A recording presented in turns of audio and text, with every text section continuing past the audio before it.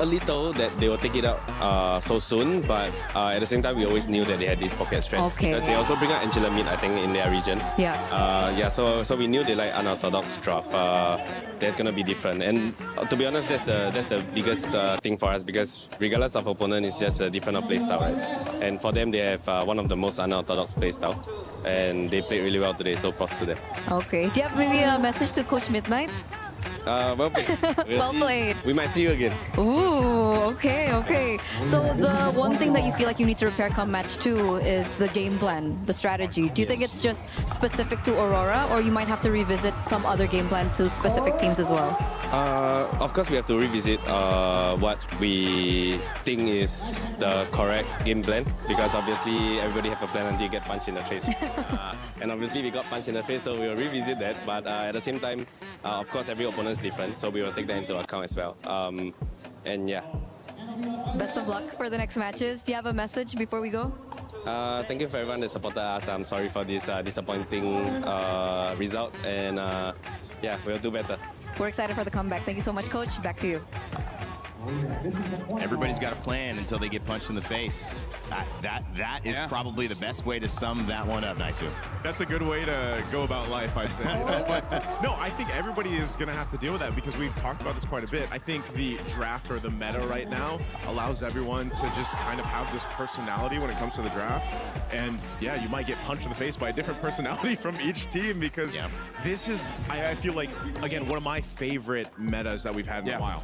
I would say one of the defining traits of this meta is the fact that it gives more advantages on many different states of the game, where before this, the biggest advantage is for that late game because of the def timers, but now they give a different advantage in the early game by enabling you to get more gold out of the jungle, right? And also denying a lot of gold from the jungler as well. So before this, if you win the early game, you can't really take advantage of that by expanding the gold lead, but now you can. So I feel like that really opens up quite a lot of strategy. And you know, in hindsight, after seeing the first few days here, I believe like that was the right way to balance the game, making it so that if you want to play early game, you have something to fight for. Things we'll find out as we head into the action for today. Group A's bracket should be on your screen in just a moment so we can show you what it looks like after visiting this group 2 days ago. We saw Group B yesterday. Now it's Group A. To remind you of the results, it was Vitality and Falcons PH that moved on alongside Vamos and Team Spirit.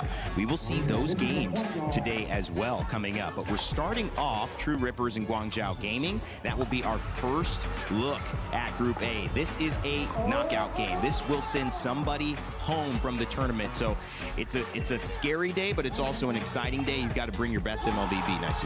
Yeah, I've got to go ahead and agree with Eterna, you know, on the feels of this. You get to this point in the competition, eventually teams have to start going home, you know, and for this, it's going to be that first match opening up today, True Rippers or Guangzhou Gaming.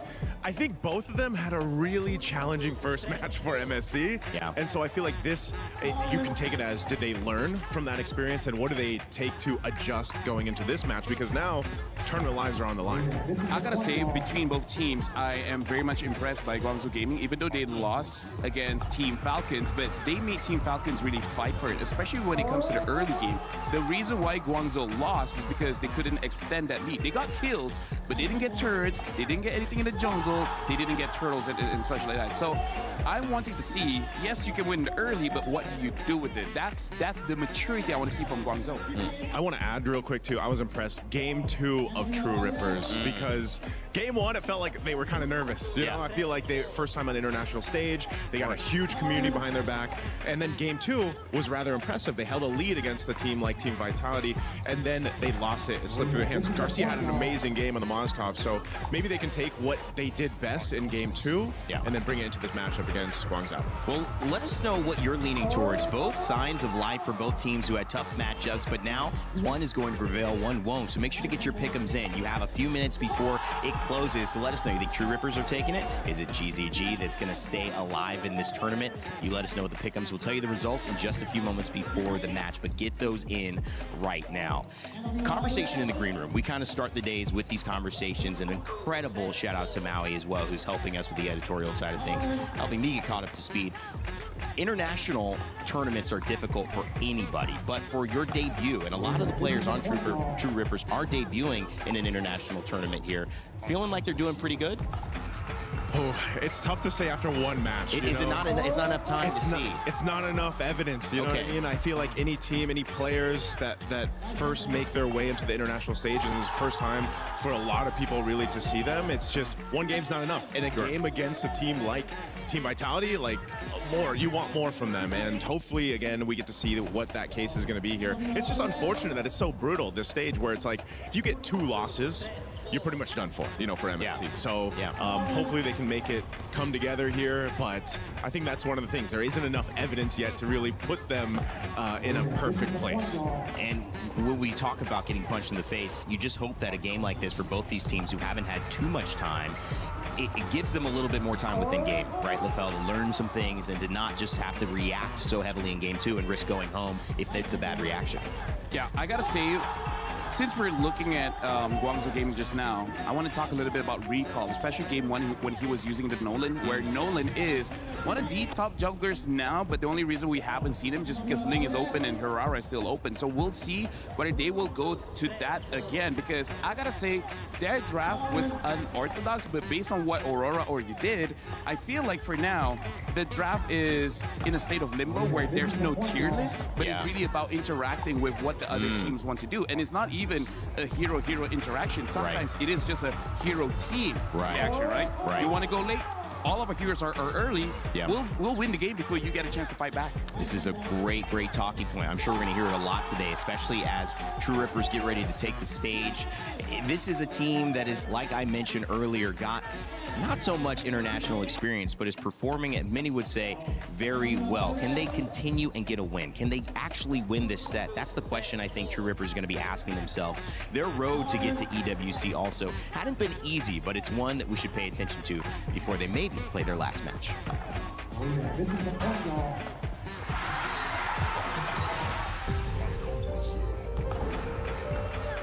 Hello everyone, Kimi here from Team True Rippers. We are the winners of MLMS Season 1. We're the first team to represent India at MSC at EWC.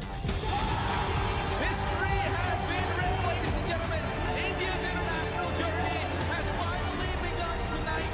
True Rippers are your champions. I guess it was the start of 2026, January. Everyone was so hyped, like they were saying, guys, we might get an international slot at EWC. We need this. For me, like, I was really hyped up. I was about to continue my studies, but after I got to hear that news, I thought of making a team. So then I texted some of my friends, some of my well-known guys, and then I asked him if there any other orgs or the organization that need a team or something. Then I started looking for players.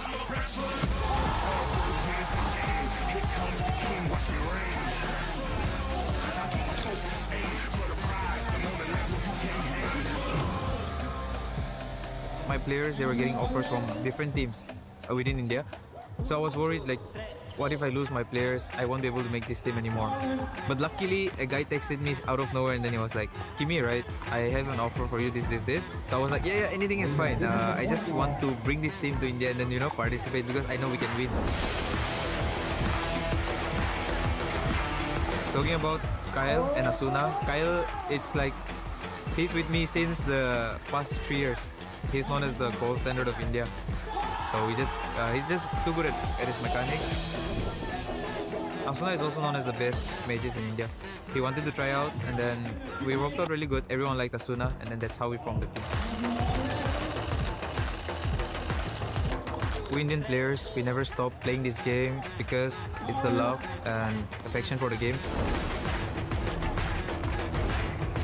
True Rippers at EWC means a lot to the community because after it's almost like 9 years now since India got a slot in MLBB. I just hope everything goes good and we get to do something here so that the craze for this game continues. Today we are here, but in the coming future, many Indian teams will be here too.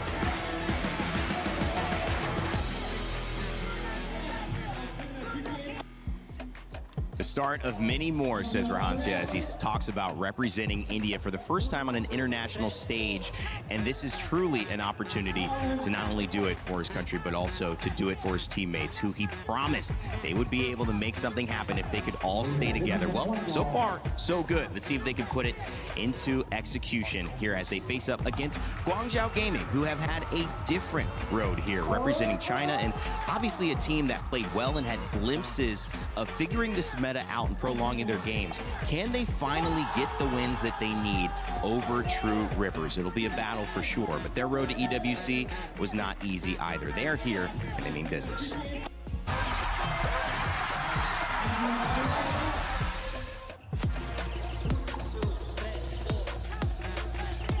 刚到 GZG 这个战队，我被他从中国的另一个战队买进来，然后刚来到 GZG 就打进了 M7 的外卡。但我想，其实 M7 我们可以走得更远的，但是我们倒在了外卡的决赛，输给了我们的对手蒙古。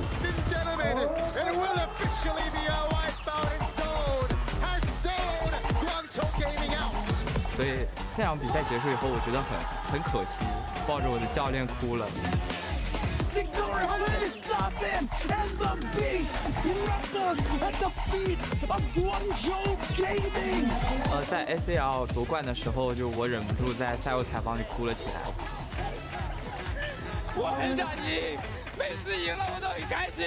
但以往经常了解我的观众知道，就是我哭经常都是输了才哭，但那一次是第一次赢了才哭。 我觉得我们做得很好，就是这种情绪在我心里涌出来，就使我落泪了。我觉得这是给我们训练，就是我们在训练里付出的努力，我们比赛里。我观看了这次在巴黎开赛的 MWI 女队拿到了8强，其实我有一点难过吧，因为虽然就是他们拿到了很好的成绩，我本来是开心的，但是我难过的是中国赛区的男队一直都没有很好的成绩，反而是我们的女队先做到了，所以我觉得我们男队需要一点突破的力量。 因为我希望中国的粉丝能看到的是中国队伍热血的一幕。我觉得我们可以创造以往没能做到的目标，所以我想跟我的队友说，放轻松点打，对面很菜，随便赢了。 What a story there, knowing that the women's have broken through, but yet to see that same result on the men's side.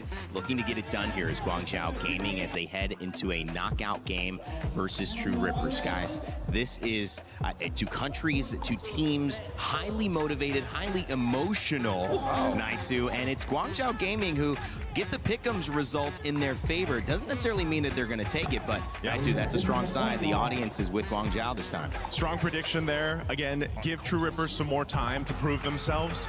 Both these teams have amazing stories, though, the way they made up here, you know, and I got a chance to even see part of the journey for Guangzhou Gaming through MCT East Asia to get to here, and so hopefully one of these teams can make that story come true after a game win, but unfortunately one has to go. I mean, like, we got to talk about mentality because I like looking at a Guangzhou video just now. Yeah. Reminds me of W. We're like, we're strong, the other team is trash, right? So I really want to see them actually use that kind of energy here going up against True Rippers because I legit feel like they have a very strong early game. It's just that you don't know how to maximize it. If they can maximize this one, then they can survive another day. Because I do want to see them succeed because they've been here for a while. They haven't got that success just yet.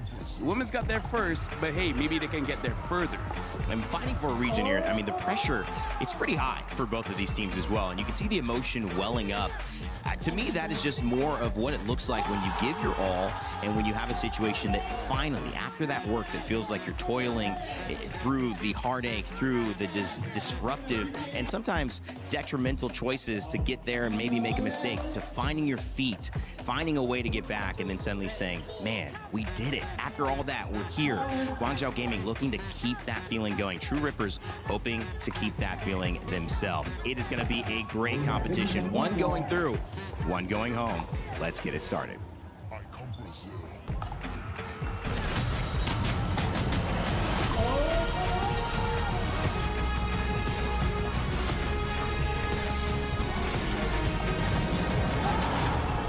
It's crazy how fast time flies, and today things heat up here, the elimination day of MSC. Yes, you are right, Milosh. Right now, we are actually by the Key Crushers, where today, two teams, Dreams, Hope, and Keys, get shattered. That's the beauty of it. Every single one of our 16 teams here at MSC and EWC 2026 have come in with a set of these keys. This is the heart of these keys, Rose. Yes, now these Heart of Keys is the main reason why they are still here and competing, because this is their ticket to potentially the grand finals. And there's only one that can remain like this, because at the end of our tournament, 10 days from now, they will look like this. Everybody, 15 out of 16 will be completely crushed in this way, and today will be the first day where we'll get to crush two of those sets of hopes and dreams here in our beautiful Crusher. She's strong, she's bold, she's beautiful. She doesn't have a name, unfortunately, so we expect you to help us out with that. Okay, Milosh, now my question is, before we get into the game, we kind of need to get out of here, but how do we do that? Don't worry, I got you. Momo, door! Oh? Oh, there we go! Ladies and gentlemen, welcome back to the third day of MSC at EWC, where today we will be witnessing 4 best of 3s and 2 teams and their journey here.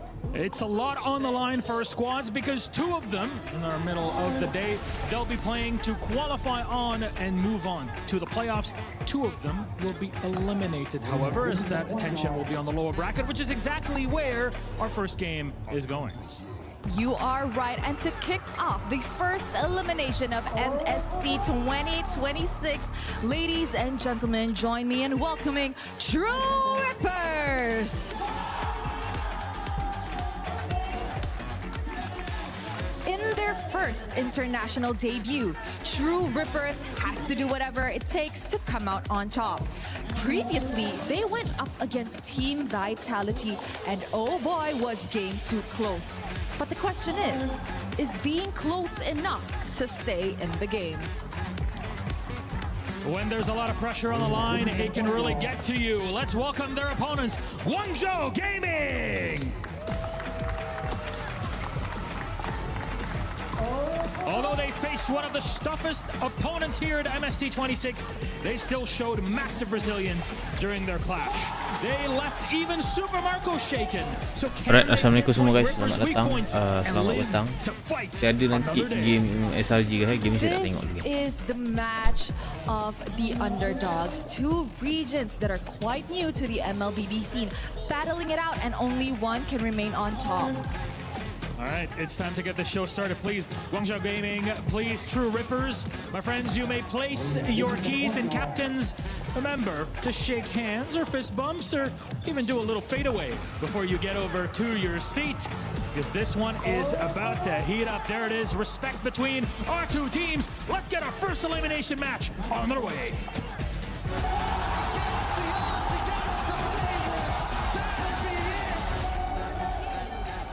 Day 2, the Group of Death. We've witnessed the unexpected fall of 2 champions, Team Liquid Philippines and SRG, and the unexpected rise of 2 contenders now between Aurora Gaming Turkey and, of course, Pro Esports. Nobody can get away with it. They will take game number 3. I feel very happy at that moment because it's my first time in the international, and SRG is former champion and we didn't expect to win them. So when we won, I got really emotional. JP falls as well. Aurora is relentless on this mid lane. What a statement this is. It was a big match for us, and it's quite good because they're the last MSC World Champion. We expected to win because we can beat any team in this tournament. We're not afraid of anybody. Actually, they need to be afraid of us.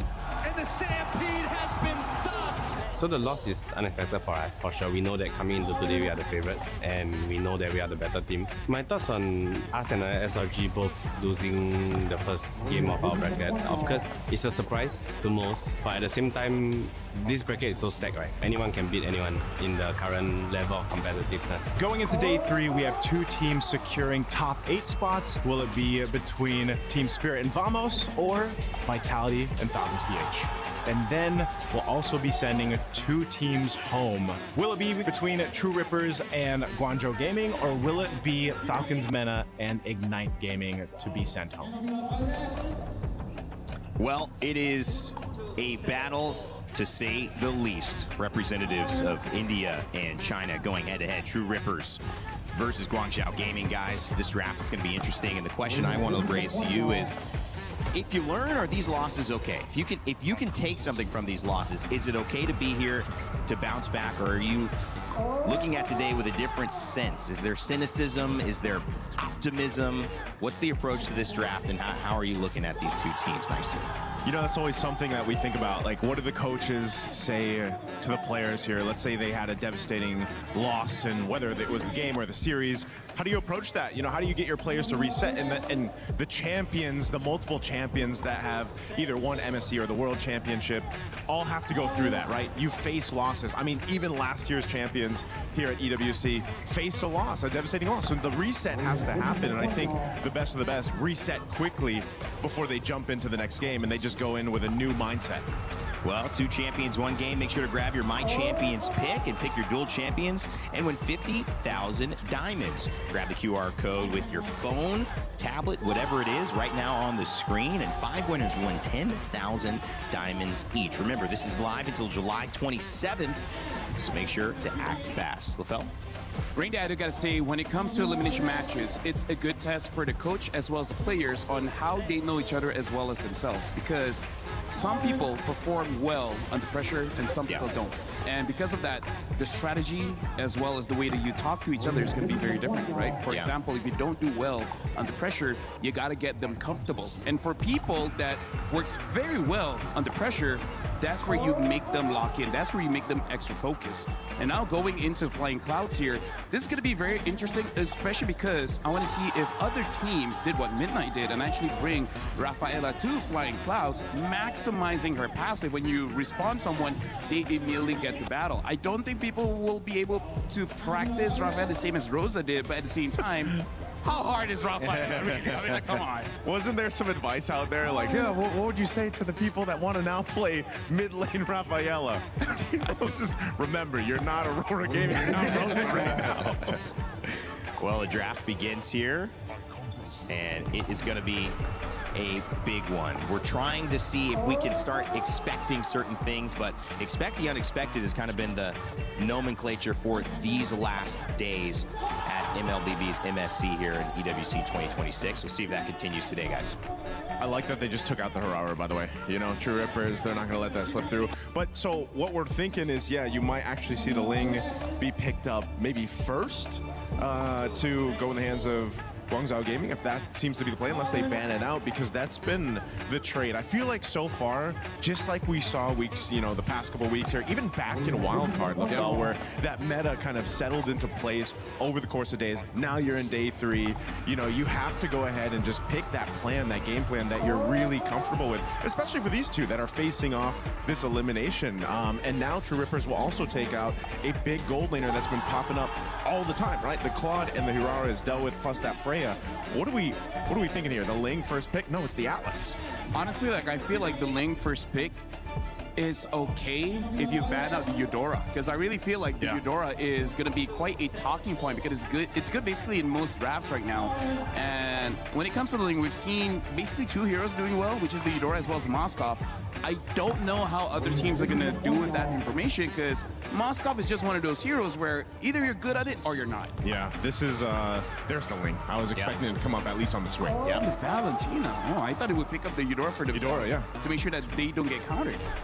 That does mean the Moskov is going to go over on the side of Guangzhou Gaming. And we'll see what they pick up here. I really want to see a Eudora here, because then you basically have 2 counters for the Ling. And the Ling, basically will be There she is. the main setter for True Reapers, right? He's going to be the position one. He's going to take all the farm and he's going to try to take over the game.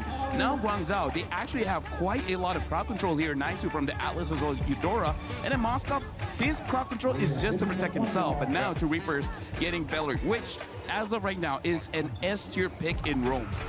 I almost thought that True Rippers would want to secure themselves the Moscow, man. I mean, that was the best performance we got to see from Garcia. You know, again, if I remember right, he was like 6-0-10. He didn't die in that game too, and that was crucial for them. But, you know, now, because you banned out that Claude, the Moscow gets taken. What are they planning to put in that gold lane? We've seen some weird picks being placed into the gold lane the past couple days. Yeah, I mean, double fighters has showed up randomly, right? And we've seen that, even Paquito in the gold lane, trying to see if there's something sneaky. The one thing yesterday did tell us is that when you guys were looking at that ban, you're saying this is an honest draft, right? And that kind of exposed them to a very quick loss in our final set of yesterday. So maybe trying to hold a few of those maybe interesting picks later on, True Rippers, so they don't get caught out. Something that True Rippers can do if they do want to go for that double fighter. Other than the Paquito, we also got to talk about the Ruby. The Ruby can actually create quite a lot of space, making it quite easy for a Link to go in and out, because that's one of the problem when you're not incredibly fast on the Link. One stun and then you're done. And there's a lot of stuns here that can capture you. So I'm looking at something like a Ruby alongside the Belleric as well as the Valentina, just to create a lot of space so the Link feels much safer to go in. Yeah, that's the problem with the Ling right now is, you know, anyone that's going to pick him up, draft the Ling into their composition. Not only is it such a micro scale, like scaling hero for people to showcase, but you need the team to support that. The same thing we've been saying about the Hirara pick, and your team really has to support you to be able to do that. Now, obviously, she's got a little more iframes to work with, a little more mobility, but Ling, same thing. You don't want to feel pressure in your jungle, your buffs being stolen. You need that space, because otherwise you just end up split pushing across the map when the rest of your team's trying to fight, and that's not where you want to be. So this Paquito coming up adds a little bit of a layer to the damage profile. This is most likely we're going to expect just go in the gold lane. It is still possible that it could EXP, flex. right? Could EXP. We saw this in the gold lane yesterday in the hands of Sigibum, if I remember correctly, maybe a couple more times. But, you know, that's the thing. You need to be able to go ahead and support this Ling's best time. Whoa, the Saber, though. Talk about another surprising pick. But it has been in my head, but I don't think anyone would be crazy enough to do it. But honestly, this is the kind of lineup that I think you would be crazy enough to do it, because going up against the Ling, Saber might not have enough damage early, but when you have a Eudora alongside you, you're going to have enough damage, because Saber has changed a bit. He's not full burst. He's about going in and out, in and out, in and out. And now, True Rippers finishing up with the Badang here, so quite interesting. Badang EXP or Belleric EXP, so not sure, okay, not sure what's gonna happen here, but I gotta say, I'm liking what I'm seeing from Guangzhou Gaming. It's gonna be a Belleric EXP. On Rahancia. Kimmy's got the Badang. And Garcia on Paquito, so another gold lane fighter. Marksman coming in thinking you kind of have to have that, but we're seeing this meta evolve to where, well, maybe not. Can we keep tempo? Can we keep pressure? Both of these teams suffered quick defeats in most of their games. Trying to set the pace this time around as we have our first series of the day kicking off. It's True Rippers versus Guangzhou Gaming. Let's get it going and send it over to your casters. We are officially kicking off the third day with an elimination match between True Rippers and Guangzhou Gaming. But the surprises just keep coming, Mirko. And as our panelists have said, LaFell personally does like Guangzhou's lineup, but how are you feeling about this, especially the Saber? Dude, it's crazy. Again, I mean, we saw day number 1, day number 2, constant surprises back and forth.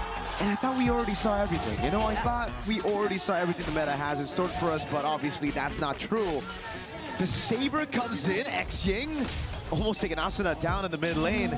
It's all about aggression. Okay. So that's what we know right now for Guangzhou Gaming. I feel like they're trying to double down on already a very good early game. We saw one of the glimpses, well, hold on, May. Again, speaking of that aggression early on, a steal from X-Ying. But again, for Guangzhou Gaming, they did well against Falcons in the early stages. So if they can actually do better by punishing and capitalizing even more in the early game, I think they should be able to close things out. Yeah, I guess early game really is the name of the game right now, especially in the current meta. The way things have been for the previous games that we've observed, and it's looking really aggressive. if there's anything we could use to describe Recall, because he picked up a saber and now he even went for Master or Weapon Master. Yeah, not even the Seasoned Hunter to help him clear. I mean, he's gonna do much more damage when he gets his items, but damn. Pull yourself together on both double or duo mid here, Xing and Mei. Good read by Garcia. Could be a really bad spot here. And honestly, you look at this composition, you just look at the Saber and you're thinking, why go Saber? But if you look at the double fighters or just the fighter in the gold lane, Garcia should be very easy to pick off by Recall on the Saber. So that's a big question mark already, as you can see Garcia having to sacrifice a few of those waves. It's great. At least he's being very careful. You know for a fact that Garcia too, even when he gets his hands on the more vulnerable heroes like the Moskov, is not really the type to put himself in dangerous positions. Oh my! But that's the first triple sweep we get to see here. And that's the tank, that's the boy you would usually have a lot of damage on. Well, the splash already popped in right now. They go all in. Recall with a double with the weapon mastery, trying to get one more. Ian stunned on the wall. Now would chase down with the Black Dragon. Modi almost taking Eon's down. Now it's Kimmy with the Flying Cloud, bringing it back again, all alone. SOD almost lands Eon's. Sticks to the Recall. 2-2, but it's Guangzhou Gaming with the turtle. Yep, I really thought True Rippers could have made something out of that, especially as they already were able to somewhat trade out the fact that no longer, or Recall no longer had the triple sweep. But it's still somehow a bit manageable for True Rippers nonetheless. Especially as you see they're not really being punished elsewhere. Let's take a look at that replay. Modi still getting in. Really close though, really close call, but the punish from Kimmy. I nearly forgot that we were on Flying Cloud, so things would be happening pretty faster than we thought. Yeah. That's what we, I guess that's the reason they went Saber as well. Maybe. Even if they die without him using the triple sweep, then he can just go and do it all over again after dying. But dang, that damage with the weapon mastery. He already picked up the Hunter Strike now and the Lethal Ignition. Even Kimmy wasn't ready. He's gonna have to go straight into a Dreadnought's armor at this point. Yeah, so it's probably really just they want to go for the kills, always the kills, and that's where they start converting eventually. But it's also them on a Moskov, so I feel like they will have ways either way of dealing with the macro, even if, let's say, they just try to focus on the kills. If we're talking about the mid trio, who, by the way, have been doing a great job here, really keeping Kimmy and Asuna in check. Folks, you gotta remember, this is an elimination match between Guangzhou Gaming and True Rippers. Loser goes home. They're gonna go straight to the airport, out of Paris, back to their hometown. So it is brutal. Yeah. The fact that Guangzhou Gaming decided to bring out the Saber in an elimination match shows you just how confident they are at, again, capitalizing on early game advantages. Yeah, and you see, oh, hold on, that's a Victor. Yeah, a bit disconnected. Oh, big Fatal Links by Mei. Another Fatal Links as well. As now, Time of the Blaze gets locked in. Ian's running down the wall. Now it's Rahansha isolated against the rest of the team as Modi picks him up, and it's an all-out win for Guangzhou Gaming. Yep, the disconnection is something kind of punishing there for a True Rippers, as we saw Rehansha engage, but Garcia all alone here. Okay, will at least be able to regain positioning, but Recall, will he contest? Oh, big ult already down. Mei comes in with the perfect match. Kimmy trying to stop it now as Modi pops in. A furious dive and the red tree goes in. Garcia with the secure now as they go all out. Eon's picking up the kill, but gets caught in a triple sweep again as Xing takes him out of the fight. And again, it's a turtle to TRX, and Guangzhou Gaming with a trade as CY gets a tier 1 down below. Yep, that's all CY has been focusing on for now. And Garcia, the fact that he was really there, the participation he had in that team fight was really massive for True Rippers at least. Oh, was that the... Recall got it, right? Recall got it, yep. Okay, he did not even have to get up close. But at least for now, True Rippers, they're really trying to minimize this lead. The damage that you would assume would really be massive right now. It's not really happening just yet, but Mei is not going to go for the set. Asuna has the Fatal Links as well. That's been a way for TRX to actually respond to the Fatal Links from Mei, but the thing is, it's just Asuna, right? Everybody else who gets caught by the Fatal Links, they're locked down, so Asuna can purify and get her his own Fatal Links, but there's just no damage coming through. Meanwhile, Guangzhou Gaming, on the other hand, they have the combos ready. And it's also that disconnect that TRX really got to fix. Rehansha, I feel like at this point, just wait for Asuna to get a set. Wait for the Fatal Links first, then Rehansha can go in with the Wrath of the Dryad, or Just use it as a counter engage tool. Which is, I don't know if it's counterintuitive, because they wanna like go for team fights based on their composition, but you wanna look for the damage too. Oh, hold on. Triple sweep. Eons gets away with the Tempest of Blades. Interesting. I thought that was going to be a one-shot by Recall. The Fury Siphon to DOT. Taking down on Eons. He gets the Finch poise, but it's not enough to keep him alive. Why did he walk back? Oh, no. Did he not see that Modi was actually there too? Modi got him good. That was a surprise and very unfortunate for Eons right here, because we were talking about where the damage would come from True Rippers. May? Good peel by Kimmy, but now he's going to be the sacrificial lamb. Straight into Modi, back-to-back kills for Guangzhou Gaming's XP laner. Yep. So at this point, it's going to be really tough to just stop Guangzhou Gaming in terms of what they want to do now. They're just bursting this objective. Oh, Yansha! Oh, Xing's still the one who actually claims it now. The Fatal Links locks down Recall. It's going to get caught by the Tempest of Blades. It's a big shutdown for Eons as he picks up the Blades, but now it's going to be Xing with the help of CY. Perfect match coming down. Finch poise gets him out. Modi getting a killing spree as he goes for a 1v3. Now against Garcia. Still able to survive as well. Guangzhou Gaming now. We're going to siege down a mid lane. A stun coming down on Kimmy and the Spear of Misery. Doesn't connect on the wall. Doesn't pin Kimmy. It's just a tier 1 in mid. It feels so weird to think that the extended team fights seem to be favoring Guangzhou a bit more, because you would assume that they're very ult-reliant heroes, but at the same time, they have a hero like the Moskov. They have someone to just put out these sustained sources of damage, whereas True Rippers, on the other hand, I feel like it's mostly sustain. We are looking for the ways in which they could really clap back. But Rehansha, again, another Wrath of Dryad already committed. Oh, Garcia in the back, already using the Flicker as well. Make it go for the Fatal Links free. Recall coming in with the Shuriken, now the triple sweep on Kimmy. It's a fist crack coming down as Asuna is able to lock him down with the Fatal Links and a Terrify on Recall. It's Eons with the pick, CY with the damage. Now it's Modi. Black Dragon form flanking for the back as Rehansha is going to be isolated for the rest of the team. The Petrify lands for Modi, and he gets the Furious Dive to pick up a Mega. Garcia's all alone. Guangzhou Gaming gonna go for the chase. A stun from Xing. Modi trying to cut him off.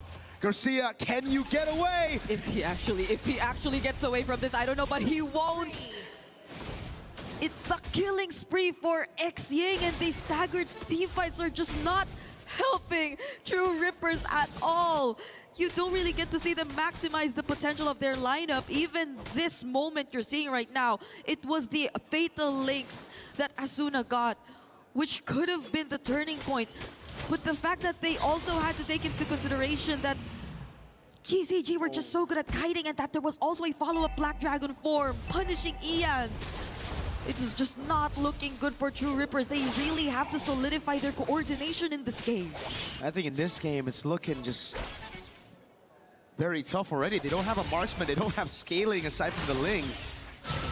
Eons can still be a threat later on, but again, with all this CC, with all this lockdown, with all the tanky members that Guangzhou Gaming have, it's going to be extremely difficult for TRX to find another opening here. Yeah, because maybe you could rely on Kimmy to find the target, but who? Because you don't expect Sai, you don't expect Xing, you don't expect Recall to just be in the same spot at the exact same time. Oh, but they don't know Kim is here, though. Oh, now he gets spotted. Now they know. Oh my goodness, True Rippers, how are they going to play around this? Kimmy's trying to look for positioning again. But GCG. Oh, that poke. Yep. They can't. They can't. Look at the far lane up top as well. Eon shows himself this is a bad time. Guangzhou Gaming know that it's been a bit too quiet for Eons. He hasn't shown himself on the map. Most probably sent up top, so it's them committing onto the neutral objective. True Rippers not given a chance to actually follow it up. Rehansha with a flicker in the top, but doesn't land on anybody. Now it's Modi who's trying to look for capitalization. Oh, Furious Dive and a Petrify from Modi. The SOD lands. May's trying to follow it up, but it will not be taken. Garcia with the recall in that bush. Modi, what? Reads out the position. Garcia's recall has been compromised. And now he's all alone, running again against Guangzhou Gaming. Oh, okay. This will take a bit of time for True Rippers actually get to track him down. It's only May assigned to do that. Look at recall, triple sweep, bang. Fatal Links the combo as well. Garcia was knocked up for a whole 2 seconds. Yep, Ian's is just gonna settle with these trades, this tier 2 up top, but the Holy Shields are looking to go down now, and there's a Black Dragon form 2 coming in from Modi, but at least True Rippers can defend for now, at least for now. Xing, okay. Luckily, Xing didn't have the ultimate. Kimmy concealed right in front of the faces of Guangzhou Gaming, a pin down as well. The pitch back defensively. Asuna is able to find a fatal link, but Xing flickers out of safety, and now the Tempest Ablaze comes in for Ian, but he gets stunned up. The Spear of Misery as well as a shutdown, but at the price of Ian's life, as CY continues to push in towards this turret. It's so unfortunate, because even in that last sequence you saw, they had different targets, each of them. Oh, but they just went in! Full combo, triple sweep, fatal links, Furious dive. Kimmy is gonna go down to Modi, and now the Black Dragon comes around again onto Rehansha. The Furious dive lands onto Rehansha. Recall will walk up the SOD as well. Finally, a 3-man taunt that takes Modi down, but it's Guangzhou Gaming who gets game number 1. 20-6 on the board in terms of kills.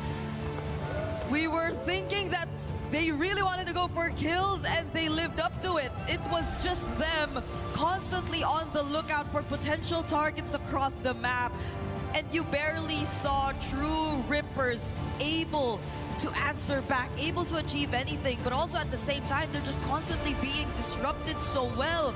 I think one of the players who had probably the hardest time there was also Ian's on the Ling. He was the target all the time in that entire game. How could you escape from it? I mean, as Eons, you were the only dude there that could actually make a play, that could actually look for a trade around the map. And all the way from the start, it really comes down to, I feel, picking up this Paquito. This Paquito was a massive mistake because they picked it up into a Moskov, right? In usual terms, when we see it from Hiko, when we see it yesterday as well, it was a Paquito into a Claude. It was a guaranteed winning matchup so that the Link can capitalize on it. But against someone like a Moskov who has that Spear of Misery to keep him safe in lane, and even against this XP of Modi on Yuzong who knows how to play it safe, Ian just could never find a way to punish. It was, on the other hand, Guangzhou Gaming who constantly punished True Rippers. On top of the fact that they also prioritized the Valentina instead of the Eudora, which was also actually available alongside the Ling that they decided to prioritize in red side. Oh no! Oh my gosh, yeah, that's exactly the kind of emotion you probably would have for this entire game. It feels bad. It feels bad for True Rippers, but we hope to see them get back on track as we have to break that down, so we're throwing it over to our panel.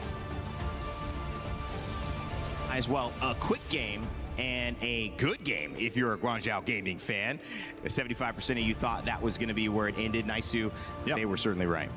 That was a tough one, man, for True Rippers, everyone rooting for them, because, yeah, I just feel like this was reminiscent of what happened in Game 1 for them yesterday. They weren't connecting, they weren't working together, and also there just wasn't a chance. I mean, Guangzhou Gaming, they knew the game plan, they went with it. This draft, again, it's nice to see where we are with our meta. You can bring something like this and make it work. I mean, we're talking about Eudora and a Saber in the jungle, man.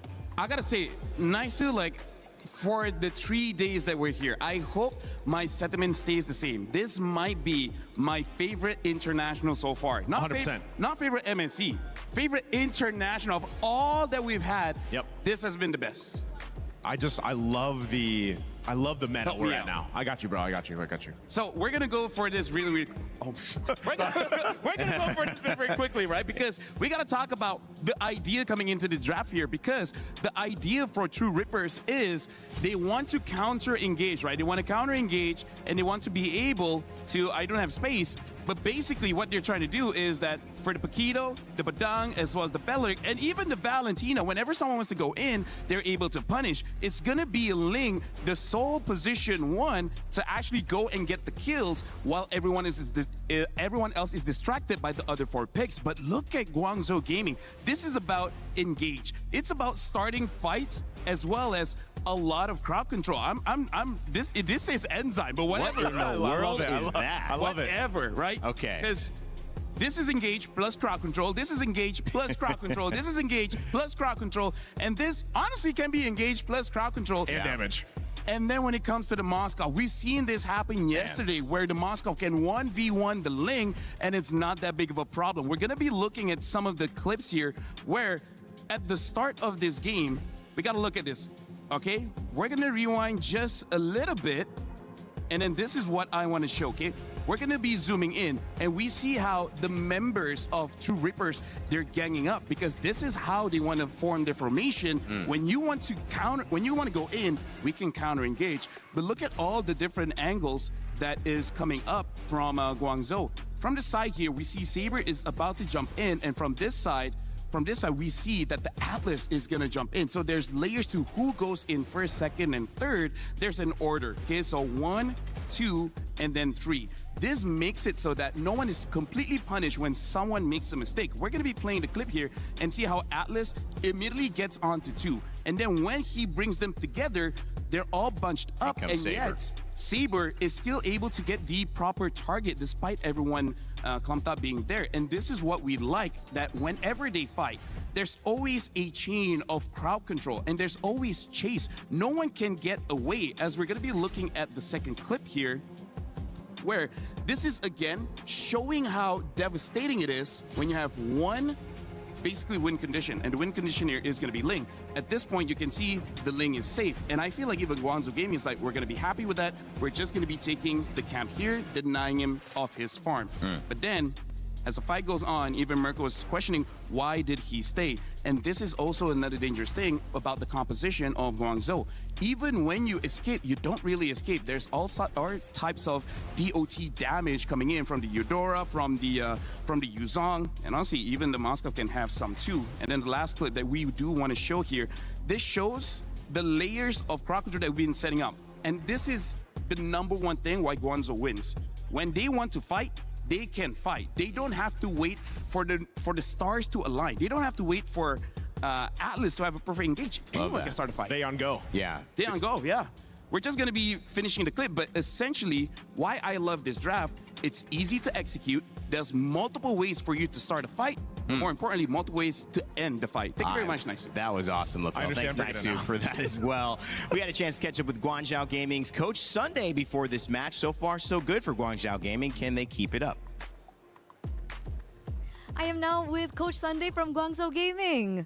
那我们现在呢是有来自于广州 Gaming 的这个教练 Sunday。How are you feeling coming into this elimination match? 那么今天呢，这次淘汰赛当中的这个比赛感觉如何？是指比赛里的表现吗？比赛。Do you mean how I feel during the match? Going into it, going into the match. 你进入到我们这个比赛，进入到这一个场次，感觉如何？感觉还是就感觉还好吧，因为我今天比赛我还是很想赢下来的。Well, it's okay. Actually, I really hope our team could win this match. For sure, for sure. Because I've been hearing that you have a lot of experience in MOBA. And, you know, with that sort of experience and that sort of knowledge, what is the strategy coming to this next match? 是的，那我们可以理解。然后我听说你在 MOBA 这个 game 当中呢有非常多的经验。那么进入到这样的一个场次之后，你觉得还有什么哪些您的经验、您的这些战略策略，可以带到下一轮的比赛当中来？我觉得 MOBA 游戏的，整体的风格都是差不多的，但是有一些细微的东西是很关键的，特别是在这种高强度的比赛里面，越是那种细枝末微的东西，然后越能决定比赛的胜负。Well, I think lots of mobile games are quite similar. However, I really needed to pay attention to details, and those small details sometimes are crucial. That determines who wins the game. Okay, so was that one of the reasons why, unfortunately, you had to lose your first match up against Falcons PH? 那么这个是不是有一个你就是在第一场比赛当中输给 Falcons 这样的一个原因呢？我觉得是的。你们看，我们比赛第一局前期拿到了很大的优势，但是因为中间的一些小失误，导致我们输了比赛。Yes, that's right. That's what I think. Because at the beginning of that match, we were in a more advanced position. We were in a better position, but unfortunately, because of some small mistakes, we lost the match at the end. Okay, were there any other challenges in that match? 那么在当时的那个比赛当中，还有没有一些其他的挑战呢？主要来到这边之后，我们的训练时间也比较短吧，然后训练赛打的可能比较少，然后可能选手当时没有进入状态，但是我们前天输完比赛之后，昨天又打了一整天的训练赛，然后现在大家的状态应该还挺好的。Well, I think we got here and we didn't do enough preparation. The time was limited. So after we lost that match, we practiced a lot yesterday. Now I think all the team members have got this confidence. They are kind of getting into the competing mode now. So hopefully we can do better. All the best, all the best. But what do you think about the meta right now? Do you think it's like a little bit difficult? Do you think it's flexible? Do you think it's more rigid? 哎，那你觉得目前的这样的整个的游戏的状态，它这个方式是怎样的呢？你觉得是可以的吗？是很容易适应的吗？还是说整个的比赛这种形式就是让你有点无法适应，会觉得很激进呢？不会，我觉得我们可以适应这种问题，无论是我还是我们队伍。Yeah, I think it's fine and it's flexible and we just need to adapt to these methods. Okay, they just need to adapt to the meta. That's amazing things to know. And before I let you go into your next match, I do want to know, what do you say to the players before you get into this elimination match to motivate them? 那么呢，我们非常期待。那在我们正式进入下一场这个淘汰赛之前呢，你对你的团队有什么想说的吗？让给他们更多的这样的这个精神激励，让他们能够更好打好比赛。今天的比赛我们一定会赢啊！不光是今天，后天的比赛我们也一定会赢。Well, today's match we definitely will win. Not only today, for the match in the future, we will win too. Amen, amen, and very much good luck. Coach Sunday, thank you so much for this interview. Thank you for the translation, by the way, because we're going to throw it over back to them. All right, so Sunday talked a little bit about practice yesterday, and we said you don't lose, you learn, hopefully, and this is certainly translated what I would see Naisu in a very fast win and also hopefully some learning. Have you noticed that Guangzhou Gaming's approach is something that they can take through the rest of this tournament? You know, I think they can take the approach from Coach Sunday. You know, basically, we're going to win this match, we're going to win all the other matches, and we're going to go from there. I think that's a great way to look at it, especially when you need to go ahead and bounce back and your back's against the wall right now currently with your life on the line for this tournament. So, yeah, you go with that mindset, and maybe they replicate it and they get a sweep here against True Rippers. Sometimes when you stumble, too, you pay attention to walking. Walking, normally, you don't have to think about it. You just move your body. When you do stumble and you then correct yourself, you're much more concerned, LaFell, of the little things. Maybe that's going to help GZG. Oh, yeah, for sure. Looking at the little things makes you appreciate as well the timings when we're talking about in-game here, which, by the way, just to add on to that interview, I really feel like if anyone is interested to play Mobile Legends, this is probably the best time to play because this is such an open meta where if you're from other mobile games, whatever logic you have there, you can actually transfer it here because in just the 3 days, we've seen healers work, we've seen counter engage work, we've seen split push work, we've seen strong engage, strong dive work, we've seen siege work, basically all the draft philosophies, everything has been working so far.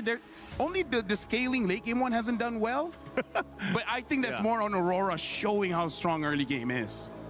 And maybe that's the biggest thing to look at if that continues, because teams trying to buy time, well, it's like that card is declined. Time is expensive, man. There's no time to buy, you know? And so at this point, we'll see if True Rippers changes things up. Certainly the first two bans are similar to the other bans they had, taking away the Freya and the Harara. I like this too. Ling's not going to come into contention, at least for this one. Banned out here.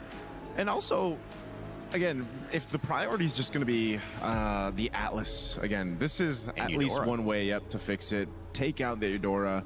Maybe this is the Atlas still for GCG, and then True Rippers, if they want to, again, they can get two great picks to bounce back. I mean, if you look at what they had last time, there's the Atlas.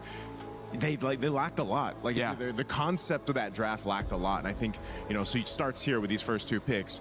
Maybe, again, you pick up the Moskov early. I'm not sure if they want to go ahead and take that or not, but it's going to be a Valentina right now.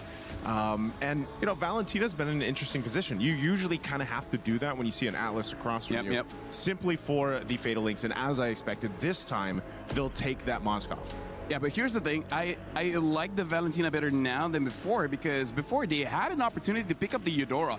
Eudora in this current meta is a great position 2 or position 3 because she has great disruption in her kit, and the best thing is that it's so easy to do. Even if you're distracted, somehow you make a cool play. Now opening up though, with that Moskov, I do want to see whether Guangzhou, they will change it up. I feel like they need to pick up the Nolan now, because if not, the Nolan will be banned out.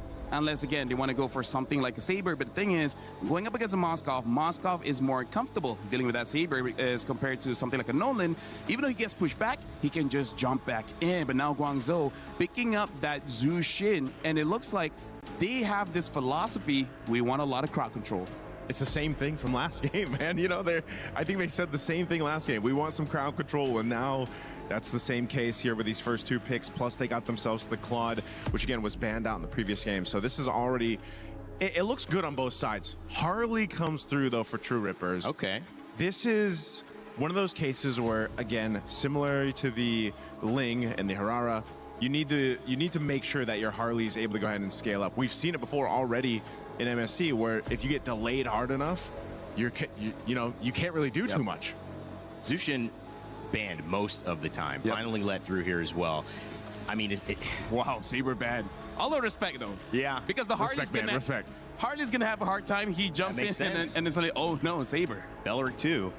What do you think about?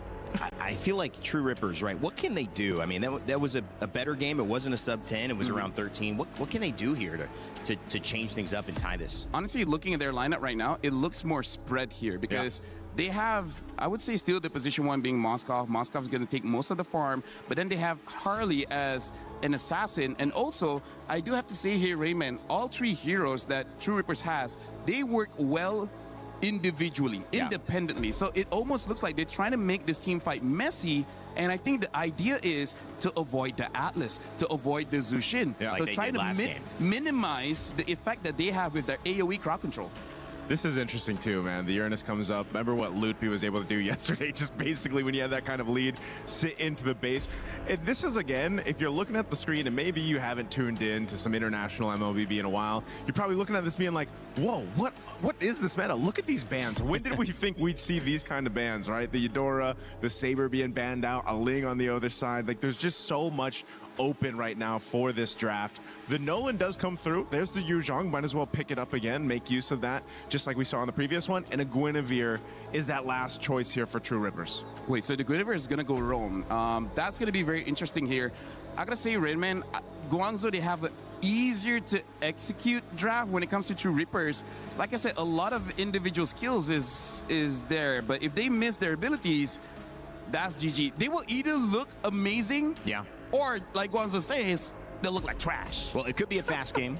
It could be a good game.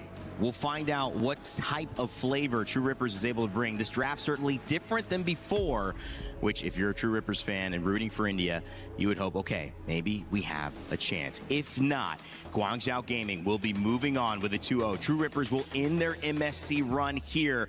We'll see if they can even it up as we throw it back to your casters to get Game 2 underway. True Rippers and their last chance at potentially being able to get a shot at protecting their key and not ending their tournament run right here, right now against Guangzhou Gaming. We're seeing a bit of a shift in terms of the draft, Mirko. It's not entirely... Oh, hold on. Okay. It's still the Yuzhong, though, in Moli's hands that you are going to see, and I feel like True Rippers are putting a lot of respect to it as seen in that first rotation. Hey, True Rippers, I think just going back to basics actually fits the bill a bit better, right? True Rippers against Vitality as well. They were able to almost get that Game 2, a very close, nail-biting Game 2 with a simple composition. So I like the fact that they're going back to basics. Garcia on the Moskov that almost got them the win against Vitality as well. This time, nothing too crazy. It's still Season Hunter for Recall. No more of that weapon mastery. But it's still Master Assassin for both the gold laners here. CY and Garcia, not the bargain hunters that we've been seeing a lot more from the attack speed gold laners. Yeah, it seems that there will be a lot more of the micro plays coming in for our gold laners here, and they will have definitely a very huge task to fulfill considering this game, I think, would give a lot more room for them to operate around the map. But that was close. Rehansha. Okay, at least he doesn't get caught there by recall right before the objective. But they're on a much more balanced lineup right now, as we've been talking about. Oh, Purify for X-Ying. Yep, and he's gonna have to fall. May, though, the Frozen. Eons gets away with a space escape down below. Kimi with a potential gang, but Modi reads it out. Great stuff from TRX in the mid lane as CY. This time is actually trying to zone Garcia out. Garcia walked up to try to get that cannon minion. He does get it, but he's gonna lose out in the trade in the end. Okay, Guangzhou Gaming are yet to find a trade from what happened just now for X-Ying. They might do, but Asuna will be quick to react though. And it feels like True Rippers have really taken control over this, but see what? Capitalization for Eons across these winning lanes. Exactly what we wanted from True Rippers from game number 1 as Modi now walks up. Had that Lantern Flare already. Kimi is going to be locked down. The Black Dragon form comes around, just get away, but now it's going to be stolen away by the Valentina. Asuna on it as well. Recon going to be caught in, and Retry comes in, but it's not enough as Eons picks up the turtle, and X-Ying is forced back. Kimi will walk up again. Asuna with just a splash of damage. True Rippers with a 4-0 lead and a neutral objective. They've completely turned around the situation. We were not expecting this heading into game number 2 after what we witnessed in game number 1, but True Rippers have reset. They've completely changed their draft, and now they're showing us how it's done. Even that Black Dragon form stolen by Asuna was such a huge thing to consider in that previous team fight. Eons with another rotation down bot. Modi's just not having a good time now. No Black Dragon form under turret. They are trying to juggle the turret in again. Rehansha with Eons. Picking up a dive down below. A gank on Modi. 0, 2, and 0. Yeah. Hey. Eons wasn't able to do this in game number 1. You know that for a fact. On the Ling, he was just limited, but now there's no one stopping him. Recall gets away. That's a Purify out for Rehansha as Kimi gets away in time, but Rehansha now is going to be caught by the Lance Flare again. Recall with the walk up, but not enough damage by Recall to take Rehansha down. This is starting to become a problem for Guangzhou Gaming. Yep, it seems like the slower games recently that we've been seeing so far, you do have to expect a bit more time for the club, but the fact that even the Yu Zhong's pretty much shut down in his lane is really not helping Guangzhou in this particular scenario. You would really expect them to have the slight upper hand, especially in that first turtle objective, but that was not the case at all. True Rippers, just because of what Eons has been able to accomplish on this Harley, has really set the pace for True Rippers in this early game. Now it feels like you could just expect a lot more annoying rotations with Rehansha too being a bit more free across the map. So Guangzhou, we really have to see them find that one play that could really set things or turn things around, because as we know, it's still a Nolan. You also still have multiple ways to set up with a Jusin Atlas, but at the same time, do you get ahead of Kimi? Because Kimi has been very proactive on the Guinevere just the same, and you could just not position yourself well enough. Oh, doesn't land though. No, it doesn't. It's a clone out as well. Now the neutral objective. Black Dragon form already used up right now to go all in. Rehansha's there, but Recall finds a fatal legs! Locking all of them down by May! Guangzhou Gaming on the back foot the entire game, and they find one opening. And it turns everything around. Garcia is trying to find some compensation in the mid lane, but it's going to be shooed away by X-Ying and May. What a set by May. Don't tell me that's all they need to do, and now you feel like it's Guangzhou taking control, because if you take a look at the replay, it was just a single Black Dragon form, the Petrify into the Fatal Links as well. It was just a perfectly layered setup shown to us by Guangzhou Gaming, catching almost every single member who didn't have the Purify either, so there was no way for them to get out of that. They were all crucial members, and you can see them celebrating, but that's a spatial migration. Wait, spatial migration on May? Modi gets away right now. Oh god, Rehansha walks up, and the SOD lands on Modi, but it's under the tier 1. Rehansha can be caught by the Lantern Flare. That's about it. True Rippers back in form somehow against May. They were able to make it work now. The clear from Guangzhou Gaming onto those turrets, or onto those minions to stop the turret from being taken away. But Garcia stays true in the bottom lane again on this Moskov. Okay, be careful. Gotta be careful, especially if you're CY. Okay, Kimi and Ians are gonna let go of that push though, but it could have been really dangerous. Now we're taking a look at the goal difference. It's not as significant, really, if you take a look at it.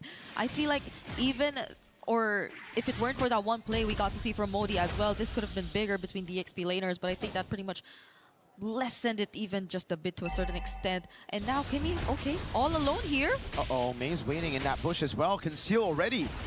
It's gonna go in. Oh no, baits out the battle. Requiem, the Fatalings pulls him back just a bit as Xing is right there. Great peel from Garcia. It's a Purify in, and Lantern with the Crimson Beacon, but it's only onto the Roamer. Now the Dragon comes around. Asuna was able to find that trade. Turret down below. The main target for Guangzhou Gaming, as in the mid lane, Recall is dealing with Rahansha. Turtle already started by Eons. Picked up already. True Rippers finding the better trade across the board. That took a bit longer than it should have. At least Guangzhou got a turret though, because if they did not, then I feel like True Rippers really got the better trade. It was a turtle that they were able to secure, no contest whatsoever on Eons.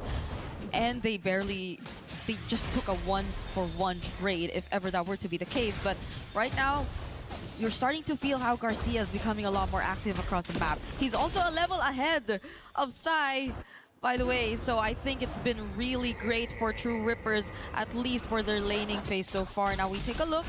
Already has 2 out of 3 of the Trinity build. It's just slightly behind. But this is... Modi doesn't even have an item just yet. This is a Yu Zhong, who doesn't even have an item just yet. Yeah. It's actually all components. Went for the robe, the Fury Hammer. Now May's looking at Asuna. They gotta be careful. The only Purify they have is on their main frontliner, Rahansha. So that's the problem for True Rippers, right? They have to split up. They have to be very careful of this set from May. The one time May was able to find that set, it almost guaranteed them that full-on comeback. But luckily, True Rippers were able to find some good pickoffs here and there. Kimmy, at this point, I think Spatial Migration on May doesn't even sound too crazy. They might have to deal with him first. Yeah. We call it good poke on Kimmy, and it's all about mid-control as Garcia plays that far lane. Which is great, because I think they're splitting up their positionings a bit more. We see Kimmy really putting himself and trying to scout wherever Guangzhou Gaming could potentially come from, but just the same, seems like there seems to be a bit more reaction coming from their side. Garcia has had no trouble opening up the map for True Rippers. They haven't been able to pay as much attention to their lanes, and that could be a potential problem for Guangzhou Gaming, especially now that we're looking at the first Lord spawning on the map. And it's the far lane who has been, or which has been really dealt with so far by True Rippers. Just look at Garcia. They have no idea he's doing this, but you know that he just has a really good grasp of what his job is at this point. He's feeling it. He knows exactly where he needs to be. And Guangzhou Gaming, doesn't feel like they have a composition to burst this neutral objective down. Oh, May with the fatal links into Kimmy as well, but he's able to escape, and now it's all the resources burnt. The Dragon down, the fatal links as well. Garcia already dealing with the wave in about top lane. Rahansha knocked up. Oh, fatal link from Asuna! Takes them all into the Vile Requiem. Now it's Garcia in the midst of it all with the SOD, tearing them apart as Asuna picks up a double, and TRX take full control over the game. Was that actually worth it? They were only able to zone out Kimmy. Now they lose tier 1 in mid, but at least Guangzhou have secured the objective. But now it's at the expense of almost all their outer and inner turrets, and this is True Rippers, I feel, being much more happier with the exchange. They get so much more map control, they only lose an objective, and now they might also get recall. If it weren't for that one dash, it would have been really close. Big Spear of Misery. I agree with you, this is definitely not the trade that Guangzhou Gaming were looking for, but it's the trade that they need to take. They bursted, they used all of their resources so early, and they couldn't even find Kimmy, which led to them having a full commit onto the neutral objective, right? Because if they backed away, it would have been completely chopped. Spatial Migration of the Vile Requiem now on May. Eons with Deadly Magic. May is gone. Her Modi can't even find a Petrify. Eons got away now. The Blazing Red doing nothing. CY taken low. Eons taken out by Modi. But in the back line, it's the SOD. Garcia with a double. Trying to get that triple. Great Lantern Flare to escape by Xing with the Crimson Beacon. But Modi, here, it's just a delayed pickoff. He's going to try to buy as much time as he can with the passive procs. but it will be inevitable. Modi, good night. Asuna walks up. The Furious Dive again. Wait a second. Whoa, wait a second. wait a Modi. second. Uh-oh. Asuna with the melee range again. Now it's 3 against Modi. Dude, he bought so much time. He did. That was initially a highlight for Garcia that we were just about to talk about, but it's been all Modi from that point onwards. He was just sustaining 2 members at the same time. They had to call in another member from True Rippers just to finally take him down, and that's only being on the Radiant armor as well. But I take a look at this team fight once again, and you kind of worry as to why the Blazing Duet didn't feel like it dealt as much damage as you would expect it to. At this point, you would assume Sai already has the Trinity build in his hands. We can take a look at the items just to confirm whether or not that's actually true, but he already does. It's because these frontliners from True Rippers have gotten such a massive lead. I mean, take a look at that 2,000 gold lead between the XP laners. That Sai is gonna need the Malefic gun before he can actually deal damage or before you can actually see it. Yeah. Like, look at this. He walks up. He's doing some damage, actually, but Hansha doesn't have the consecration. That's the main reason for it.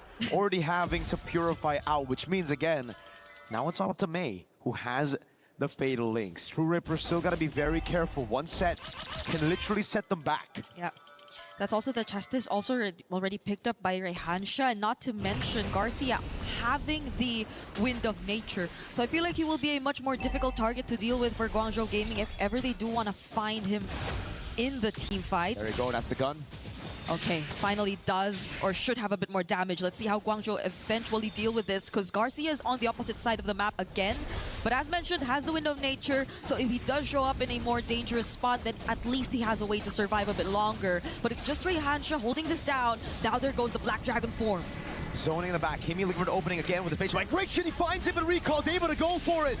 A retreat straight up onto the neutral objective. Nothing Eons could do to walk up. And Guangzhou Gaming stay afloat in this elimination match while being a game up in the match. Okay, that was a more step-by-step approach that they took, which is great for them, benefits them a lot, because they had a lineup who could really just be just as strategic when it comes to the objective takes. So you saw how they just slowly took control of the Lord Pit. There was a Black Dragon form to start things off that was not used as early, by the way. So it was just perfectly set up, and the SOD not landing too allowed for Guangzhou to just commit to the bit. They were not forced to think twice about the engage. Hold on! Fatal Links, but Rehansha has the Purify back up. The Deadly Magic comes around. Sai in the back line of the Blazing Duets shuts Asuna down. Mid lane out of the skirmish already. Lord still up and very healthy. Guangzhou Gaming are looking to completely wipe this gold lead from the map. And that's the Blazing Duet, which dealt a lot more damage than we thought. Spatial migration, but Kimi gets bursted! Xing in the back now with the Crimson Beacon and the Lantern Flare. Garcia with the Wind of Nature, the Purify out, but Xing will still fall to the Deadly Magic. Just a matter of time. Modi almost trying to get that Furious Dive and the Petrify, but Ian's spaces out perfect, and now it's Rehansha who is holding the Lord, able to defend for now. The mid lane coming out as well. Modi gets taken out by the Carge of Ian's. They should have went back a bit more earlier, but no! With a shutdown, the Spear of Misery side! Shuts Garcia down with the BMI and the Blazing Duet straight to the face. So was that bait all along? Were they just setting up for that play? Because as of the moment, it seems like Guangzhou Gaming have gotten back in this siege. They will at least take down one or more turrets down bot.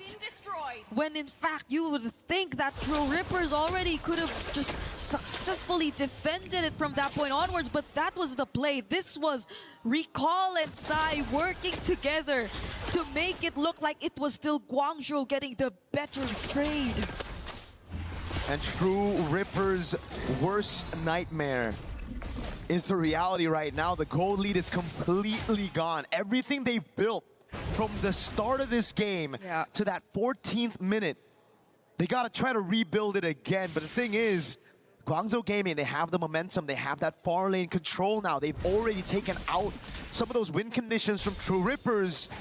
And they're up a game in this elimination match. Yep, and the only immortality that True Rippers had too, I think will be down for a bit longer, because that was on Kimi, and you saw him just get bursted down earlier in that fight. So Guangzhou Gaming, I think there's less to think and worry about apart from maybe just the winter crown for Ians and the wind of nature from Garcia if they just really gonna focus down on these specific targets when it comes to the fight. But I think they're expecting for True Rippers to replicate the same.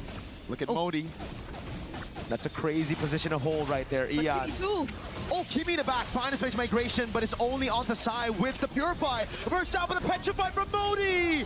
It's even lock Ians down. Lord's recall secured, and now it's Rahancha in the midst of it all. Taken down, bursted out. Everybody from True Rippers taken out of the map.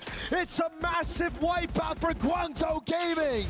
They each had their own plans, creative angles, plans to surprise, but in the end, it's Guangzhou Gaming who will stay in this tournament, sweeping True Rippers 2-0. A bitter start to the international debut, to the international run for India, for True Rippers. But it's the experience that they will bring back home to try to learn from this beating at MSC. Back-to-back losses, up and down below. Guangzhou Gaming, though, from barely missing out to that M7 main stage slot, losing in that grand finals of the wild card, to here beating True Rippers and making it to the next step, one match away from qualifying to the knockout stage. And the region as a whole, I feel, is a lot more proud of what they're achieving right now too, because even if you take a look at their women's division, they've also been starting to show us so much more in terms of their competitive MLBB gameplay. And right now here too, despite them being in the lower bracket, you see signs of life. You see how quick they are to actually find a way around the situation that they're currently facing. And as unfortunate as it may seem for True Rippers this time, we're really hoping that they take away a lot from this experience. You see the potential. You see how they always almost had a grasp of what had to be done, and they took control of a huge majority of this game, honestly. If you were to take a look back at the beginning to the mid portions of the game, but it just so happens Guangzhou Gaming, the scaling, and the micro decisions also really paid off. Eventually, they're the ones who now are moving on to the next stage here in the lower bracket. And we will get to talk to them for just a bit as we throw it over to the stage alongside Milos. Thank you very much, my friends. I'm here with our victors, Guangzhou Gaming. May is joining us here for a little chat. First, I have to ask you about the Saber pick, because that has not been in competitive play for like years at this point. What was the decision behind it? 那么女士们、先生们，欢迎来到看我们采访的我们广州的电竞团队。那今天我们首先采访的呢选手，首先想问你，为什么在这个比赛当中选择的是赛博剑圣这样的一个角色？因为我们觉得剑锋是 counter 目前版本的双边体系的，然后为了选这个英雄，我们教练也做了很多准备。 Well, I think this is a really strong hero. In fact, our coach have trained us a lot in practicing with this hero. That's very cool. Unheard of. We're hearing new metagame being built as we speak. Speaking of which, you're one of the more experienced players in the Chinese MLBB scene. I want to ask you about how do you feel the region is developing at the moment and your experience in it so far? 是的，非常棒的。那么我们呢，整个的这个一个游戏项目在中国地区也是发展的非常蓬勃的。我们想要看一下您的意见，您觉得这个游戏在中国地区的发展如何呢？ 其实中国玩 MLBB 的人还是比较少的，但是对于中国电竞，我一直觉得中国电竞会很厉害，所以我们 MLBB 项目的中国选手也在不断变强。 Well, at the moment, there are not a lot of people playing MLBB in the Chinese region. However, we think there will be more and more people playing, and that's why we are getting stronger. And all of our players are practicing hard to make us to be a really strong team. I mean, thanks to your representation here today, we're seeing more and more of that in the future. Now, let's look at that future. You'll be playing against the loser of Team Spirit and Team Vamos. Who do you think you'll be facing off in the lower bracket? 是的，我们相信也会如此。那我们看一下，在未来的话呢，您将会面对的是 Team Spirit 和 Team Vamos 这两个团队当中的，他们是这个属于失败者。那么你觉得你将会面对的是哪个选手呢？哪个选队？我觉得 Team Spirit 和 Team Vamos 这两支队伍都是很强的，他们一个来自俄罗斯赛区，一个来自马来西亚赛区，都是其中的1、2号种子。然后我觉得我们会对阵到 Vamos 战队。Well, I think they both really strong teams, and one of them is from Russia, and the other is from Malaysia. So I think they really both strong. However, probably I guess we will face Team Vamos. Team Vamos. All right, we'll see how that ends up. That'll be the case. Prediction for later on today. Finally, you got those Chinese fans, those players that are looking up to you right now. Do you have any message to them to support you through your lower bracket run at MSC? 那是的。那么最后一个问题呢？我们可以看到您也是有非常多的粉丝的。对于您的粉丝，您有什么想说的吗？他们一路支持您。那么在我们的这个电竞比赛上打比赛，您有什么想告诉粉丝的？其实我很感谢支持每个 MLBB 赛事的粉丝，然后也感谢大家的观看。其次，我特别想针对中国的粉丝说，就是因为中国赛区的成绩一直不太好，但我觉得我们这次可以碾碎对手的钥匙。Well, in fact, I really appreciate all the fans' support all over the world, and I would like to tell our fans that maybe in the past the Chinese region's scores were not that high, but this time we have the confidence we wanted to win. I mean, it's showing very well. One more time, our victors, Guangzhou Gaming and May. Thank you for joining us, but it's time for you to do the honors. Our first key crushing here at MSC is going to be in your hands. I'm going to invite the rest of your team to join me in here. Now I want us all to go back together. Thank you very much again to our translator, June. Come on over with me, my friends. 谢谢，谢谢。 We're going to open up our door. It's time for you to do the big piece, my friends. Walk on in and crush the first key of MSC at EWC 2026. Go on in, all of you. 大家进来。 You can choose whoever wants to crush the key together. 我们现在呢，可以来看一下我们要做这样的一个仪式啊，您可以选择一起的来做这样的一个奖牌，还是说以某一个人来打印这个奖牌。 CY will be the one to do it here. That is the True Rippers key as they've been eliminated from MSC. 这是我们 MSC 方面的第一个这样的奖牌。 Pushing deeper, and there's the key, and it snaps in half. Our first key crush at MSC at EWC 2026. We talked about it earlier this morning. Everybody comes in with their own key, their own heart. And at the end of their run, should it end early like here in the group stage, their key, my friends, will look exactly like this. Feast your eyes upon it. Destruction has come, but that's only the beginning here for Guangzhou Gaming. Back to our panel. Yes, it is only the beginning for China here at MSC, and with $65,000 guaranteed at this point, even if they lose against their upcoming matchup, they've got to be happy with what they've done so far. Welcome back to the panel. I'm Rain Day, joined by my boys Naisu and LaFell. Guys, that was a great showing. I think if you're GZG, you had a loss, you come back, you win 2-0. What else can you ask for?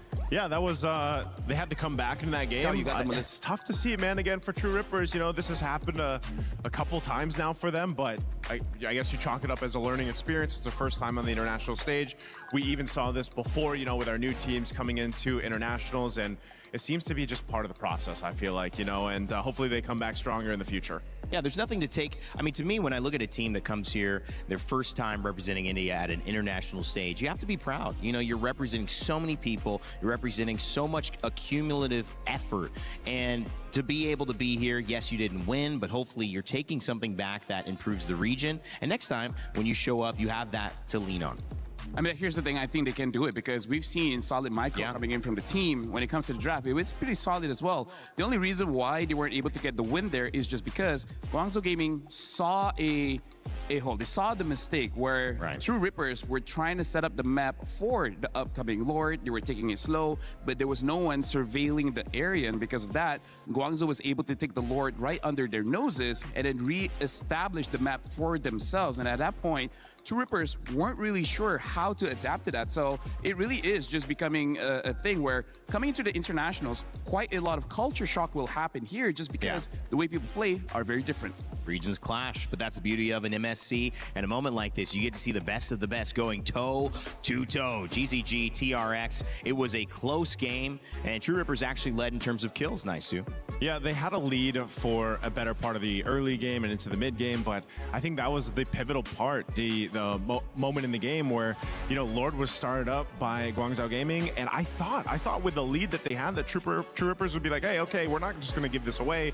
And I think they expected a Lord dance, like we like to call it, but GZG was like, no, we're just going to take this from you. And that was a big swing in favor of what started to turn the tide in that game too. And if I may, this is kind of a Rome diff, but not because of the players, but because of the hero. Because Atlas basically does what Guinevere does, but much better. Part of it is because the cooldown on the spatial migration from the Gwyn starts off at 14 seconds. That's such a long time to wait for a set. That's kind of why we see Gwyn more popular in the jungle or the EXP, just because you get your levels faster, so your cooldowns actually get to a point where it's serviceable. And then we saw once Kini jumps onto someone, if they have the Purify, it really doesn't matter compared to the Atlas coming in from Guangzhou Gaming. Even if they Purify, it really doesn't matter. There's multiple ways for them to go on with the fight. So compared to both of them, True Rippers didn't have, I would say, a reliable way to start the fight compared to Guangzhou. I mean, Atlas was picked twice. They led it through twice. And the issue was the Valentina came up as a response to that. But when you look at Valentina responding to Atlas every time, you're also saying that we're not going to take Eudora. Yeah, no Eudora. Part of the play there through the draft, but I think also another part of that play that really worked out well, and we kind of wanted to see this because before that game, I think it was picked up once, was the Nolan.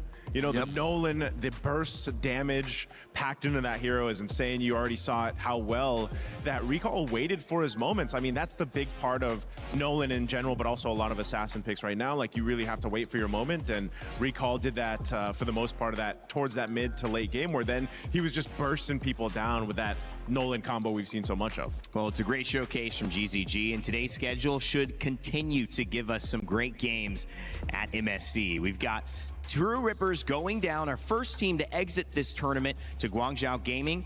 Like I said, they've upped their prize pool to $65,000 as a result of that, and another $65,000 on the line for our upper bracket in Group A. Our first match, Team Vamos versus Team Spirit, coming up next. These two teams, juggernauts in their own right, representing EECA and obviously, I believe, Malaysia. And that is a great showcase of two teams who have been playing well, who have nothing really to fear as well, LaFell, because even if they lose, they still have another chance. And here's the thing, I feel like for all of us here, this is the match that's very difficult to call because Team Spirit, we expected them to be strong, and they are. For Vamos, we weren't expecting this kind of play, and then suddenly they just showed up. So the factor here that's making it difficult for us to call is how strong Vamos really is, because I feel like even going up against Team Falcons Mena, they didn't really show everything just yet. They showed they were strong, but they weren't pushed to their limit. So it really is going to be quite difficult to call between Spirit and Vamos. I like that even it was hard to call when they Milosh was asking, you know, exactly who would you want to face up? Yeah, face up against. It's really difficult to call that because depending on who wins this and of course who loses and goes down to the lower bracket, that's a hard game to call because you also now in this one with Vamos and Team Spirit, you've got two promising young talents, young junglers looking to battle it out. And this is, people have been asking for, you know, obviously the meta has shifted now where assassins seem to be more of the move for a lot of teams. And these two junglers that we're going to see here in the next matchup are some of the best on these assassin type junglers. Yeah, he's talking about Error 404 and Zauer Egoist, not just the young junglers, the third youngest and the youngest here in this tournament at MSC. An exciting matchup underway. And if you think you know who's going to win, make sure sure to get your pick'ems in. That's right. Scan the QR code, take part. You will be a part of this broadcast. See if you can get your vote in right. For those who went 75% Guangzhou Gaming, you're already off to a great start today. So keep it up and make sure to get your pick'ems in. We'll show them once we get closer to the start of the match. We'll be right back in just a moment, but we want to remind you that Acecraft is a game, if you haven't played, there is a new way to play in We Fly Together. Some new co-op for those who want to get involved. Check it out.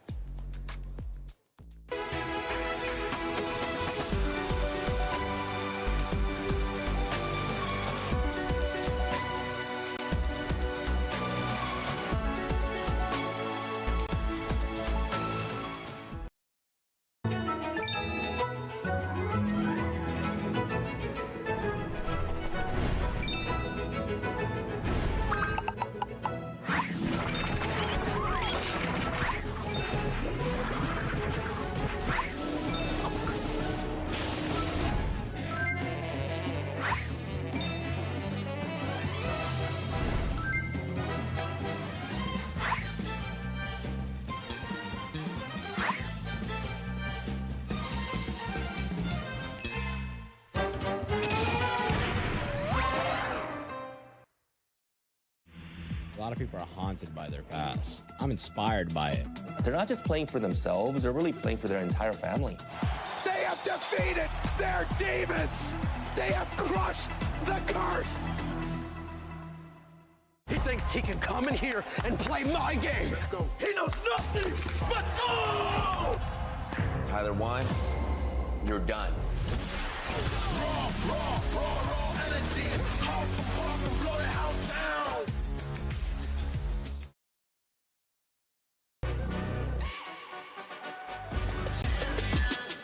This ain't no regular thing. Came for the ring, you know what I mean. You see my name in the lights. Better keep right, champion.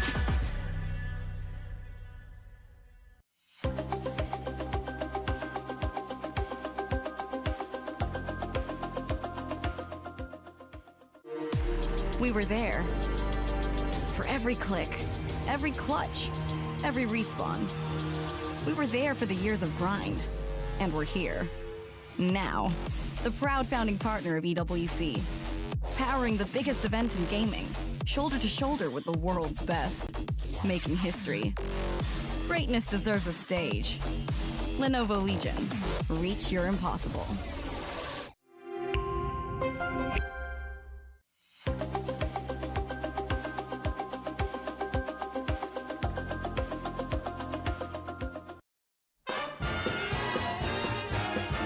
Okay, man, right? Okay, this one look like Chinese. Kyle TZ? Oh, Plap TZ? No. Ogwen? No. Carl TZ? No. Asaji? Sanford? No. My team? Sansalap? I think Hiko.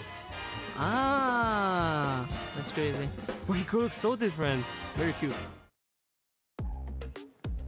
Who's that baby? Well, Hiko was actually the answer. Kid Bum was like, what? No way. I love the surprise there. I love that segment, too. We got to see more kid picks there on the broadcast. I love seeing it. Oh, rewind in time. I think a lot of those babies, when their parents were looking at them all cuddly, all cute. I have a 17-month-old daughter myself. They probably didn't imagine them at MSC a few years later, which is pretty exciting. I'm scared of babies. Are you? You're scared of babies? I don't trust them. Something about them. Yeah. I don't know, man. Nefarious. Every time I look at it, I'm like, hold on. And I've seen enough movies to confirm my suspicions. Boss About baby. what? Boss baby. Boss baby. I knew it. He knew it. Yeah. Rain Man knew it. The Rain Man. Come on, man. Don't get me wrong. It's Rain Day, man. Come on. Come on, man. Hey, come By the way, let me just say, I think they could have gotten Hiko if he was wearing glasses. Yeah, that's the big difference. You know, the baby wasn't wearing glasses. See, deceptive. It is, and you got to watch out for babies. That's the lesson here from LaFell as well. I know. I got to watch out for my baby, otherwise I won't sleep. That's the one thing I need to watch out for. Oh, yeah, for sure. So I'm so excited to introduce this matchup because when you look at these two teams, I mean, these are juggernauts, and the juggernaut matchup is really between the youngsters here. 17 years old in Error 404. Zaur Egoist on the side of Team Spirit, 16 years old, the youngest player in this entire tournament. Two future superstars. I don't know, Naisu, two current superstars. Yeah, right now there's something about, you know, that gets junglers get excited for the meta, and then the audience gets really excited to see what these junglers are capable of doing. Again, that's why, you know, Rain Day, I know you probably didn't get to see it too much, but we were back in the day. We were in this utility meta, and it was very slow-paced, very tanky-based. But now you have all the flashy heroes coming up, and you get these young stars like this to go ahead and showcase that, and that's what people get excited to see. And it also works really well currently with that adaptability or that flexibility of what you can do in the draft with so many different styles of play when it comes to the draft. Can I just say, I don't even remember what I was doing when I was 16. I don't remember 16. It was that long ago? 16 is literally, like, I'm literally double his age. Wow. You're double his age. Double his age. Wow. Has that brought you double the experience? Double the wisdom? Oh yeah, for sure. Actually, no, now I remember. I think at 16 is where I got my first friend. Wow. Because at 15, the first of many, because at 15, how did it take so long, man? Because 15, then I learned how to talk. Oh, okay. Yeah, I had 14 years where I didn't know how to talk. Autism, you know? That's quite delayed. Wow. That's quite delayed. There's a lot I'm learning here, and the storylines continue as we look at Team Vamos's roster and start to dissect their journey. Arrow 404, the jungler, of course, but Zapat, Klakun, Zkeef, Natko all have their own individual stories to make up a team that many consider to be potential champions at MSC. Can they prove them right? Can they prove the doubters wrong? We'll find out, because their journey, like many others here, really is wanting one to be ended with a championship. Alright guys, assalamualaikum semua guys, selamat datang. Selamat lah. Tak petang guys, jangan bantu saya like and share guys. Started at season 14 MPLMY, and then we qualified to M6. When I left, they never qualified to international tournament anymore. I'm joined back to Team Vamos middle of season 17, and we made it. We go to MSC right now.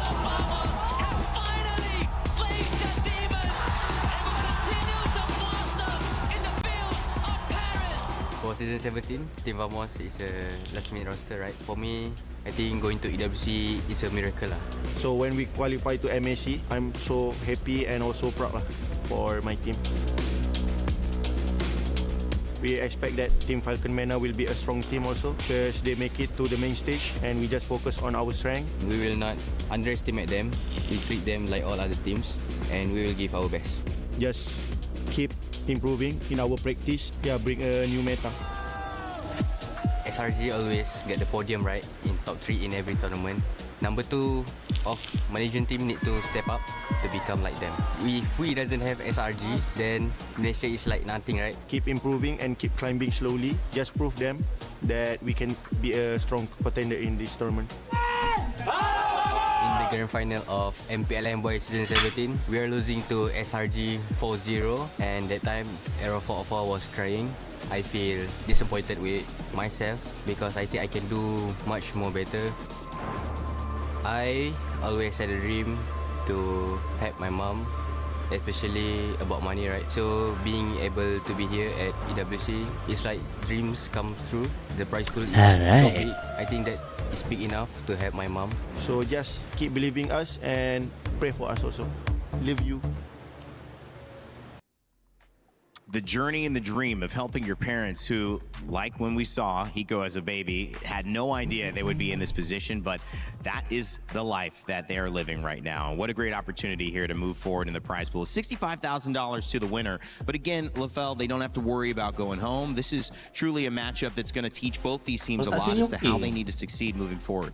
Yeah, and I gotta say, Vamos, honestly, like, we won't have enough time to talk about all of their stories, but there is a lot. Supa, as we saw in the interview earlier, he was a star, but then, you know, he dropped his performance and he had to go play in the amateur league. He had to prove himself, and then once he did, he got back into the pro scene and now back in MSC. That's a crazy story. And then Zkeef, like, if you know how tough he had it before becoming a professional player, he has a lot of motivation to be here and hopefully to go all the way to the championship, and hopefully his whole family's life turns around. Again, I think as you saw there too, a lot of these players, you got to remember, even the audience out there, that a lot of these players here are not just for themselves, but like for their families. Yeah. You know, that's one thing that is such a big deal. It's life-changing money. I know we have that with the EWC 2026, and for these players competing here, they all want to help family or, you know, their own selves excel in life, and that's kind of also what's at stake here when we talk about these matchups. Well, I mean, they're going up against what some have referred to as gatekeepers in Team Spirit. This is a team that has the youngest player, Zara Egoist, as a jungler in an assassin meta, or a meta that might just be still developing. We'll find out. Kid Bumba, you saw him earlier, Sunset Lover Sao, and Hiko, of course, making up this team that has high hopes. And, of course, championship impact is what they hope to bring to this first set of the day and continue moving on into our top 8. However, we had a chance to speak with Hiko about his expectations going into this matchup against Team Vamos, who no one is underestimating. Eterna here, and now we are with Hiko from Team Spirit. Hiko, how are you feeling coming to this next matchup? Yeah, I'm very confident right now. Very confident right now. I mean, it shows in your gameplay. We saw yesterday that there was a Paquito and a Freya in the gold lane. Does this mean that the fighter gold laners are back? I think yes, because like yesterday, TLPH was beaten by Aurora, and Sigibum also was playing Paquito Freya, so that's it.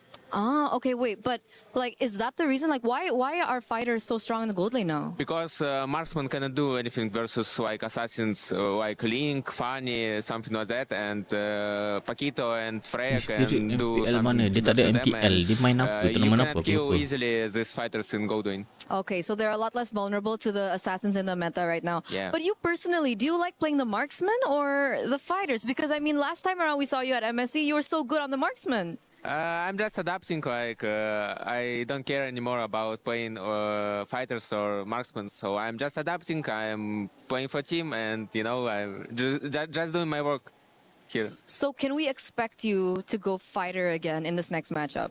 Maybe, but maybe we will see some marksmen, I don't know, so we'll see in match. See in the match, because you're head-to-head against Natko. Yeah. And I think Natko is also pretty good on the fighters in the gold lane. Yeah. What do you think about Natko? I think he good marksman, good fighter gold lane player, so we'll see who is better right now. Okay, so we'll see in the game later. So you can't tell me now who's better. We'll see. we'll see. But I heard that you've met Natko in scrims. I heard that you are scrim partners with Vamos. Is that true? We scrimmed like 2 times maybe. Okay, 1 or 2 times. Does that mean you have more information on Vamos? Does that give you an advantage maybe in this matchup? We'll see. I don't know. Okay, he doesn't know. But you did boot camp in Malaysia. Yeah. How was that for you? What did you learn from there? We learn a lot. We adapt to Asian meta, like Asian playstyle, and we have some good information, and we have great preparation for this EWC, so we're very confident in this tournament. What do you think will be your main challenge against Vamos? To play discipline. To play discipline? Yeah. Okay, so you think that that's a problem for your team? No, but you know, team like Vamos, they like to fight, and in these fights you need to like stay calm and like maybe dodge some fights and just play your playstyle, not like enemy playstyle. Yeah. This will be a very interesting match. And coming into it, do you have a message to Vamos? Good luck and have fun and enjoy the game. Okay, thank you so much, Hiko. We'll see you later. And of course, back to you guys.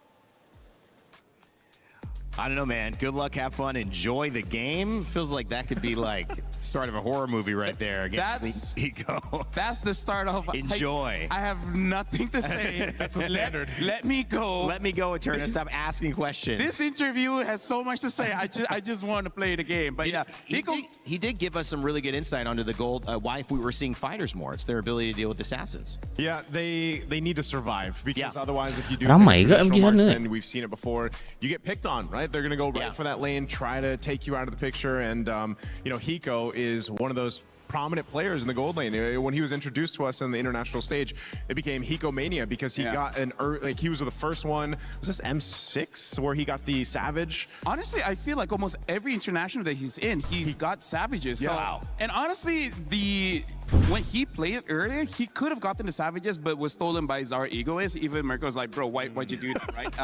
Because he's Czar, Egoist. Czar. He's like, here's the thing. Egoist, you know? We even saw yesterday in the Onyx matchup against 57 how Doom was using the Claude. Bro, you could not do anything as a Claude going up against Auroras and the like. So yeah, I feel like in this matchup, getting a marksman is going to be rare, except for Moskov. I feel like Moskov, you can protect yourself. Well, he's got that pushback, right, on the second ability, and I think that helps to clear out maybe an assassin that's jumping at you. We asked you to get your pick'ems in. You got them in. 83% for Team Spirit. That is lopsided. Team Vamos, LaFell, are you surprised by this or pretty expected the way you think this matchup's going to go? Roughly expected, just because, again, Vamos coming in, people are saying that in Malaysia, the only threat is long-range giants. Vamos is not a big deal, especially because maybe they thought, hey, you know what, maybe against Falcons, they had a bad day, so Vamos just took advantage of that. I mean, that's one of the things they said they need to improve on. Everyone thinks that it's SRG. They've won everything. Can they make that moment now? I think they have to. A lot of people just put SRG, like LaFell mentioned, as that big threat. Well, this is a chance, an opportunity for Team Vamos to take down who a lot of people put in the top 5, you know, power rankings of Team Spirit there. Yeah. They've been amazing. Well, we call them the gatekeepers for a reason. Such an incredible squad, but you cannot ever count out Error 404 and Team Vamos. They are on a mission to prove that they belong in the top conversation of teams here from Malaysia and at MSC. We'll find out in Game 1 of this series if it happens. Oh my, match 1. We already sent one team home by getting their keys crushed. Milosh, what's up in match 2?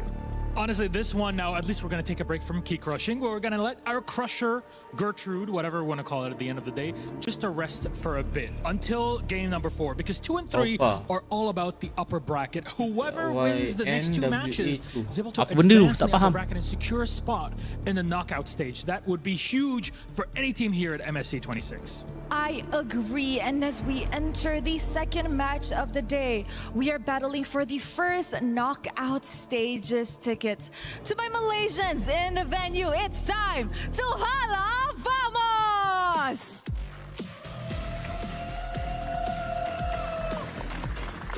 Back in M6, their journey got cut short by Team Spirit. And as they meet their former foes once again, can Team Vamos settle the score across the boards and make Malaysians proud by getting that first ticket? Oh, they're going to have a tough time because their opponents are Team Spirit! The Prodigies showed off his skills on day 1 of groups, clearing Ignite Gaming as planned for and even expected. Today, the opportunity to advance to knockouts arises. Can they seize the moment against a tough opponent? And you know what, Rasanya Vamos boleh menang apa? Tengok draft guys. This will be a battle of the junglers. We have Error 404 and Czar Egoist, both the Prodigies. I can't believe it. This is the head-to-head that we've been looking for, and you're only getting this here at the MSC 26 group stage. So please, gentlemen, Team Spirit, please go ahead. My friends, Team Vamos, place your keys. Captains, remember to shake hands. Let's keep it clean for this one because there's a lot on the line. I know there's a lot of respect, but still, there it is. Respect between both of our teams and our captains. Who can advance to the knockout stage? Our first one is up on the board. We'll send it back to our panel to get us ready. Thank you so much, Rose and Milosh, as we take a look at Team Vamos and Team Spirit. 2 teams with a lot to prove and starting their journey here. Hopefully one moving on into the playoffs, one still having a chance. Aku rasa kalau Hirara terlepas dia akan adu dengan Link. Kalau Link tak dapat mungkin dia akan tutup. Learning as a feeling here going on, LaFell. It's just you still want to show up for your region, for your team, for your organization, and for yourself. Those bigger stories we talked about. And of course, if you are joining us, I want to remind you that there is a new interactive effect. Happy Rhino Day, brand new in shop. Make sure to check it out. Get those interactive effects. Those look cool. Rhino Day. Rhino Day. Rhino Man, Rain Man? Rhino Man, Day, Rain Man. That can work. It's something. It's close. Although I do have to say, we talk a little bit about the jungle matchup, It's but good when to we're talking become about the team horse spirit, the and laners, keep man, on. Hiko as well Kalau as Kid Johan Bomba dapat have Ribbon. showed up every single international. Like, Ribbon dapat I gotta Ribbon, say, tak like tahu most lah. EXP laners as well as gold laners, they've been quite vocal by Takkan saying it's Vamos very difficult to go up kejar against them. And even though Kid Bomba in the interview menang he's already dengan said Malaysia. is not thinking about winning the lane anymore, he's really thinking about how he gets out of the lane and actually help out his team. So that's something that we have to see, because so far for Vamos, Harap performance clear dua-dua team on standout is top lah, Error guys. 404. Yeah. Like, when we're looking at Team Spirit, if somehow Zara Egoist doesn't have a good time, we still got Hiko, we still got Kid Bomba. So that's something that we can say Bagi that expanding at least river for Team best Spirit, sikit. there's multiple win conditions. Fine Cloud. We are talking about Vamos Cepat doing multiple recovery win lane. conditions. Would you consider Natco a win condition as well, especially in a meta where he's got some EXP, right? He's been an EXP laner before, now in the gold lane, but having a chance to play a fighter in a gold lane means these are pretty familiar heroes. Menunggu draft for his sebentar. Honestly, I hope so. I hope so, because day one, the opener match, they went up against Falcon's Mena, and his Claude was okay in the gold lane, in the lane itself, but once you get into the team fights, he gets kicked by the Cho, he gets bursted by the jungler, right? So we saw that Nako didn't have that much of an impact, but like Hiko said, it's so hard to survive as a marksman. So I hope they do it just. I want to see what kind of fighters that he can bring out here. And that's why also Hiko mentioned Low that, bracket. Tak ada you know, when it istilah gets to plan it, you low gotta stay bracket calm tu. and collected. You gotta keep Kenapa that tu? Aku tak discipline tahu when tu it comes guys. to the team fights, because, Official sponsor you know, dia tu those gold Lenovo laners kot. have been through this now for Lenovo seasons Legion. on seasons and tournaments on tournaments. They dealt with that pressure, and yeah, fighter just kind of Kena helps masak alleviate je some of bah. that pressure. I Hopefully feel guys, like for a lot of Pakito them, and that's why they kind Ben, of opt for that. But you can already see Marcel too, Ben, the Pakito's Atlas gonna be banned Feni. out by Vamos here.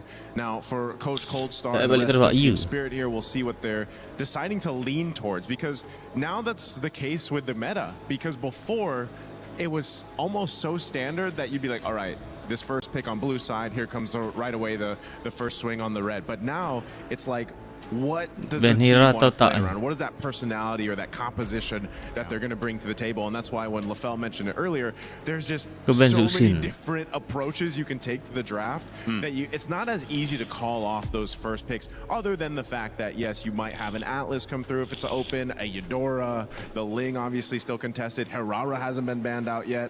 So Saja kalau that kalah could balik pop up terus ya, here game tidur one. terus. Well, the Esmeralda, the Pakito banned out. Atlas, Nanti I think tu that's a padu smart link ban je. as well as the fan. Jungle Atlas import tu taking Indonesia. 2 games in a row by Guangzhou Gaming and 2 wins for Esmeralda them. ban. I haven't seen some of our teams who have made it into this upper bracket give up Atlas as easily. Freya But ban. notably here, Oh, the Air nampak Force gayanya Force Vamos out macam in nak this matchup is Freya. still possible for a Herrera and a Ling for either side. The thing is, Team Spirit, I feel like the question right now is, do they ban out the Eudora? Because I feel like for Vamos, considering, like you said, Ling and Herrera both are open. And I Baju feel Vamos like for cantik, Air mana 44, he boleh doesn't beli? matter Tak which tahu, he's tengok gonna website. get. So I think Pilih Vamos. that's quite Ui, a Eudora risk, ban. taking out the Eudora. So Freya this dulu might kat be si. a more, what you call, a more predictable kind of Yes, draft. betul, but guys. instead, Prediction Vamos picks up the aku. Freya, because again, Ling and Herrera both are open. So it's kind of like, Jadi aku rasa ni mungkin Link Bellerik and the je thing guys. about Air 44 is he might not even consider Oh, either, tak, Pove. right? Because he already showed the Guinevere Dia and it ambil was tutup pretty ni good. dulu. So we'll see whether he will default to that Bellerik dulu again, tak respon or just tak? like, you know what, let's fight Kau ada hero baik pick up lagi. Link, I'm gonna pick up Herrera. How do you feel about the Phobius? Nice, just I in think this it's tournament good so far. Yeah, I think you need to go ahead and grab that, just because again, you know that there's going to be a lot of chances for you to go ahead and utilize your Infernal Pursuit, or just again, Phobius is he's a bulwark from the beginning of the game all the way Hirara? towards the end. Zuxin, And he's gonna have to Bele deal with terlepas dashes, hero. and this is one thing too. Tak You susah. know that potentially, if you guys are planning to take the Ling, that Hirara is going to go on the other side. So Agak that, saja boleh again, go tak you're pada kat lower utilizing bracket. Phobius Tengok to, ada like, catch max up. capacity here. Macam mana? And over here, I Meta. gotta say, Clockwood is gonna play a pivotal role, because he picked up the Zushin, which is a good way to deal with the Phobius, but they gotta make sure that they have enough Freya shred. ni still For boleh now, adjust they don't kan, really antara have dia that main shred just gold yet. ataupun main Especially EXP. because right now for Vamos, it looks like they're opening up an opportunity for them to go for double fighters. The problem is they really don't have a lot of range. They already locked in the Zushin as well as the Herrera. So kind of like Aurora, Oh, they tak nak gotta ambil win villain guys. basically immediately, so that it doesn't really matter. But I like that they're opening up a Oh, kalau macam chance tu tutup je lah Bele lah. potentially something Sebab dia orang pun like tak a ambil. carry, something like a Moskov, to be able to deal with this kind of composition against Team Spirit, which now they have the Valentina. A lot of picks for the Valentina, by the way, here in MSC, but not all of them really worked out that well. Yeah, it was tough for Asuna and True Rippers last game. Valentina waiting for that Atlas Fatal Links, but just Game could not keberapa really ni? pull it off. Match Didn't find the right kedua moment to get in. game Barat's banned pertama. out, which we've seen come into the meta Barat as well. ban. Nice. Yeah, it's been interesting to see Bharat's growing in the XP lane. You know, it's just we're so used to before seeing him in the jungle. It was actually cometopapa that brought him first to the XP lane, and you know they're going to be the one to go ahead and ban that out just because again they already have their XP laner locked in. They essentially are planning to go ahead and get the upper hand of the XP, which is so important because like Lefel mentioned, you know, Kid Boma himself said he wants to get to these fights. He wants to help secure these objectives. That seems to be the main point, where before, and depending on the heroes, sometimes your XP is, I want to win this lane and try to snowball and make it happen. This is usually the case too with Yu Zhang, for example. Yeah. Like we saw where if you get an early kill, you get an early snowball in the XP lane, then you're even more deadly than you expect on a hero like that. So there's the Moskov ban. Coming out from Vamos. Right now I'm looking at Ruby because Ruby is a potential pick that honestly Team Spirit could take up because having the Phoveus as well as Ruby, there's a lot of crowd control making it easier for the lane to go in and out. But Vamos are already banning out the Moskov because looking at the trend here in Naisu, honestly there is a chance for both teams to have marksmen in this game. Beleric still available as well. Jerome been picked up and highly prioritized. The answer to the Ling or to the Herrera. It feels like if either one of those get off, who do you think feels right now has a better answer? What do they need to do? I guess if you're looking at Vamos to have an answer for what this Ling is going to bring on the side of Zaur Egoist. For Vamos, I feel like they got to pick up an Alice. If they want to play double fighters, pick up an Alice to deal with the Phoveus and basically everyone from Team Spirit. Because right now, they do have the Valentina. It's a mid-range mage. He should have a lot of impact there. They're most likely, I'm expecting Team Spirit to go ahead and take the Beleric here. I can't see what else they would want to plant into the Roam, just because again, Belric's going to be banned out, so they don't get it. That's good for now. Yeah, that leaves the question: what do you pick up in the Roam here? Do you still want to go ahead and wait for your gold lane too, or do you pick it up now? That's something they can play around. Something that Vamos has used before against Falcons meta was that Minotaur. So maybe that could also potentially be an answer in case they want to go for a lot of bursts. Then the Minotaur with the Flash of the Oasis is able to help them out, survive that initial burst damage, and then eventually just win out. Because looking at the Freya, the Zushin, as well as the Herrera, this is telling me in a prolonged fight, we will win. Yeah, this is why it's such a big decision here right now for Team Spirit. If they want to go ahead and show their cards in the Roam. The shields that are going to come through too, I mean, that'll help extend the fight if you're Team Vamos, but it's also just the amount of Minotaur counter engage hero. Dia tak tunjuk lagi goal dia apa, antara fighter atau marksman. Jadi Vamos kena buat pilihan bijak untuk decide. Mesti tangam ke apa? Mesti tangam ke? So really good to lock that in, and we wait to see what Hiko's going to end up playing in that gold lane. So now these last two picks for Team Vamos. I feel like Alice would be a pretty good answer going up against Team Spirit for now. And then in terms of the Roam pick, I think HO could still be serviceable. It is difficult because there is a Phoveus, but they need someone to slow the engage coming in because the Zushin can pull the Minotaur in. If you want to pick up the Melissa. Wow. Melissa as well as the Hylos here. So this is very interesting. They're just saying, in case senang guys, Hylos Zushin je guys. We'll be able to do well. And the Melissa pick really is just to win the lane. Yeah. However, interesting enough, Nako before this did not use the Aku rasa ni buat fighter ni. I wonder if he will still stick the same style. Link hyper carry rasanya. Does this do anything with? I don't know. This is me asking. I guess we see the Claude, so there's no longer any mystery to my question. But Melissa, in this kind of like bruiser heavy, approach where there's a lot of CC and stuff, does she help to heal that a little bit? Yeah, honestly, she does. The go away helps a lot when it comes to dealing with picks like the Phoveus against the lane. Suka minat apa? Ayah apa? Tak tahu random tu guys. Still gets into Melissa. Gang sebelum tu bantu saya like dan share dulu guys. Saya mana belum subscribe, bantu saya subscribe dulu guys. Part of the reason they picked this up is to deal with the Phoveus because the first three picks, they don't have an answer for the Phoveus. The Hylos as well as Melissa does. They do have the range damage now as well. Two undefeated teams so far in their first series. Alright guys, tonton looking to stay undefeated. Upper bracket, Team Vamos menentang the eliminated team, or at least the team in the lower bracket side, Guangzhou Gaming. We'll find out in just a moment. Nisa kena beduk ni dengan Link. Tengoklah guys. Game 1 versus Team Vamos and Team Spirit. Thank you so much, Rain Day. Here, we're going to see our second best of 3 play out. Luckily, no pressure.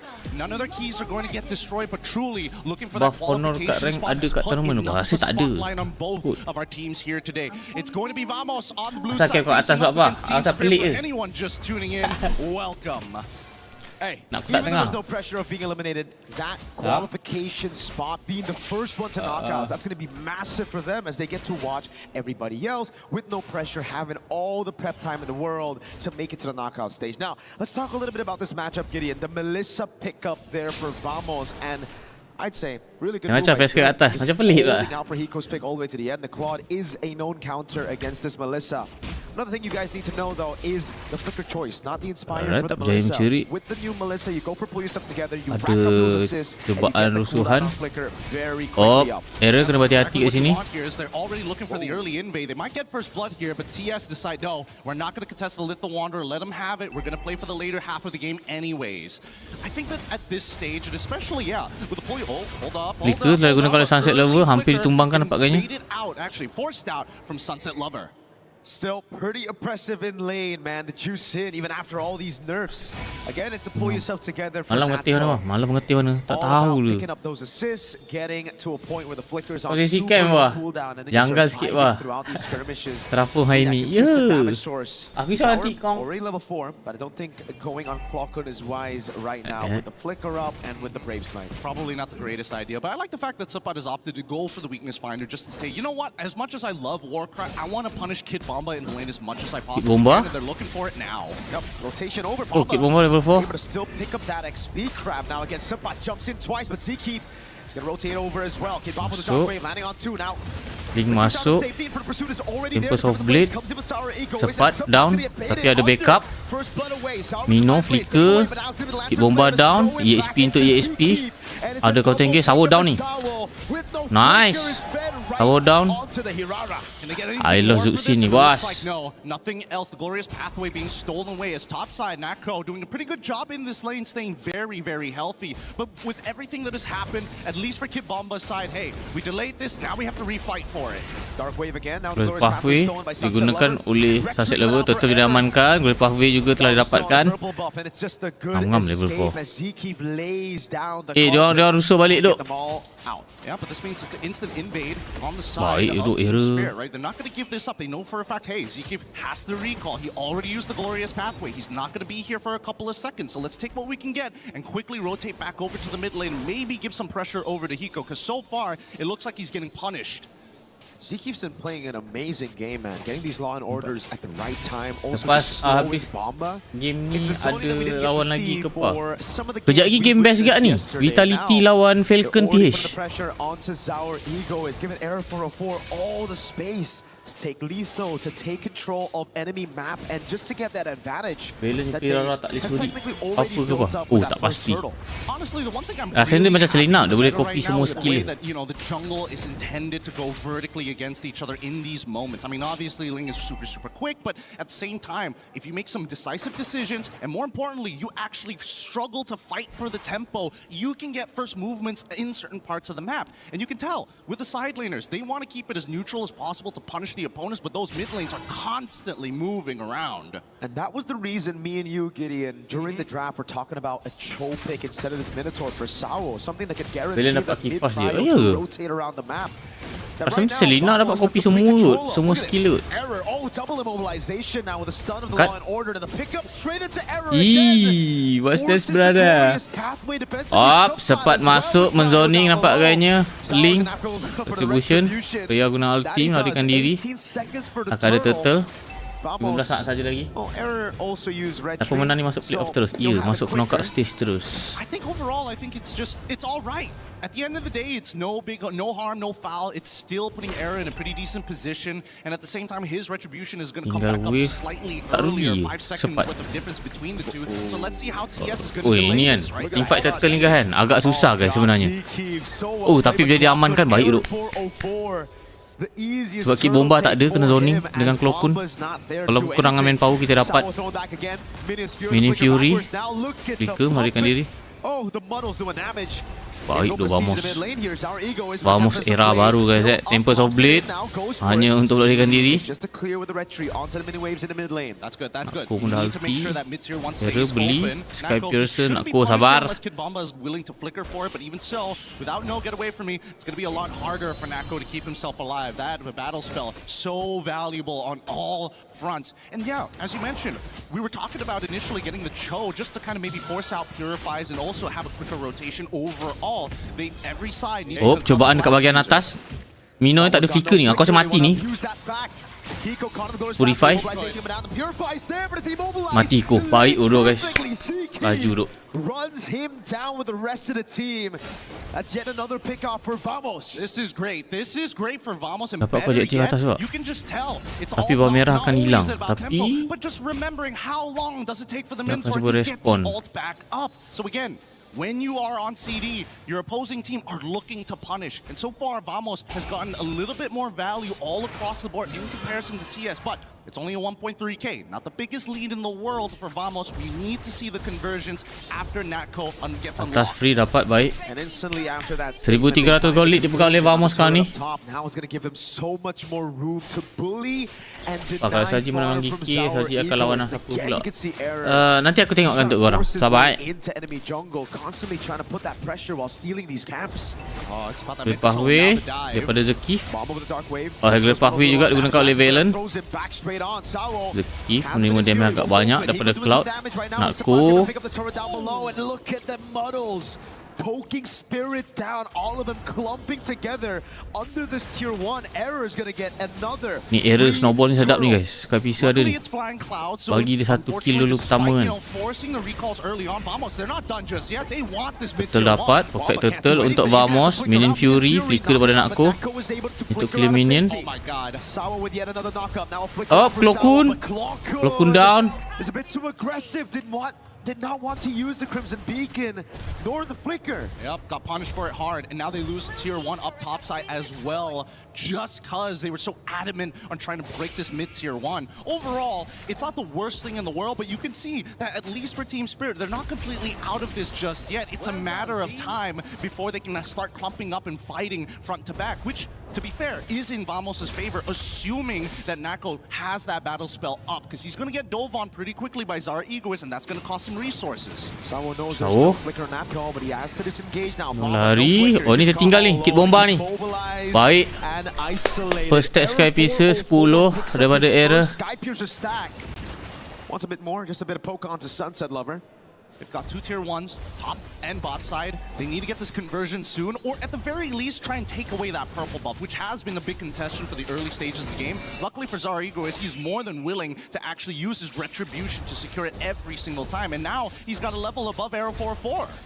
It's so difficult for Hiko to walk up right now. In a 1v1, he should do well against the Melissa. Awal dapat. With Zeke on the high lows, it's almost Oh. never 1v1. Sunset Lover nampak gayanya error dicari. Nak ku guna ulti. Error masih lagi berjaya melarikan diri. Tempest of Blade. Dari pathway. Dari pathway counter engage. Dapat terima damage banyak. Tapi kit bomba down. Ada trade kat sini. Error cuba masuk. Link hampir termakan error.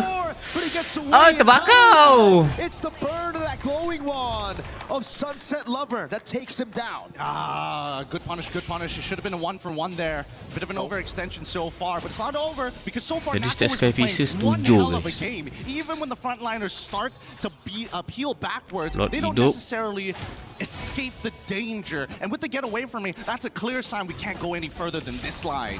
Zaur is still a level ahead. It's 3 turtles to Vamos with so much pressure from Vamos. Sil, aku rasa terpaksa lepaskan lah lot ni. Purple buff not available for him. Dapat juri bodoh. High loss. Baik. Kita still dalam winning condition guys. Killing spree untuk high loss. Mahal. Oh my goodness, that has got to be so upsetting. I mean, I can only imagine. Purple buff pula kena juri. Oh my god. Yeah, like he comes back. Double trouble. I tried my hardest to try and save it, and I think he might have retreated too early. Let's see it right here. Oh, he did. It was right on the border. He retreated right as he got. Oh, Flash God. steal. I hate the fact that this visual indicator, that line is too thick. We need a cleaner line here to know exactly when, or do the smart thing and crunch the numbers as they're looking to siege underneath the inhibitor. Pathway. Muddles placed down. Nako now brings it back. He Ah, gets tak getting dapat caught by kasi the tahu. Sun and Law and Apa Order. ada next wave?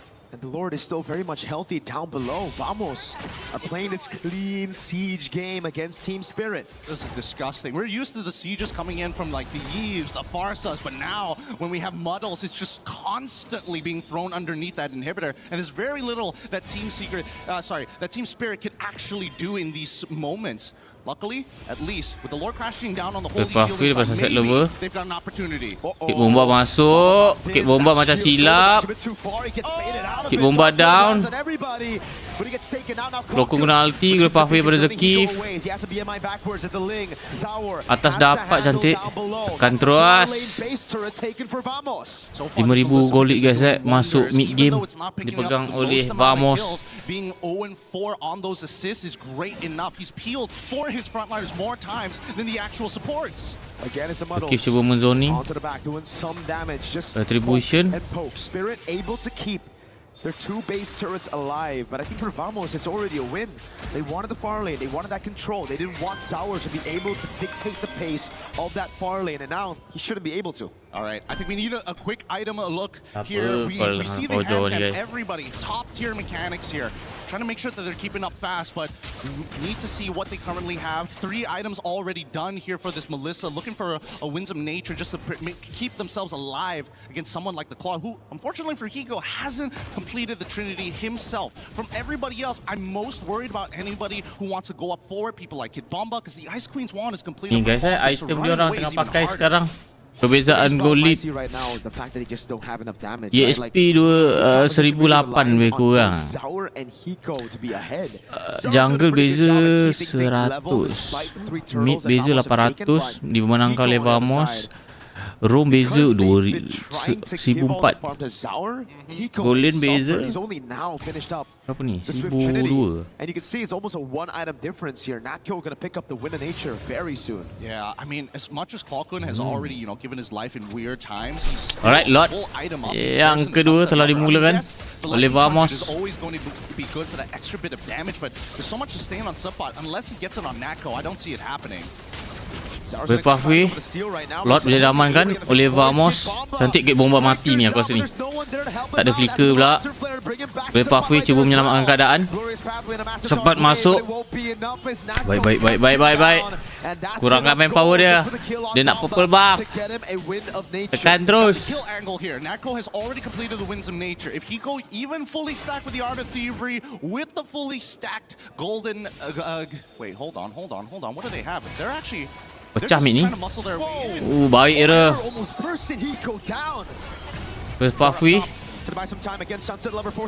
Link cuba tumbangkan era. Era. Aduh, era down.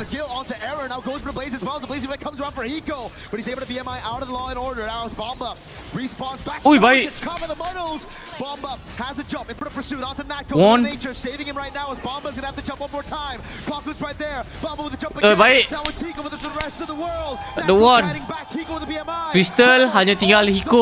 Menang guys, alhamdulillah. Tuan-tuan dan puan-puan, game yang pertama kemas dimainkan oleh tim Malaysia kita guys. Vamos guys.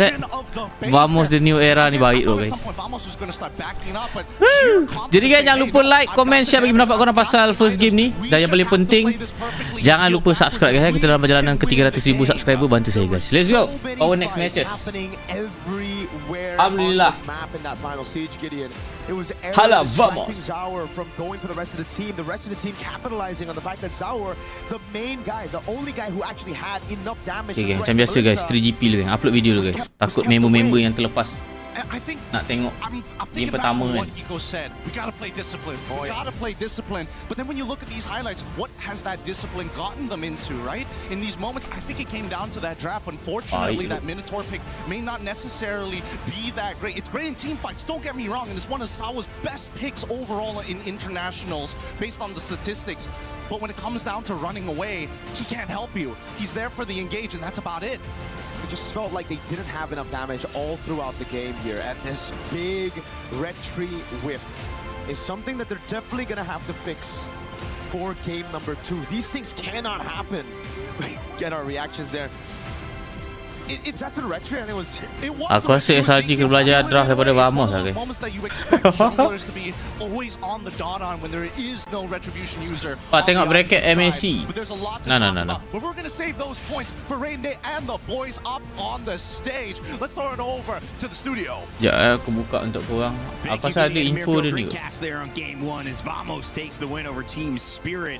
As we welcome you back to the panel, my name is Rain Day, and I'm joined by Lafell and Naisu. And guys, that was a game that gave us some fireworks for sure. Many people thinking Team Spirit were going to come out strong, but it was Vamos with that draft that really set things up. Melissa maybe rounding out a team that just Spirit had a hard time dealing with. I like how the Melissa is just this, it's this weird pick right now that gets brought up, but then when you see it in action, especially against a team composition like this from Team Spirit, it works so well. There's a whole lot of choke points that they try to go into, and with the Glorious Pathway and the Go Away working synergistically together, there wasn't much room for Team Abang Spirit Beras, terima kasih. Bomba into a fight, and like the boys on the cast mentioned, ni guys, there's just so much delay happening here yang with the saya main dapat damage banyak, dealers on that composition that it slipped out of the hands dia quickly. begini guys. And I know the draft was a big talking Kejadian dia point. begini geng. SRG akan jumpa siapa? Dia akan jumpa siapa tadi? Dia akan lawan GK. Lepas dia menang GK, SRG akan lawan Onyx ataupun siapa yang kalah kat sini lah pokoknya. Pokoknya begitulah pokok dahan. Begitu guys Jadi kebarangkalian besar kat sini kemungkinan Onyx ada. Mungkin sajalah guys macam-macam boleh jadi. Either 2 or 3 or 4 because this is the closest that we can get to a support marksman asal dekat that we can Intersan really dapat see dua-dua because perform. not only is her job Dia to bukan protect, underperform which is kalau already kau perasan. pretty Dia weird, tak but underperform. also to siege, because Cuma that's kadang-kadang the drag dia thing berat that is sebelah. lacking from Vamos, which is they don't have Nampak, range, sprint right? gila So Vamos, that nampak. Melissa helps out a lot. Dia tak where the balance rest tau. of them, Ataupun they tak just wanna ada be there to protect. class And when we steal. look at Dah Team game Spirit, ketiga this tu is the dah ambil link unfortunate tapi thing because untuk the one counter that was hero able to seterusnya be dia macam countered lost. was both the Minotaur as well as the Phobius, and funny enough they're countered by the same pick. Keram semalam naga nyawa dah lu senipis kulit bawang boleh balik tapi dia trigger untuk pergi masuk balik silap duk tu.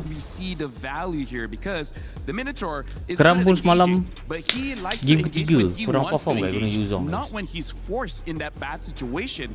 And now we're going to be looking at some of the Jadi clips. siapa adapt cepat guys sebenarnya dia pegang banyak making it so that if he gets caught, he's dying. That's why the Minotaur didn't look good in the early stages of the game. And this is where I really want to look at the pick here for 2 minit using upload video. this Melissa, where we're going to be seeing an engage coming in from Team Spirit. And then look at what happened here, right? Huge. As we look closer, we can see that the Melissa using the go away, making it so that whoever tries to get in close, she'll be able to push people away. In fact, let's actually zoom in and see that for Team Vamos, once they see the ult cerita dia bukannya Sky tak boleh main link. Masalahnya macam mana dia nak masuk. Idora, Bellery, for Team Spirit, they want Hirara stun lagi, 3 stunner. They were stopped short. And then we're going to be looking at the second clip here, and this is game pertama tu pun nasib baik duk flanking daripada Yum tu sebenarnya membuahkan hasil. Team Vamos, but more importantly, look at Kit Bomba. Kit Bomba will always be the sole target. Dia agak 50-50 sebab sebenarnya Badang ni kalah dengan Bellery ni. Sebab tu dia main flank. Dia exposekan position tim musuh terus. Even though Kit Bomba flickered. Usually after flicker you can say, 1-0. but look at the relentless pursuit. He was singled out, and the reason why this is so annoying for Team Spirit is where's the front line? Ini bagus lah guys, Zuxin high loss ni. Is out of the picture. Classic pick dia duk. Sumpah, combo terbaik dia. None of your damage dealers really can move forward. So right now, honestly, what Vamos did well is eliminate the Minotaur and eliminate the Phobius. When there's no Phobius tak main tu, Kit Bomba saya tak main. And it's one thing to have a good idea in a draft. It's one thing to execute it. the draft. It's one thing to execute, finish off that Lord. It was a dominant performance from Vamos. It was a great draft. It was a great game. And one of the reasons why was that Melissa that went on to Itu pendapat oposisi saya. Tapi saya rasa memang draft lah. Tak balance lah. Before this match. Tak ada team nak duduk low We're bracket now here kan with mananya. Natko from Team Vamos. Natko, how are you? Apa kabar? I'm very excited lah. Very excited. Why are you so excited? Because after we win this match, we're going to play off. So Okay, you're going to the knockout stages. What does it mean to you that you get to go to knockouts? that's our Goal? Yeah, that's our goal. Okay, so that's your goal right now. But on the way there, you're gonna have to go through a very strong team spirit. And I heard that you guys have scrimmed together a few times. Is that true? A few times, yeah. Ada saya saja Is pula. that something that you Memang tak can make sense betul use lah in this next alasan. match? It could be, yeah. So, Okay. let's see. Is there any insider info that we should know about team spirit? They're very strong at, I don't know, maybe at team fight. Yeah, they're very strong at team fight. Team fights. How do the scrims usually go? Do you usually win? Do you lose? Sometimes we win, sometimes we lose. Ah, okay. So 50-50. 50-50. 50-50. In this next match, how do you think the game's gonna go? What next match? Against Team Spirit. Against Team Spirit, I think we can maybe win, but maybe it's okay. close win. So that's going to be an exciting match, isn't it? Especially that you're going head-to-head in the gold lane against Hiko. Hiko.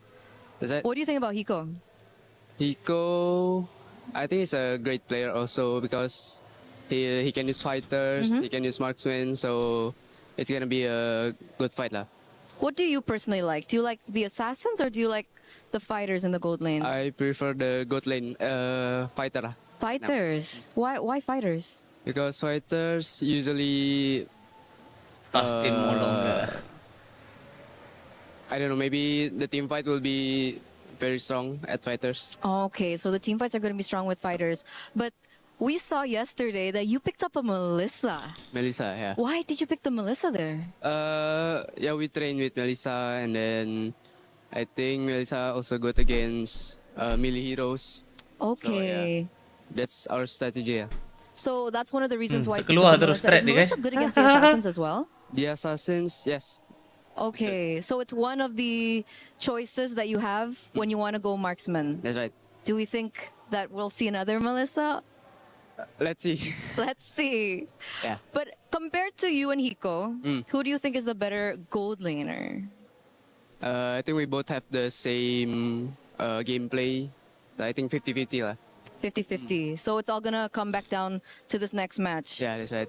So do you have a message maybe for Team Spirit or maybe even for Hiko? Jadi Malaysia dah guys, orang Malaysia I don't dah. know, maybe let's give the best gameplay. Okay. Laning maybe. We're excited. We're excited for that laning. Thank you so much, Natko, for this Ya, interview. soalan je Going back to ni. you guys. Bye. Semalam punya kamera coach cam pun boleh tahan tak guys? I mean, another thank you, good luck. Struggling now. You're an Oh, amazing hey, player. Pak It's just- An. we love to see Morning. MLBB staying positive. Now we get Vamos and Team Spirit in game one. It's a Awal hidupnya. 13-41 guys. Vamos takes the win. That Melissa does come out as expected, Naisu. Yeah, it's not many players. It's been Natko to bring it out, make it work, and I like the way LaFell pointed it. He was like, this is. Hey, there's the good shot, by the way, for the faster death. I need to see that move again. They must be in the paper room. I mean, like, I gotta say, even though the Melissa was kind of like more of a support for that one, she still did over 100,000 damage in 13 minutes. That's ridiculous. It's Letaknya ridiculous palam to get sangat dekat 100K on MY. Melissa, but in 30 minutes, that just shows Selalunya in lane, typical he Melayu was able guys to kan. do a lot, Macam and aku every ataupun time kebanyakannya lah the senang was cerita. there, Mesti ada dealing lah that dia. damage. I was surprised to look at that mesti in tu. 30 minutes. How much of that was muddles is what I want to know. I think all of them were muddles, man. I think all of them. I love ikut this lah hero. mana-mana. I Hadir, selamat played datang against Fik. Melissa, I played as Melissa a little bit last night. Just so fun as she's popped up in the meta. Trying to do my research and getting some experience, and it's been fun to see that go away, have that impact. We'll see if it continues to do so. Question, I mean, is it crazy to think that people ban out a Melissa against this team?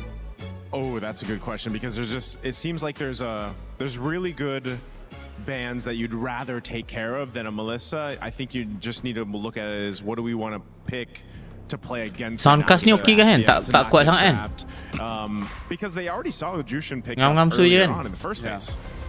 I feel like one thing that Team Spirit has to look out for is not walk into a trap, because they already saw the Zushin and they know the heroes that they have can be countered by that one pick. So I feel like that was one of those ego checks to say like, yeah, we know you got this hero, but it has been nerfed quite a few times. We feel like we can play around it. Clearly not. So I feel like for Kit Bomba being like one of the pillars for Team Spirit, don't let him pick up his hero first to potentially get countered, especially a pick like Phoveus. Phoveus is like S tier, but the moment you have 1 or 2 counters, he is like B tier, maybe B. He drops down. Probably garbage, you know? Like there's nothing that he could. I've had that experience multiple times. I'm like, you know what? First pick, I'm picking up Phoveus. I have 3 counters. You know what? Have fun 4v5. Guys. I'm not doing anything. Well, that's important. I mean, it was really like this great setup where they had the Zushin. Kali ni Vamos first pick ke second pick. To go. They banned the Fanny, they banned the Atlas. Second pick pula and guys. then they were kind of teasing. Hai, organizer buat job. The Freya, you're probably going to go Phoveus because guys. But then with the Melissa as the final Phoveus pick, ban, Marcel ban, Freya ban, Pakuito ban. Jadi possibility untuk main fighter dekat dua-dua side dah berkurang guys. As well as the Paquitos. It looks like Coach Valdo is here. He's just saying like, as long as we don't go give them crazy fighters, they're still 18 we can fight. Bocil tak main apa aku ganti dia. Tak main lah, tak main pula. Tak tahulah aku. Nightmare going up against Team Spirit. Oh, look at this, Hiko. Both Team Spirit and Aurora bootcamp in Malaysia, and because he drafted fighter gold lane so far, I do have to say, when it comes to bootcamping in Malaysia, it's not really going up against Malaysia teams. It's more about the accessibility. You know, there's a lot of good places where you can have the majority access for the Southeast Asia region. Quite easy to find scrims, easy to get food, transportation, and all those kind of things. I think Kid Bomba's mentioned that in an interview. Kan betul. Atlas. Where's your favorite place Respon apa? Bele ke? Gatot.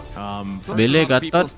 Link aku rasa better choice lah di sini. The food as well. Yeah, love the food. Always got to look at the food. Kehirara. You're going to be there for a while. You got to think, guys, what are we eating after and before these scrims? Maybe even during these scrims. I don't know. Second game kind of hard to do on a mobile game.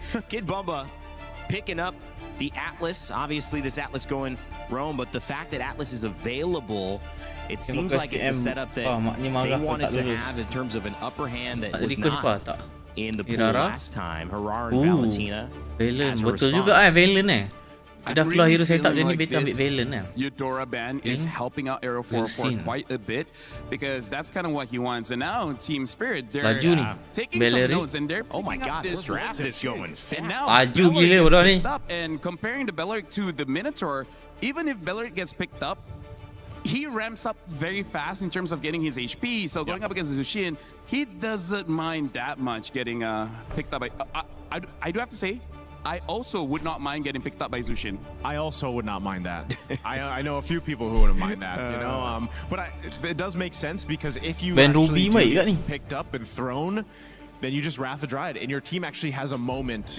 to actually follow up through it, you know. A free flicker. Free flicker. Ada mubah apa? We'll see that matchup. Zushin changes sides, and the Atlas available. We'll see the Harith ban. Right now, honestly, like the thing that we're seeing from both teams is there's a lot of crowd control here, because Melissa ban terus respect ban. I mean, hey man. Against Vamos specifically, call me the MLBB. Vamos sampai final puff dengan plot twist. Right? Basically, 2 heroes from Spirit has a lot of crowd control between the Atlas as well as the Zushin. Same as Vamos with the Valentina as well as the Belleric. Valentina sure has to get the Terrify off first for that to really happen, but Valentina can steal away the Fatal Link. So nak masterkan 1-2-2, 2-1. It is quite even in the sense of how much crowd control both teams have right now. So this is going to be quite the question, because neither have shown any fighters or marksmen. They're still opening up the draft big enough to really consider, do we want to go fighters? Do we want to go marksmen? Right now is the battle between Coalstar and Valdo to see like who's going to show their hand first. And that's going to be an important Arlot sempat still ada untuk ganggu. Show which direction they're going. Yeah, we did see tak asal akan ambil Elise. Uranus pun still ada. Hiko pick towards the end, and that seems to be the nature right now of where we're going with the meta now after a few days, where you kind of wait on to that gold lane pick if it's going to be a marksman or if it's going to be a fighter, as that changes things, I would say, especially. But already waiting for the last ban here from Team Spirit. Are they going to go and hone in on that gold lane? Yeah, maybe the Moskov, just because then. Oh no, they go the Barretts. Wow, they're going to go for the XP choice. Yeah, high priority for Team Spirit. That's the second time they've banned Barretts, and Kid Bumba's been known to be a fan of it. So that's gone and taken away. Ruby also has been gone and taken away. We talk about playing into this meta. Sometimes Ruby can be that final pick that changes the way you attempt to fight into her. And the Moskov being let through this time goes the way of Vamos. Most likely on Nako, right? I like this pick because again it already Moskov ni boleh tutup long lane yang Ling main. Here where he can see the EXP matchup before really going for anything. They pick up the claw, so this is going to be a marksman matchup. The Esmeralda is still open. We'll see what Team Spirit is going with. And they pick up the Uranus, so Vamos, they have a choice. They can pick up a CC for more damage. They can pick up an Esmeralda just to have another front line for the team. Which aku rasa guys. Yeah, I'm thinking Esmeralda for this. You want to go ahead. Zoning. Also just basically makes that XP lane, a no contest lane. They just do their thing and then they rotate. It's just a toxic relationship. They just keep on hating each other but not do anything about it. Used to call it the eternal battle. The eternal battle, never ending. Call it a toxic relationship. Either or. You're supposed to get out of those. I mean, like, if you really think about it, both of them are kind of the same. So they're going to rotate lane pretty quickly, right, to get out of that toxic relationship. A celestial being against an exotic dancer. Not really the pair you thought we'd have. Don't have a lot of experience with that matchup, to be fair. I mean, like, in MLBB, we have Patrick, so... That's true. So, logic doesn't really help. There's the Esmeralda as the final pick here. Couple of bans let through. The Moskov is the Bellatric, as well as dia bagi balance draft. And the Uranus. Tapi kita ada dua setup sebab ada Valen. The Valentina as well picked up Harar and Ling, as we've seen. Our Egoist and Arrow 404 ready to go back at it. The question with the Minotaur from Team Spirit was, did they have enough heal? Could they continue these fights? Keluar nanti. Dia kena ada com guys. Ini pro team duk, bukannya Cikai team. Alongside the Uranus, they certainly will have answered that question, but can they respond in kind with Vamos and the Bellatric and this squad to see if they can Alright guys, tonton dan puan-puan, perlawanan yang kedua, Team Vamos menentang Team Spirit. Tim kedua sebelum kita saksikan perlawanan ini. Mirko, Gideon, how are we feeling about this one? I'm glad you asked. We're feeling pretty okay about it. I mean, both sides have very similar ideas. However, there's going to be some slight nuances as we start heading on to game number 2. Keep in mind, for those who are just tuning in, Vamos is currently 1-0 and match point. It's up to Team Spirit to turn things around. Let's talk about the lanes per matchup, right? The mid lane obviously is going to be a little bit difficult here over Aufa. He's got Zekif on his side, but without any concussive blast. So really, it's going to boil down to how well can we trade. Look at that. Perfect match already. A throwback with Lancer Flare. Great taunt from Zekif, and it will be the win for Vamos. At least in the early trade, alright? Gold lane, it should be Nako with an advantage. With the Spirit of Yang korang nak copy nanti guys. We don't talk about XP. Yeah, we don't talk about XP. That's Uranus. Well, I think that the only thing that we need to highlight is the fact that Sapat might be susceptible to a gank. Keep in mind that this time we are seeing Zara Ego is starting on the bottom side of the map. He will end up on purple side. More hopefully, it doesn't get stolen away. Satu siapa wing pak, wing. Saya rasa yang wing Awi ya. Yeah, Bomba's not gonna have a fun time. First blood dia diamankan oleh Era. Cantik. Oh my goodness. The celestial being just got bomba lagi dan lagi guys. The exotic dancer's friends. Yeah, and this is a pretty interesting dihukum awal. Opportunity. So, clearing the bottom side for the side of Arrow 404 opts to skip his entire top ganks to follow along with Clockun to enable themselves to get this first gank. Dia tukar dengan anakku. Purify. Alamak. Just like up top, Terlepas satu wave tu. Are able to capitalize a bit better off of a kill with the entire turret actually. Semua gold plating dapat. That's really what you want to see, especially for these economically hungry style of heroes. Now, as we CTS start making their way over into the first contestation of this turtle, beli SP awal sedap ni. Should still have the advantage. Dia akan fokus for hammer dulu guys selalunya. Purify telah digunakan oleh Sunset Lover. Clockun pun dah guna ulti. Turtle mudah diamankan oleh Era. After the Purify of Sunset Lover trying to catch her. Hit bomba, memberi information. Distribution daripada Era. Zulkif menekan bahagian jungle musuh. Sawo datang. Boleh ni bunuh Sawo ni. Fucking tipis-tipis lah. Respect. Okay, I can respect that as well. Knowing that at least, getting battle spell will be good, but the invasion might just be better. Look at that. Cepat masuk. Cepat under turret has the purify. Bomba with the chase now. They've taken the golem and that should just be it. Dapat hijau kecil pun dapat lah guys. This is a lot of conditioning being put onto Ni dia ambil biru ni, dia ambil biru. Call for more help, but they're immediately on the opposite side trying to take away this purple buff. Baik bodoh guys. Sumpah tu. Papat laju respon Vamos ni. Oh my god. It's great, right? And now sebab ni lah kot dia pilih Hirara guys, compare to Ling guys. Once again, luckily Kid Bomba is able to at least get the EXP crab at this point, but just look at the way that everybody's starting to play this. Hiko, with the advantage that he has put some great damage, structural damage even, on bot tier 1. Maksudnya apa? Tower. Itu yang kuning tu. Lapisan keju. Unfortunately for Bomba, it was actually still Error. Lapisan kuning tu. Kau akan dapat extra gold. Kalau kau hit. Burn.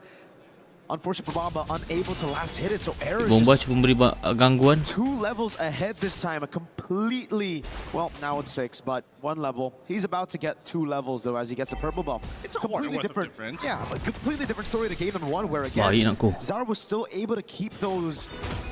Seimbang lah Hirara ni. Dia tengok penggunaan juga guys team. Macam mana dia set upkan, apa info dia bagi. Legend duet pada Hiko. Now we're seeing that Vamos are trying to tilt the scales into Natco's favor. Give him a little bit of support. His top side is kind of done for at this point. But even Kid Bomba is getting involved and really showing, opening up this map. Opening it up against Error 404. Immobilized already. Pops the consecration. And then lane is going to be Sunset Lover with the Crimson Beacon. Still, oh, it's already down. Sunset Lover down. Klokun menggunakan flicker. Belerik guna ulti. Klokun down. Oh, Link pun mati. Tak sempat guna ulti tu. And it just works perfectly. Now they go into the mid lane and threaten the turtle at the same time. Unfortunate indeed. Honestly, if that Wrath of Gyro was tak payah guna retri tak kalau dapat tak. Terpaksa tu. Hit bomba dengan zoning. He just ran out of mana, but luckily he does get his item down. Error, you really still want to be here? Hiko's going to be able to steal that one away. Sawa with a perfect match. Gets Error out as well. Team dapat. Spirit keeping the gold lead at bay. But Vamos have been outplaying them in a lot of these skirmishes. It's really interesting to see because again, a lot of commitment has been given down to this bottom side. Like even both Kid Bomba and Sapat have been leaving this lane and honestly wasted 2 waves neutrally blowing up in each other's face. That doesn't matter. They've missed out on that little bit of gold and I think they can be a little more efficient of it. The only problem is that now you're missing that bottom tier 1. You have to deal with Hiko already unlocked from the lane. Double waving now has to be the only way to kind of keep Natco up financially against Hiko. Now they go back to the same plan. Give Zaur one of the side lanes, and Hiko's gonna have to share with the rest of the team right now. Zaur. I would love to see the items right now to see if Natco is ahead or if Hiko's actually a little better. Fatal Link. Set up. Klokun set up balik. Belerik guna ulti. Klokun. SOD. Natco datang beri bantuan. Error dah masuk. Bomba down. Dan juga Atlas. Zipper, pull up the items. We gotta know where are they currently at in their power spikes. Sapat doesn't have to worry about Zara until he's got about 2 items down. Until we see that Hosclaw and Berserker's Fury, it's gonna be really difficult to win out on a majority of these 1v1s. But let's check out that replay just one more time because Ziki completely making sure that Kid Bomba and Sunset Lover were not able to capitalize on a pretty precarious situation from Vamos. Worst yet, the SOD connecting to give that extra bit of damage that they needed, luckily piercing through multiple targets. Stress Kid Bomba from Kid Bomba. I'd be mad too. Oh dude, they spent everything on Bomba. Sapat just taking Sour to half HP. He might actually solo kill him. Sour with retribution on the orange. Sunset Lover down. Bapak laju bodoh Sunset Lover. Fatal Link, Klokun, flicker. Kena Tempest of Blade. Link mati, triple kill. Maniac, ui baik, bodoh bocil. Cari savage, dia cari savage.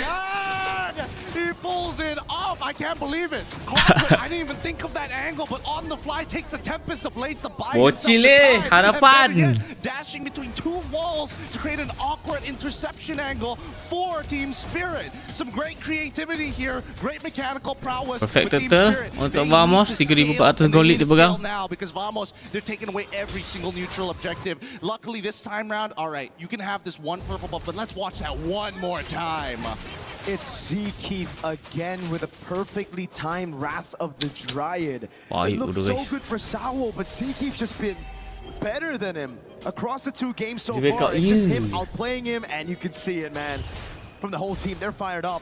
They were able to capitalize on that so Start dapat 2. beautifully well. Now it's Contribution.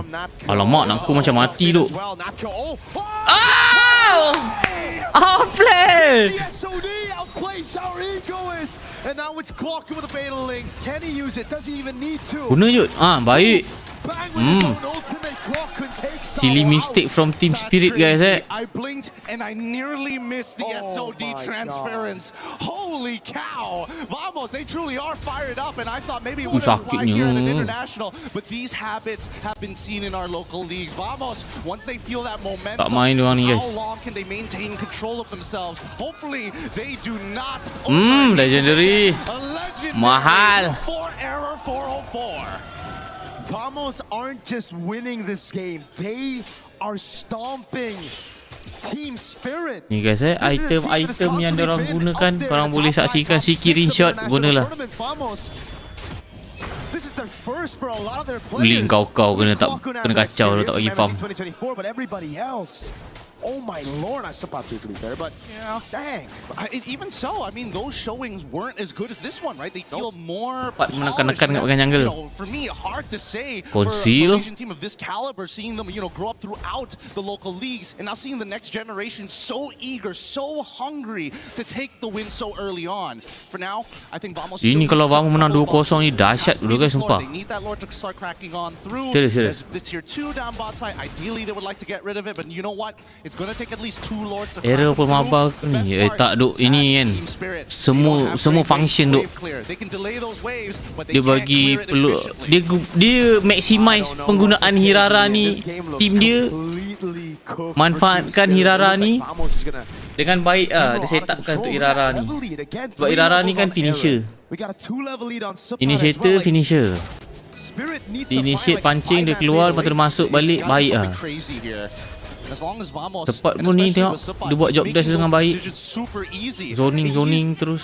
Zkeef pun tengok setup, dapat 4, dapat 3. Spirit can do. I'm trying to think of an option. What could they maybe have? They could bait with maybe Sunset Lover and get Zara Egoist in, but that's a really big, risky gamble. Team Spirit are forced to play inside of their base. No chance to walk up. The Holy Shield already made it Nampak out. error eager tu win lah. Almost gonna play the clean game. Padu They're gonna freeze up. history padu. Maybe. Oh, Natco. Ai Natco pula ter-expose blazing duet sepat. Purify sepat down. Ai mistake pula. Here's a door gift for you, sir. You know what? My Reset. bad. Our bad, right? Like we should have known. It's Vamos. Like they're great. They're amazing. It's just they're Vamos. Hey, that's our time. It's the classic. It's the classic. They gotta at least get one of it in the game at some point. You know, they didn't do it in the previous one. This time around, they're like, okay, we put our stamp, our seal of approval, and now we're back. However, 6.3k lead is still so big. I don't know how they're gonna close the distance here, especially if we don't see a steal from Zara Eagle. Oh god. Ya Allah sakitnya. Error masuk lagi. Kau tengok bocil guys, dia punya pede dia. Berani dia macam mana. Stun 2 kali, kena pick off. Baik bodoh guys, sumpah lah. Garam. He is just rocking it right now. He is such a devastating force. 9-0-2. Zkeef has also been just the 14 balas absolute 5, backbone 6,800 gold for dipegang oleh just the Vamos. springboard off of. And I can only imagine the frustration from Team Spirit with not a lot of options left. And even for Hiko, he's level 13, but now with the conceal Conceal coming out daripada inside of Zkeef. Vamos, let's see how they try to close this game out. Hanya untuk menzoning. Bottom lane. Oh. Tower dia boleh fokus, Zkeef buka ulti. Alamak! Alamak! Lebih sangat. He's thinking about it. He's thinking about the chase, but it might not be a good idea. Okay. they only lose Zeke. So far, Vamos have only lost players with no bounty, right? So there you go. If Error dies, then we have a problem. Cut to Nako. I'm all 3 and 7, Bawah guys. dapat. I have nothing. Oh, Winions! Nice. I can't believe it. I can't believe it. We're really this is whoa. Sapat, let's chill for a second here. Oh, Sepat menerima damage agak banyak. We need to burn the Purify up top. It will be Spirit Error with a beli trade. rose They'll gold. try Aku to rasa get Error tak back beli Sky another Piscer guys. structure. Aku rasa lah. If you're in Spirit shoes, where do you go to? Obviously, you got to deal with that bottom pop wave every single time, and only Kita masih lagi unggul daripada segi gold league guys. Nakku dah beli Win of Nature SOD daripada Nakku tak terkena. Error shutdown. Alamak. Sabar tu Error. Darah muda. Now it's up to Natko to try to carry this fight. Hiko getting caught in spirit misery now. Sabar. TS just pull it back, and that's what we were talking about. I can't believe it just happened. Yep, and now Zara is Error equal shutdown. level to Arrow 4-4. Obviously, the economic lead is still there, but this is good enough. The Retribution are of same value. 10 more seconds until he has it. Zara's on it. Last time Zeke was able to steal it away. Can he do it again? Gerak. Retry is good. Team Spirit. Oh, link ni lebih. Baits out the Crimson Beacon. And it's back to Spirit building it up again. Oh man. Alamak, kau tengok guys, daripada 6,000 jadi 2,700. Alamak. One moment that they needed to take this Lord and really just play with that bottom wave hard shoving. Guardian Hell. Tadi tak ada Sky Piscer pak kan? Tak ada tu guys. Sebab selalunya kalau ada Rose Gold ni, Sky Piscer selalunya tak dibeli guys. Same time, let's pull up the item list. I want to see where the tanks are currently at, especially for Kid Bomba, right? Because if Sabat was already this far ahead and able to tank disiplin. I would assume that Kid Bomba is finally catching up at this stage, but he's been sticking with the rest of the team. Attribution. Dia akan cuba masuk balik mungkin. There's no retreat. Everybody's here though. Okay. I thought Vamos were going to be able to catch our egos, but he has the Finch poise, goes back to the purple buff, takes it as well. And Team Spirit will be building the slow Keith dia tekan. push in the bottom lane. Zkeef gets chunked to half HP. Sunset Lover looking for the angle again, sees Error, forcing him back. Sour back up top as Error is visible on the map. This is a ridiculous amount of just raw respect, not only for Vamos, but even for the side of Team Spirit. They recognize each other as true competitors here, and I think Vamos after that one mistake had to look. Mid game guys. Fatal links onto Sawo. Ulti SOD tak terkena. Lasyid doh, ya Allah. With 1 HP. And the Lord will be able to charge in the bottom lane. That's Okay, the okay, first tier reset. 2 for Spirit against Vamos this game. Oh, mid lane terpaksa bagi. With the delayed waves on that top side, they finally break the mid-tier 1 here. Vamos Cepat is zoning. trying to make sure they don't get much Distribution value. cepat ni macam They're gonna be real ada puri. careful. Purify out already. Oh, that sets up for Sawo later on with the Purify on Sapyo down. Did he see him? Wait, they don't know. Bawah dapat. Taken by Error. But now he's going to be caught in a bad spot. He's going to get all in. Alamak, Error down. Zkeef gunakan flicker dan juga ulti untuk menyelamatkan akan tapi gagal. Blazing duet. Masuk. Alamak. Simple of bleed. Wow, shut down. They're still trying to hold strong here, but if this inhibitor SOD. falls, this is going to be some problems. Hiko, got to be careful with the penetration. Dah won. Nakku buka won. Simple of bleed daripada Klokun. Cuba counter engage cepat. Tries to go for the chase on Kid Bomba as it's tier 2 up top balls. I don't think they can keep on chasing them. They don't have enough damage to actually take out the frontliners, and Pulling Sunset Star Moon. Lover is a little too far. Sabar cepat. They can't do this. No. Without Natco, there's no point for the chase, but they're guaranteeing at least the rest of the members aren't dealing with that top side. And now, 16 seconds left on the clock before that Lord spawns. And unfortunately, Jangan puji pak, pantai puji terus blunder. Tapi memang keren bodoh guys, sumpah. And now it's back to the building game. Aku puji sebab keren. Aku dah rose cool. This game's getting sweaty. Lord. It wasn't supposed to Ni be. Lord ni nak kontes ni. But now here we are, right? It's just the raw Klokun dapat resilience ulti coming out from Atlas. the ECA. They're not Cepat backing zoning. out. They ain't giving up. Tengok cepat. Cepat. Tempat blade. Bellery ulti. Lemak cepat down. Lord dapat. Dia amankan oleh Error. Oh, ultimate. Zakif, Immortal pecah. 2 untuk Lord. The timing couldn't be worse. The Lord just spawns as soon as he Guys, goes ni down. drag late game ni gini guys. Serius. As they take their time. Link late game ngeri juga Making sure damage that dia this ni. one counts, but I think that even Vamos understands the team fight has now come to a point where now even Sawo is pretty difficult to kill. It's Kena not like they bersabar were sikit. trying to stack up a high level of Sky Piercers as well for the side of Arrow 4-4. Nak So aku there's dapat no ruang. guarantees at this stage. Look at Natco though. Up top he goes, trying to go for this clear on the base turret. Nah. This Lord will be just more gold into the pockets of Team Spirit, unfortunately, for Vamos. Ni item Could guys. have been Team Spirit with the Lord. Agreed. But now we look at the items, right? Just one more time here. Maximum build already gone for Clawkun. One item missing here for the side of Sunset Lover, but he's almost there. But the Wishing Lantern Cloud very dah tak ada useful kasut. against the frontliners. Nak go tu boleh je, tak ada kasut kat kau sebenarnya. Team Spirit, especially when trying to deal with this Atlas overall. But until we start seeing some more magic resist, it's going to be tough. All right. So now with the full items on Hiko, it's all about those item swaps now for Hiko. Come on. Hala Wind vamos. of Nature, Rose Gold, the Immortality, it's all about that. And it comes down to really just the frontliners. Can they bait out these skirmishes? Can they bait out these resources? Because at this point, it kind of becomes a battle of Sawo versus Clawkun and Ziki, right? It's all about those setting tools and how they utilize it. Exactly. And technically, you would imagine that there would be more of an advantage for Zeke and Clawkun because that's two completely separate engage tools that do exactly the same thing. And yet Sawo has been finding some premium picks overall. Hey. Might get another one. Oh, Fatal Oh, Fatal Link. Link mati. Baik. Baik, udah Clawkun. It's Clawkun that wins it out. Now it's Arrow with immobilization. SOD lands as well, but Natco is going to take it. The Purify out already. Bas. The beacon gets used up to disengage. Zakif ulti flicker, kit bomba down. Baik, killing spree. Wah, peluang cerah untuk N ni. This has been great stuff. 30 saat, 46 saat. Boleh ni. Easy game of not only cat and mouse, but just throwing the ball at each other and catching it every single time. As soon Tak as you sempat dia fumble, Clawkun nak it's an relane. instant tackle. Oh, and now Vamos looking to sempat get ke one more zoning. inhibitor here. Could they stagger this? No, Zara up in 13. Mid pecah. Arrow gets away in time. The mini waves in the mid lane is looking good. Boleh punish duk. Fatal Link, Purify. Jangan saya tak balik. Clawkun down. Nak go free. Hiko down. Sawo down. Error beli. Immortal. Minion ada. Crystal. Alhamdulillah. Tuan-tuan dan puan-puan.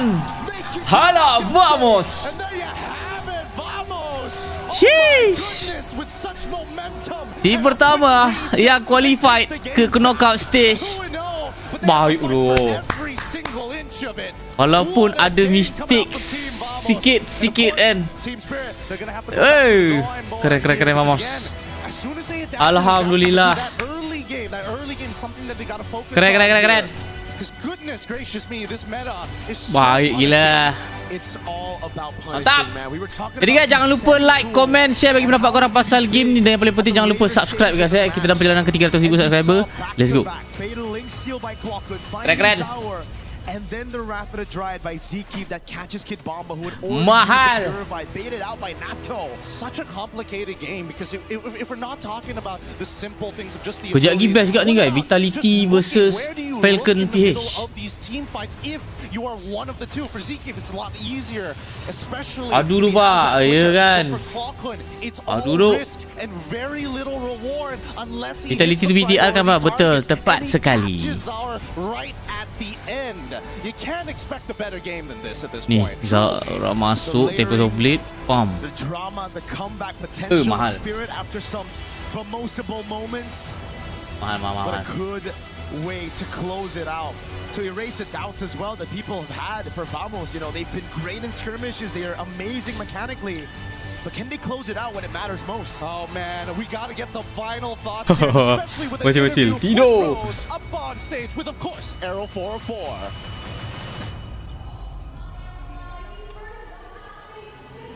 Is going to Team Vamos.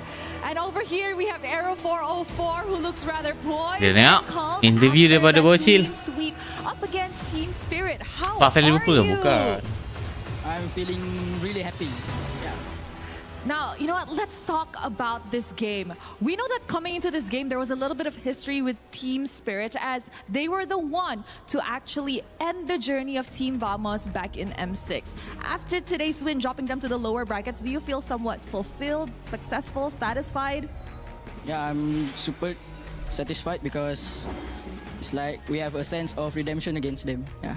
Wow. Sense of I know that a lot of the redemption. Malaysians are super duper proud of you guys entering this journey, especially back at home. Vamos buktikan Even orang here bukan in the sekadar arena, pelengkap. We have the Ya. audience. Do you feel extra motivated to have this kind of support here in Paris? Yeah, there's a lot of Malaysian fans here, so we are really motivated to win. Okay, I got a question, right? As you guys enter the knockout stages, you have the opportunity to actually pick your opponents from the lower bracket. I know it's still rather early, but who do you want to actually meet if that team does go to the knockouts? There's a lot of choices, but I would like to face either Vitality or Falcons. Oh, okay. You are right though, because after this match, Vitality and Falcons will be going up against each other, so one will have to fall. Is there any reasons as to why you want to meet either Vitality or Falcons?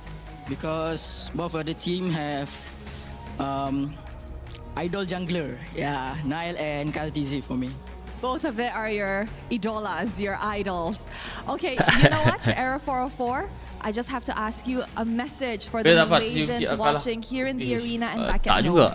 So thank you to all the fans that have came all the way here to Paris to support us, and also watching online. Thank you for all the support, and we'll do our best in the knockout stage. Let's go. Congratulations Hala, once vamos. again, an amazing win. That's it from us over here at the stage, showing it back to you guys at the studio to break down what happened in this series. Okay, macam biasa guys. Easy in Thank you, 3GP. Rose. Team Vamos move on into our knockout stage as the first team to book their ticket. And that does mean that Team Spirit will fall to that lower bracket. They're going to be facing off against Belanja bocil kebab pal lepas ni. Oi, dia jauh bodoh, kebab dia tak cukup bodoh meh. One of my favorite things to look at is the stories behind these teams. We talked about Malaysia, we talked about SRG being the team that is clearly out in front in terms of the conversation. But when it comes to this, you know, Team Vamos, they had something to prove, and Naisu, I would say maybe they proved it just there. They did. It got a little dicey though, man. I mean, it was almost Vamosable. It was almost Vamosable. The moment the casters start to glaze them a bit too much, they start Prediction semua salah guys. Yang predict banyak kata Team Spirit menang. Berapa persen tadi kata Vamos kalah? This is a menang. great win for them because this is Team Vamos, Yang a buktikan team that maybe some people counted out to go ahead and give it 2-0 against a team like Team Spirit. That's a huge statement. I mean, if we're talking about story, I would say people look at Team Vamos and say they're going to be the first team to get knocked out, right? First team to get eliminated. Wow. But then it switched up. They're the first team to actually qualify to the knockout. So that's a huge statement. And even in the interview, Vamos themselves said that they are also disappointed, ashamed the fact that Malaysia only looks to SRG. So they wanted to make sure that Vamos as an organization and the players playing on stage, that they can confidently say like, guys, we are here too. Support us. We can make it all. There's no doubt about it. And you look at how smart this draft was. I mean, you get Esmeralda, you get Herrera, you get Belleric, you get Moskov. A lot of times these four characters are all semoga sihat selalu. Sambung sekejap lagi jumpa next game baik-baik. Game kejap lagi best ni, sumpah. Both drafts, Naisu. Yeah, I love this because you have key picks here Vitality for versus heroes, but there were some PH. hero plays, I would Pukul say, for 8. this one. Because as Jadi it kita was taking starting to break dulu slip guys. out Saya of the hands of upload Vamos, video jap, some key bagi tengok plays dulu. goes in for Klakun, especially to go ahead and get that lockdown on Zar Egos was massive because, you know, it was Team Spirit knocking on the doors again of the base of Team Vamos, but a couple plays brought it back in their favor, and then they capitalized on that. And I would say that's one of the key features of extremely good players because it's terus lag lah siau. one thing to do your job well. It's boleh to have upload that banyak. clutch Maghrib gene, dulu, and Pak. Klakun definitely showed that one. Maghrib dulu guys by kita picking up taking the break dulu fatal guys. links. Jumpa kejap The lagi. moment Let's they go. got Zara Egoist, I feel like the call was they won't have enough damage. There's no burst. Natko, you hit your SOD, jump in, everyone goes in, ends the game. Like Klakun, that was his MVP moment. Did we have any information gathered around this Hirara Ling matchup? Two junglers at the top of their game. Arrow 404 was a masterclass in whatever he did. But how do we feel about Hirara Ling? Are you prioritizing one or the other now, or still in the same spot? I think we've seen a lot of more cool plays or cooler things happen with the Hirara just because of the nature of her kit. You know, especially when players decide to go and pick up a Sky Piercer. I mean, whether they have a Sky Piercer or not, the things you can do with the Hirara are.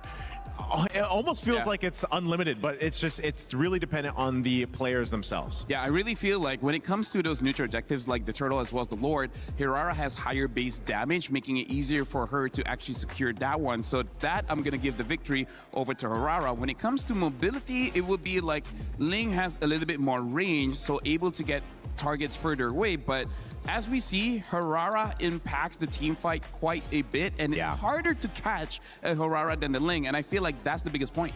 Yeah, she's blending in really well to these team fight compositions, and it was amazing to see kind of all of these storylines start to bubble up here. Again, I had mentioned earlier that it was $65,000 on the line. That's actually only for Team Spirit, who's going to go and play that matchup and still have a chance to stay alive. They'll have earned that, but $100,000, I believe, gained for getting into the knockout stages.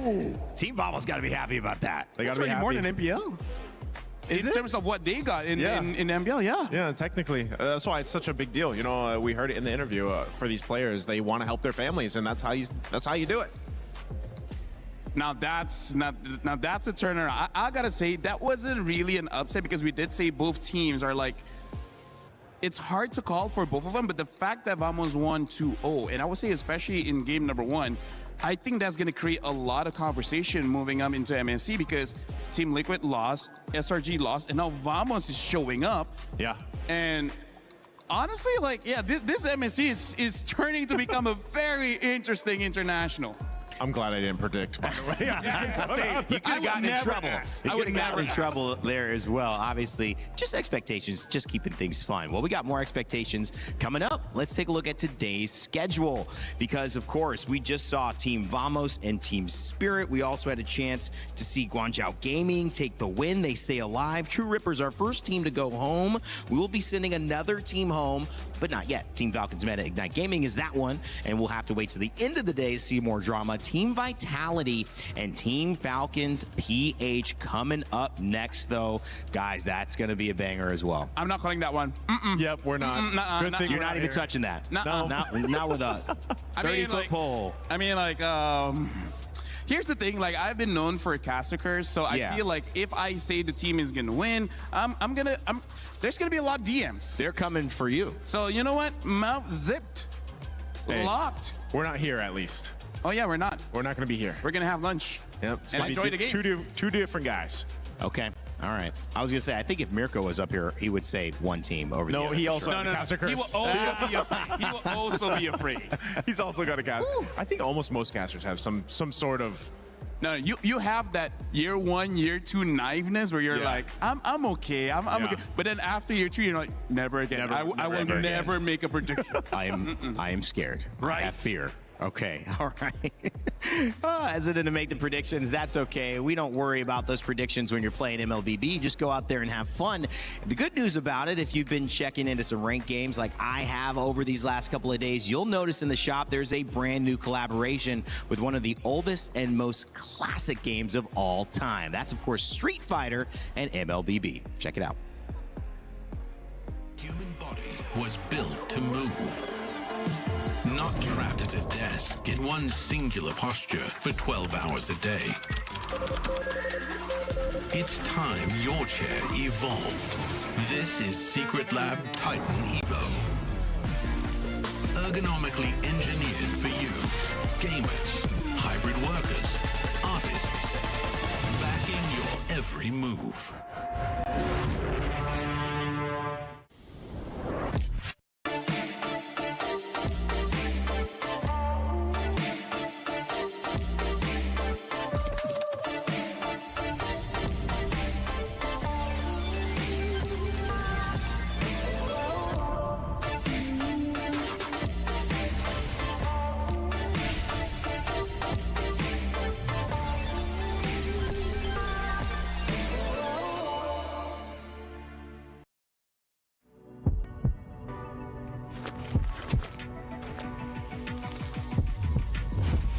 Round one.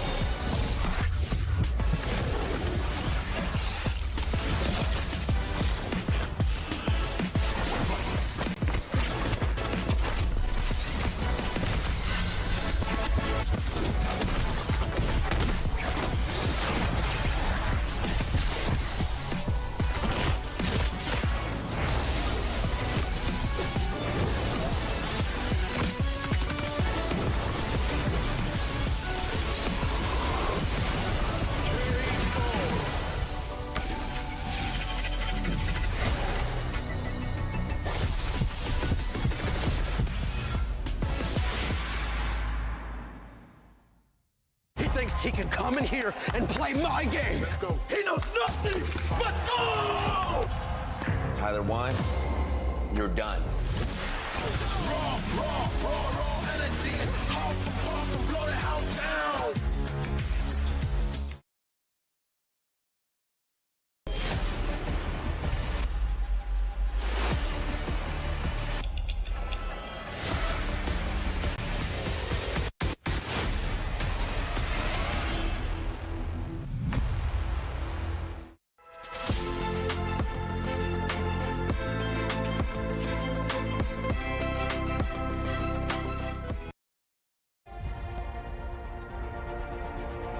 We did it.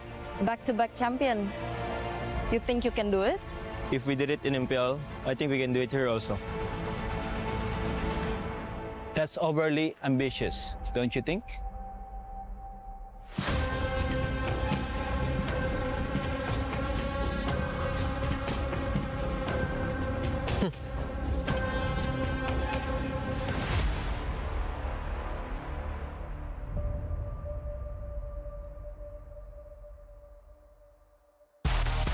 The Mid-Season Cup at EWC makes its third appearance, and for the first time in MLBB history, the prestigious stage arrives in Paris on European soil. Awaiting the 25 teams from 15 regional qualifiers is a monumental $3 million prize pool and crucial club championship points.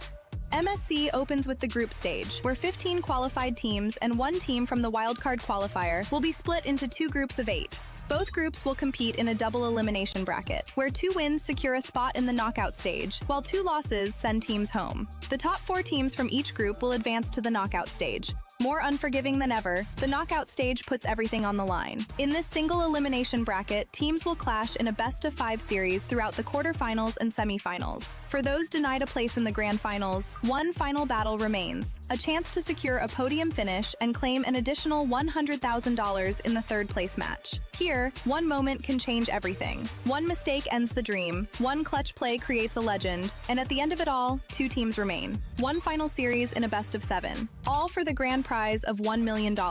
One chance to rise above the rest. Who will become legendary? Who will prove unstoppable? 2 champions, 1 game. This is MSC at EWC 2026.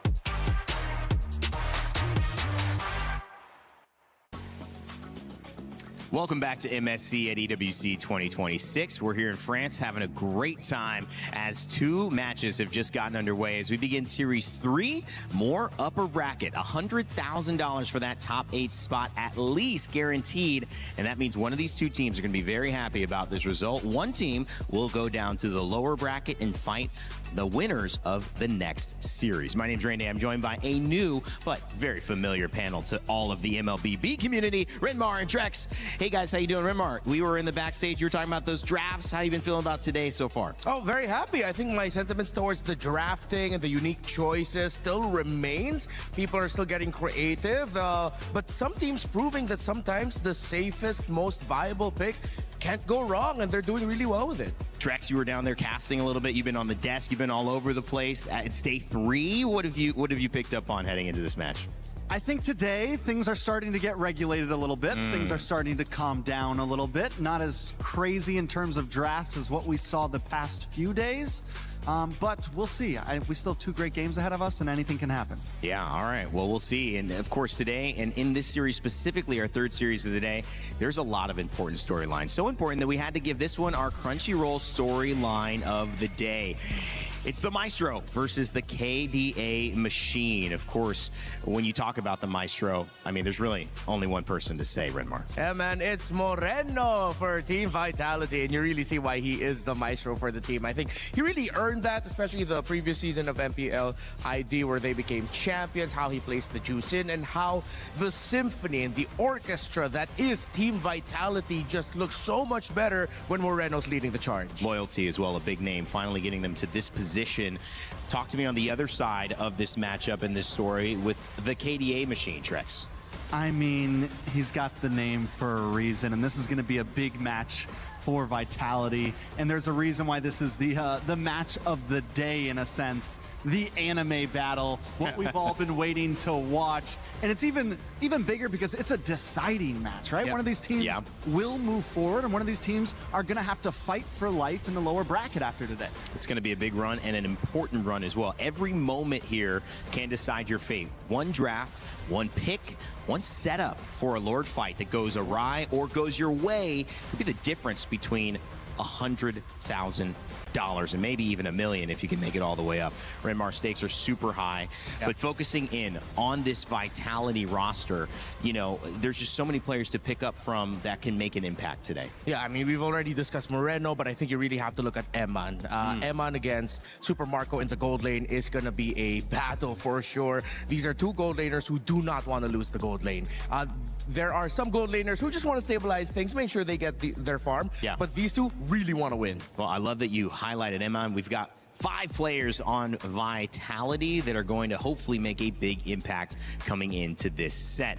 And whether it's Niall, whether it's Moreno, whether it's Eman, you know that Vitality's story is going to be very, very special. With a series that has so much money on the line, but so much pride for this organization and this team, we had a chance to sit down and talk with Niall about his impact heading into this series.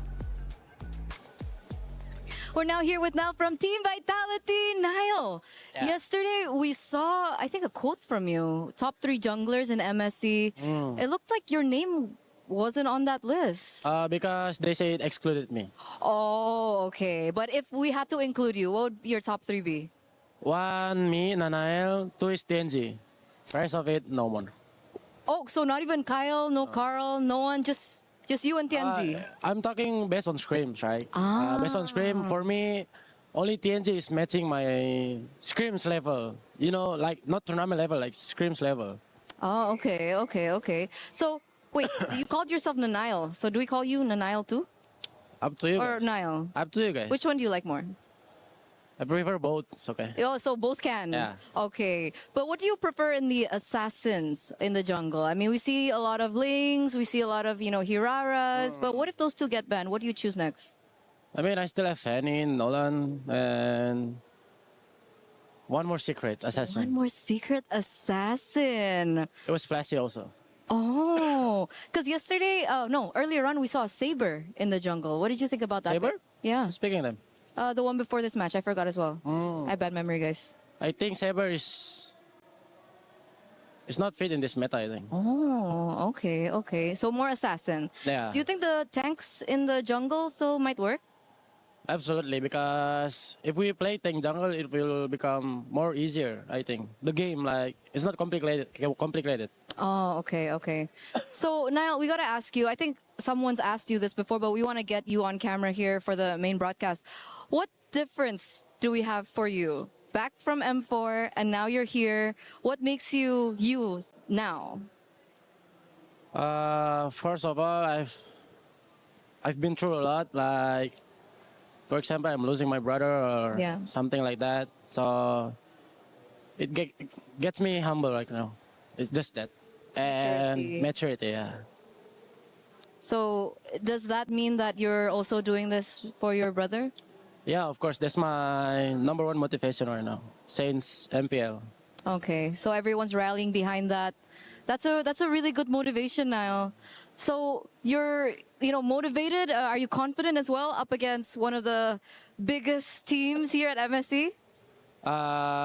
For us, whoever the enemy is, we are so confident against everything, and we prepare the same thing for everyone, like no special. Okay, that's what we like to hear. By the way, you keep coughing. Are you okay? I'm good, but it's just cough, because of that thing maybe. Oh, okay. Yeah. Best of luck. Get well soon as well thank for you. your next match. Hope I get to see you after. And there you have it. That's Niall. Back to you guys. We won't talk about what that thing might be. However, I will say that it is an amazing journey to witness Niall just being open about his brother and the maturity needed to go through this process now after him for being here at MSC. Wishing them all the best, and honestly, what a journey that's just a human experience, and sending lots of love his way. Of course, when it comes to the game, there's another element to start picking up on, and the teammates and how they fit with Niall. He said that it would fit with Tank Jungle. It also, as you see here, Eman says he misses competing against Super Marco on stage, expecting that it might be one of the hardest matchups that he's going to face, and maybe even hard to beat. So that's going to be on display. You mentioned that as well, Renmar. Yep. Just that matchup, something you're keeping a close eye on. Oh yeah, I hope it's going to be exciting. I hope they both don't realize, like, hey, this guy also wants to fight. Let's just play it safely. I don't want to see that. I don't want to see safe. I want to see them burning their flickers early on, being aggressive, getting that win in lane. Going for the kill. Trex, the pacing of a game like this, when you're in the upper bracket, do you feel that the approach is, let's take some risks, we can lose, we could even lose twice and still have a chance to stay in this? Or do you go with a little bit more cautionary? I think, as what we're seeing today is some of the teams that survived yesterday, some of the teams that won. It's less about where they're at in the bracket and more just about the teams themselves. I think we're going to see a slower pace game, possibly. It's what we've been seeing earlier. Yeah, it is. And that's kind of where we're getting to that true play style of what's going to win you games. And knowing Falcons and the way they like to play, even Super Marco, for example, sometimes it takes him a little bit of time. He wants to farm up until he's got those items he needs in. And then it's bulletproof Marco time, right? Then it's, I'm going to come in, power up Marco. Yeah, exactly. So I love it. I love to see it, and we're going to see how that matchup goes as well. Keep your eye on that. Also, we talked about the KDA machine in Haji, who is here for Team Falcons PH. There are stories along all of these members' journeys, but we had a chance to speak with Ogwin heading into this one. It's Eterna here with Ogwin. Ogwin, what's going on? You okay? Everything fine? Yeah, all good, all good. All good? Any nerves coming through? I mean, you have so much experience. I mean, do you still feel nerves at this point? I don't think so. Just the interview. Just the interview. What is up with players on interviews? Why are you so scared of the camera? I guess the surprise questions. Oh, the surprise questions. Don't worry. All the questions are nice today. Just for today. But Ogwin, moving on. There are a lot of, sentiments out there, maybe mostly from like the community and maybe some casters from different regions, that it looks like the meta is shaped in a way that it may favor ID teams over the Philippines. Do you agree with this? I think I agree because the ID teams are really good in their mechanics, especially in this meta right now. All of the assassins are buff, so it's really hard. It's really hard to play utility jungles right now. So do you think that may be the reason why TLPH lost yesterday? What did you think about that match? Were you surprised? Were you shocked? I think it's a 50-50 match because we screamed in Turkey. They're really good as well, so I think it's all just in the meta in the favor of Turkey, and they have like a poison picks, so they really got TLPH. Okay, so it's about the picks. So that was Coach Midnight. You know Coach Midnight? Yeah. You have something to say to Coach Midnight? The roamers are shaping up to be quite interesting. What do you like the meta? What do you think about the meta for the roamers? For the roamers, I think it's quite simple. You just need to soak damage and that's it. Especially when you play Beleric and Atlas. Okay. So a lot of crowd control. So I think it's really good for the roamers right now. So crowd control and soak damage. Does your staple Minotaur fit in this? I think Minotaur is also in a pocket picks, and it works really well against some champs like Beleric and Atlas. Yeah. Okay, so we're gonna, keep an eye on those picks. But do you think the supports have a place in this meta right now, or just more so like the chunky boys in the roaming? I think there's a place in utility roamers, especially when you have utility jungle. But you know, there's Hirara in Ling, so it's really a hard time to pick it up right now. Ah, okay. You need to be careful before picking those. So there's a lot of considerations that needs to come into play. And obviously you're up against Vitality next. Do you have maybe a message for them before you get in? Good luck and have fun, and we will try our best to not lose. Try their best not to lose. I like that's confidence, right? Is that confidence? I'm not sure. Well, we're going to throw it over back to you. Thank you so much, Ogwin. Trying their best to not lose. It's not soccer, it's not football, so I think a draw isn't available here, guys. I think that means win? Yeah. Okay. Yeah. If you look at it a certain way, it means they're going to try to win. Yeah, well, we'll see it. I mean, Trex, there were kind of two different thoughts on that meta as well. A little bit where tank assassins could work, we heard from Niall, but also like he's saying, no way, that's not going to work on this side with Ogwin. I mean, we have not seen tank assassins here so far. I mean, the tank junglers. Yeah, to the tank junglers. The tank junglers. Sorry, yep. I think, again, I said it yesterday, I've been saying it for the past 2 days, the meta is still unraveling. We still got a lot of layers to go. We saw yesterday, we saw the Rafaela work, which me and Remar were theory crafting that on day one, and the possibility of that coming in. Day two, it comes in, it works. There is still a lot to see, I think, from MSC. So we'll see how it goes. I don't want to make any hard calls yet, but I do think Utility Jungler could possibly make a comeback, especially with something like a Wrath behind it. Yeah, and real quick, Niall even teased the assassin we haven't seen yet that's equally flashy. I'm trying to go through the list in my head. I wonder who it is. Poison picks, he called. Midnight Hat. I mean, do they have a poison pick, an assassin we haven't seen? Let's see, man. The org and the boys playing there, they have the identity and the DNA for it, so for sure. I also like the call about the Minotaur. We saw that a little bit earlier in the set prior to us. Didn't end up working out, but we did see the impact of the Belleric and the Atlas. You got to look at these two teams and say that there is so much on the line and so many stories. We set it up, and it was obviously somebody who was trying to make this happen in Team Vitality, their mid lane matchup, and of course seeing if Haji or Moreno can get the better end of it. We're about to kick it off onto our stage to begin this Series 3, which might just provide a champion. Who knows? We'll see how the gameplay goes. Yes, my friends, this third series has a lot on the line for it. Two teams that you would not be surprised to see in our grand final. But first, Rose, my dear, you look like a very proud mom in our post-game interview. I think the reason for that is because a lot of the people and a lot of our audiences actually call me like kind of the Southeast Asian mother to the players. Because come on, how can you not be so proud? It's just like a tiny little boy answering interviews. So happy. This is why we're here, right? To see those stories growing. And now we have another story to tell in our upper bracket. Please join me in welcoming Team Vitality. The hometown heroes made a buzzing entrance into the MSC 26 group stage. Their harvest has been bountiful so far, but the real juicy pollen awaits in the knockout stage. Is this run meant to be, or will they be left behind? We're about to find out. Oh, wow, I love the bee puns in there. They're the buzzing bees, that's how it is. And of course, going up against the buzzing bees, it's none other than Team Falcons Philippines! Taking it one step at a time, Team Falcons Philippines wants to reclaim dominance on the international stages. With only the MSC trophy missing from their cabinet, they are ready for whoever they will face. I think it's heating up in here between these two. You know what, boys? You may place your keys and take your seats. And of course, our captains, don't forget on that little handshake, fist bump, or whatever it may be in the middle. Pull it right over. There we go. All it's coming. On in. All right. They are good friends, but you know, in the land of Dawn, everybody's the enemy. Thank you very much, Milosh. You know what? I think it's time to hit this to the desk. Let's go, guys. Thank you so much, Rose and Milosh. It's Team Vitality versus Team Falcons PH.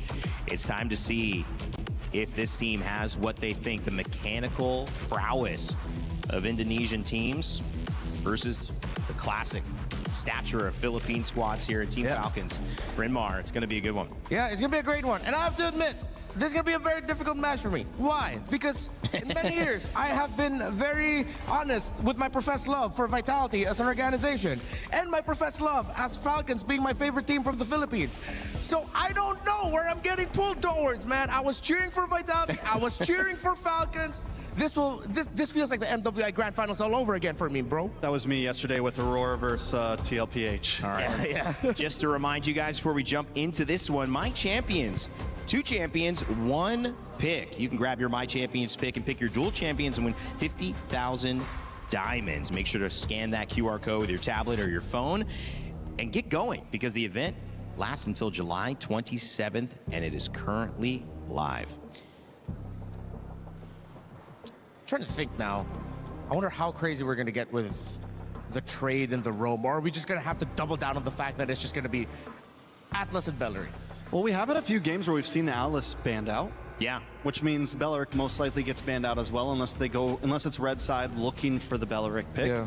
My question is, when do we start seeing the Ling and the Harara on the ban list, and is that something that's going to happen? I feel like they've both been so powerful, so game-deciding, that at some point they may enter into the list. Almost even more important than the Freya. Yeah. Because Freya's been slowly leaking in as well. Yeah. I posted something this morning about how crazy the trade is for EXP. You have Freya, Phovius, Esmeralda, Paquito, Barretts, and I'm pretty sure there's a name I'm missing out there, but there's so many options that you have to consider in terms of like the topics you want to chase. And then going back to the jungle, it's like Nile, it's Kyle, it's okay, their names. Alright guys, saya kembali gang Ni game best ni with guys. assassins for both of them. In denial?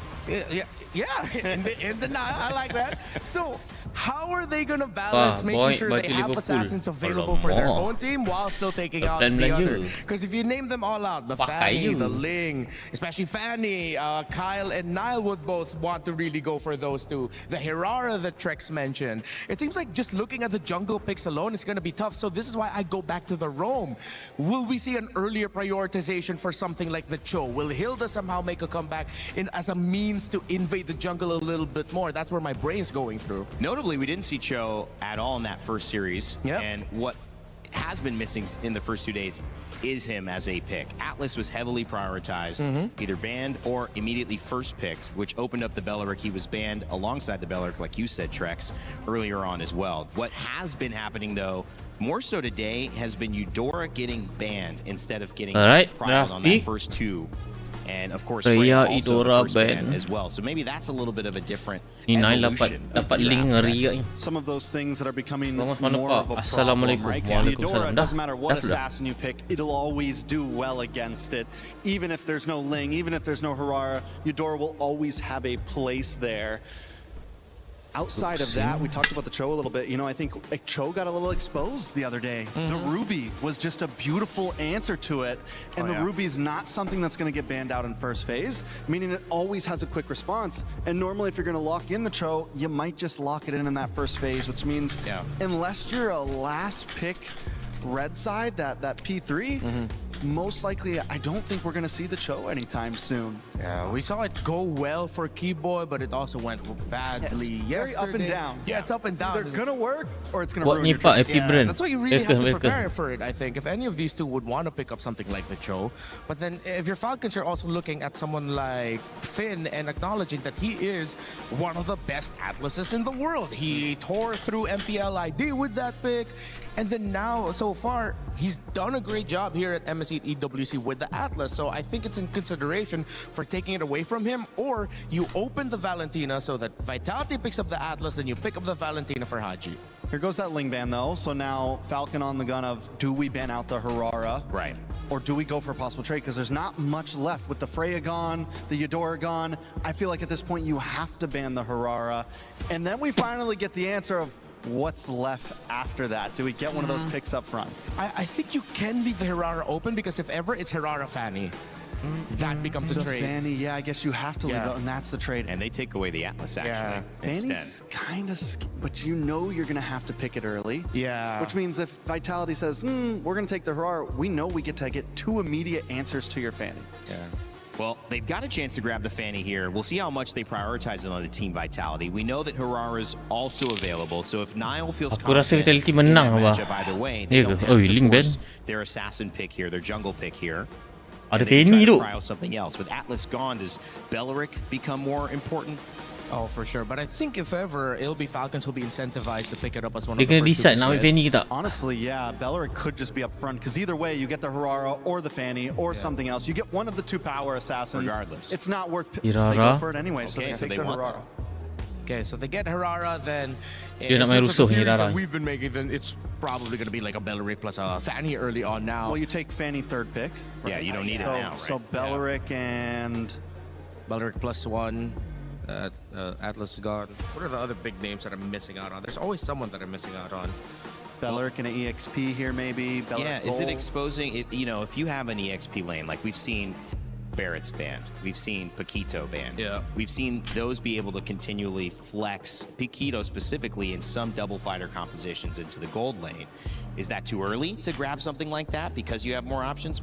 What's your idea, Trex? What's a good? I mean, a lot of time you do want to save that EXP. You see a lot of them save it for Nanti last. keluar lah especially tu Bursar. shot But also Beleric. sometimes you want to pick it up front. It really just Belen. depends on where they want to go from here. They go for the Valentina, a safe mid lane pick, something that's always going to be viable, and this still gives them some room to flex Ooh, around. Selena. Selena's going to get locked in as a preemptive to the possible Fanny, plus you get some range. Not a bad Uranus. answer to the Valentina either. Yeah, I think of the Uranus. I think as much as they want the assassins, they have to decide whether or not they'll pick up their Fanny Gameplay now Vitality or aja the wah, kita assassin, tengok lah ya. or they go for their EXP laner, either in the Esmeralda or the Barretts. The Uranus will be playing away from the lane often, invading. Esme matches that. While the Barretts can also just be really annoying because right now Vitality doesn't have enough of a damage profile to deal with it early on, especially through the Selena.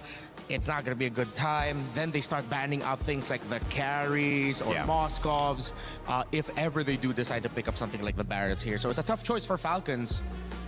In a weird way, if they don't pick up the Fanny there, I was going to say, they risk it getting banned. But if you ban the Fanny, that means you leave something else open, like the Barretts, or the Moskov, which had been getting banned in this second phase. Yeah. So both assassins on the sides of both teams. Niall able to get his, and Kyle able to get his. I don't know. The Fanny feels so telegraphed. Like, you would think Vitality would be ready for it, right? The moment they know they're both open, it's like, okay, you're going to get the Fanny, and we're going to get a bunch of answers to it. Not completely sure how I feel about the Selena still, but I think on Vitality's side, they need some hard crowd control at this point. They went for the Uranus instead, which has a survivability against the Fanny, but still nothing to extremely lock it down. Yes, the Selena could land an arrow, but that's not a whole lot. They still need something, Kaja, Cho, some of those types of answers. That's why Falcons decides to ban out the Cho for themselves. Okay. Also, I'm thinking that what if Falcons are considering putting this Beleric in the EXP and we don't see the roam just yet. But with the Valentina, I think Beleric and Valentina already is a pretty good Roman duo that will provide difficulty for the Selena. So I think for EXP, if they're not going to go damage, then they go tanky. So as expected, Vitality will ban out the Esme.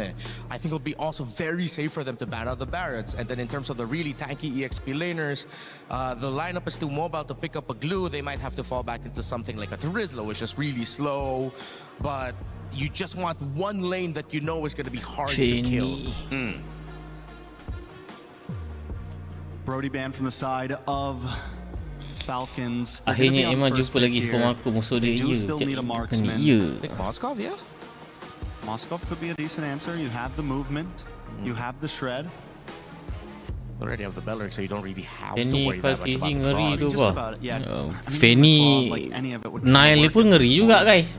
Aha, dua-dua ngeri. Too heavy of a Jadi reason. kau tak They boleh could nak honestly, one I feel sided. like the marksman may be the Dua-dua better play first bagus. pick here, and it still gives you a little bit of room to possibly get the EXP flex in. Yeah. Moskov still available, still unbanned. So is Paquito. And 2 picks remain. 1 ban remains on the side of Vitality. They're already taking their time. You see, it's Eman who's being very vocal in this phase of the draft. I think, instead of taking away an EXP, they were thinking, okay, matchups, gold, what are we going to end up with? I think if ever this is a Moskov, he's confident that his Claude will be able to handle it. So he just calls it to ban the Harith instead. So there was a little moment earlier you saw he was really being very vocal about it. Aku rasa semua hampir user Fanny. Oh, direct counter. Comes out. Direct. Yeah, I haven't seen that very often, Trex, but we have seen it a little. Yeah, we saw one From Flap? From Flap. I'm Yeah, it pretty was sure. him. Yeah, it was him. Flap. Yeah.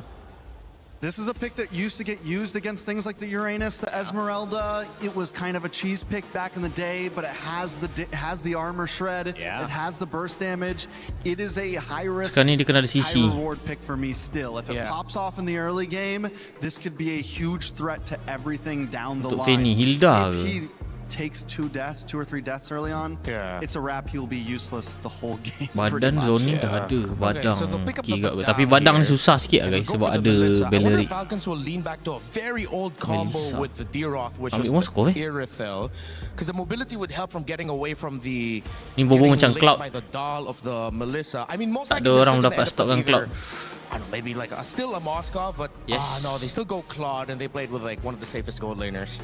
I'm going to be honest, Vitality, yes, they have a lot of defense against the Fanny, but not a Tiga lot of 300 answers Yeah. against the Fanny. You have the go away, which can stop you from getting dived on. Yes, Itu you baru have tu the belum fist kita cracks pasal and those joki things from the lagi. Badang, you have the arrow, but outside of that, you have no hard crowd Yeah. control for this Fanny, and it could be a problem. Well, the lineups are locked. Coach Moody and Coach K-Dot getting their teams, Falcons, PH, and Vitality, ready to go. And this one, well, looks like fireworks are set to go off here at MSC. Alright guys, tonton nomor 2 EWC peronan pertama 2026. Abu Our bracket third series untuk of the day is about to begin. And this is going to be a game. Team Vitality and Team Falcons, PH. Let's send it over to your casters to begin game 1. It's Brigida and Gideon. Thanks, Rain Day. This is an exciting day to be alive. We get to watch some of the best regions play it out here on our third series of the day of MSC. And for starters, we're already getting the classic Selena from the maestro himself, but I don't think Haji is going Alright, to Finn fall beri gangguan. Oh, second skill dulu Matchup baik. is something we're all watching out for, but just the same, I am so excited to see Kyle back on a Fanny all over again. He made a name for himself because of these kinds of heroes, and now Vitality will have to deal with this. And again, Trex did point out, most of their crowd control and potential lockdowns are just going to be on Finn. Yeah, it really is going to be. And I think the important thing right now is whether or not those arrows not only are going to hit, but how you set them up. Because I think that Finn has such a difficult job, right? Not only is he looking for these big engages, he has to play off of the information from Nile and Shogun. Dua-dua The marksman hard part pakai is emblem catching this fighter Fanny guys, half the time. Yeah, because like you're torn between Badang pakai catching emblem Fanny or support. also going for a backline play, because we see Badangs do that oftentimes, but that's more so when you get to the late game. It's depending on we get Run there, was basic because common. I feel like both teams just really want to get that early and end this fast. Yeah, I mean, let's not forget about the potential anti-synergy, right? There could be moments where Finn acts it. Oh, hold on. Ada cubaan. Kalkizi diganggu oleh Badang kayaknya. Kyle there, though, that is one answer to the question that we posed earlier. So as long as he just gets to press the buttons in the right time. But this comes at a cost, right? Because Moreno has to be preemptively already waiting with Finn to make these motions happen. Abang allowing the tanya, mid dua lane tim to dari actually get PH ke? shoved in Tak, quickly. satu daripada Now, Indo. I mean, Moreno, he doesn't Vitality care ni kan about daripada the form. Indonesia. The four or not, it's not VTR the sebelum ni. deal for. He hits that arrow, it's kind of game over for whoever. Oh. But even Iman Iman recognizes paksa that menggunakan you gotta flicker. be scared of Kyle. You take a bad trade, you could just die out of nowhere. Yeah, Vitality are so good with these anticipations against Betul. these Falcons and their rotations, and so far they're the ones actually Mudah going to diamankan oleh take Nile. this turtle for themselves.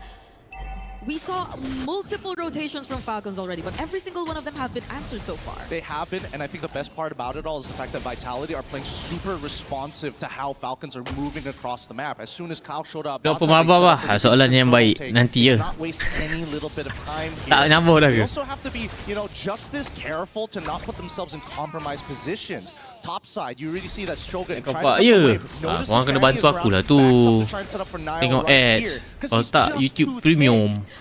The moment Nile showed up, Falcons could just not commit anymore. Every single time, it Halo, seems like Jessie Yang. Vitality are just always prepared. They're not in any way taken by surprise by the presence of a Fanny, and it's something that they probably played into, but that's going to be a setup onto Finn. Ultimate daripada Bellery, ultimate juga daripada Badang.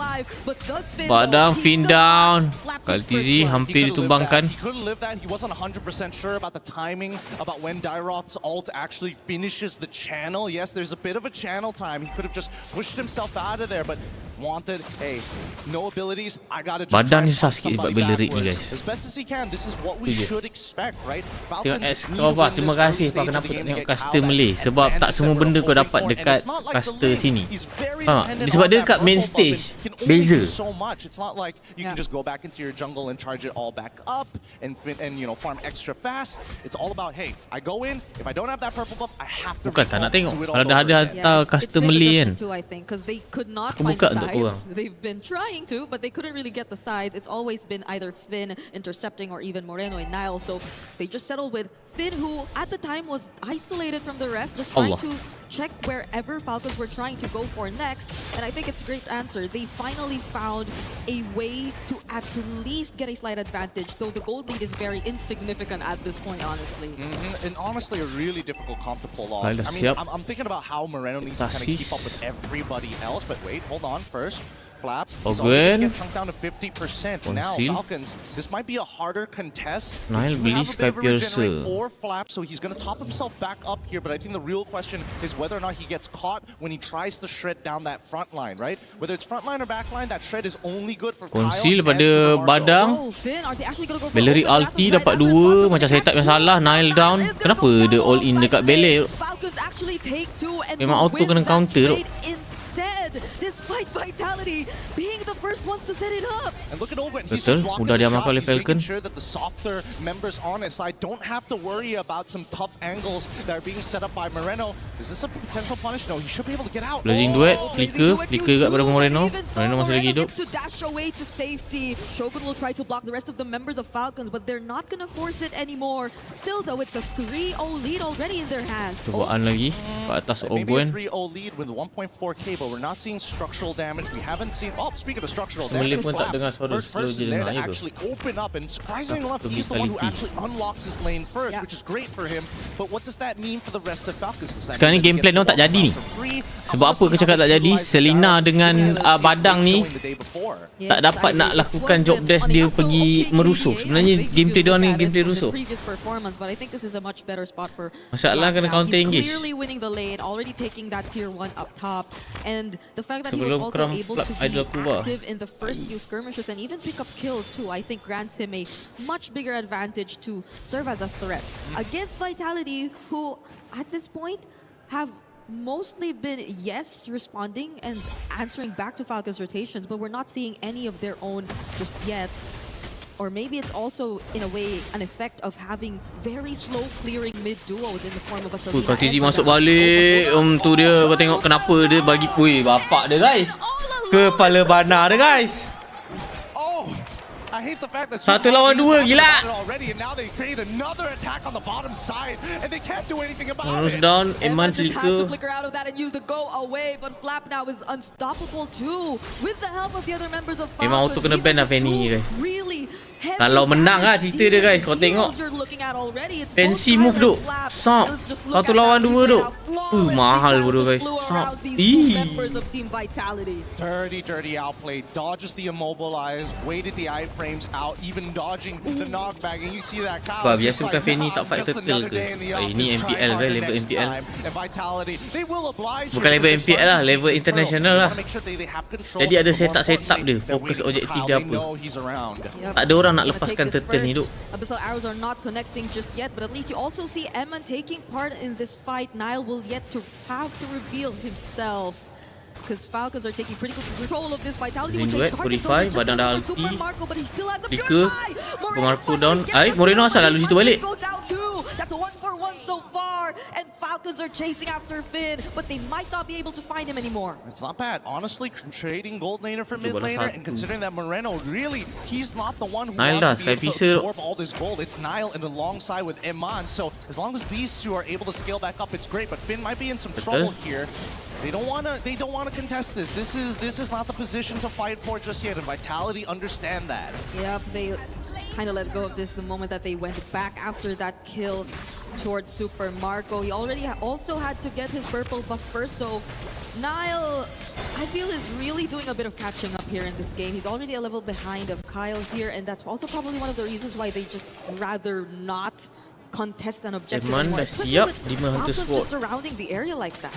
With the early game having to be played super defensively for the side of Vitality, it gives you very little opportunities to actually look for potential snowballs. And so far, I mean, Iman, he was doing a good job against Super Marco. Generally, both sides came out of the lane pretty even, but once all the reinforcements started heading down to that bottom side, it was inevitable that Super Marco was going to crack that bottom tier 1. From this point onwards, we're expecting that Falcons, they're going to get a little sly with it. They're starting to walk into enemy territory to steal away the resources, because dear God, Kyle, he's Batman at this point.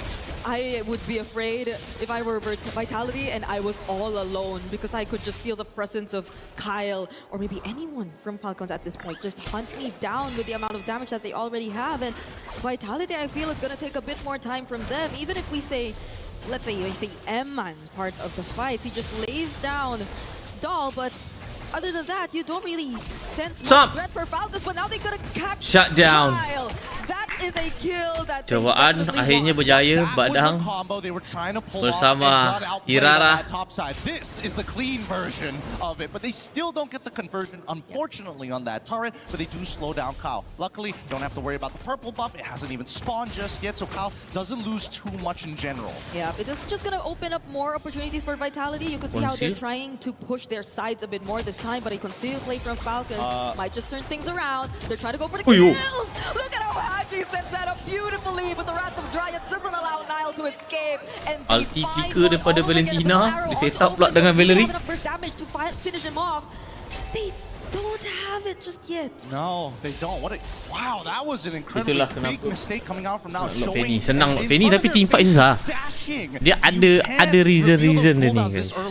Only later in the game where it's not so bad, especially since Falcons dia tak boleh fikir satu, dia kena fikir menyeluruh. Lord sudah dimulakan oleh Falcon 2600. Lord diamankan oleh Kalkizi. Eman hampir terkena ultimate pada D-Rod. Lika daripada Flap. Niall masuk. They got the big cancels that they were looking for, but no conversions on either side. Even still, we know for a fact, hey, Falcons, Turtles, they're done for. Now we got to make sure that we can protect, because once we have to deal with this Iman, Flap masuk, Flap mati. Flap mistake. Gak bisa hidup 20 stack mungkin daripada Niall. Feel like Vitality will just constantly go for the punish every single time, every single opportunity they find. I mean, they have to at this Tapi chances late game Vitality ni ada guys, sebab Melissa ni ganggu gak nanti late ni. He's just waiting, right? Dah guna semua skill pula. Memang auto masuk. But now you see Finn, Kyle will not fight him there anymore, as Vitality will still deal with the Lord for now. Kenapa Melissa sedangkan lawan Valerie? Tak pasti. Melissa tengah sedap. But it's barely hanging on. Honestly, this is great coming in for Vitality. Like everything that could have gone wrong in the early stages of the game didn't necessarily hurt as bad. They walk away with some strength. Okay, and Niall is still very, very bold. He hasn't backed down at all. And with the Malefic Roar on his side now, he can start thinking about hitting some of the bigger targets. Yeah, we're waiting if Vitality could pull off the combo all over again. So I think a lot of this is on Finn, and whether or not he actually finds that setup all over again, because you could already expect the damage to come through, especially from Niall, especially from Moreno, and even Eman, but Falcons are just too difficult to catch. They have so much mobility. Zipper, if you could pull up the items for me, that'd be great, because I'm wondering where Shogun is in his item progression. He needs to get to a point where he's so tanky that he's able to kind of take first position on the far lane rather than letting Kyle hard shove it every single time, because Vitality have to be relatively close to each other to find these intersecting points in the mid lane in comparison to like Senden Hirara topside. And now that at least that Niall and Kyle are somewhat even in the lane, it's a much harder 1v1 to win out. Yeah, we gotta check those items later on. But even if Vitality do group up, okay, there you go. He does have the Antikyras and the Rage and Mungkin Fanny ni nak buat antara dua guys, Brute Force atau Queen Wing.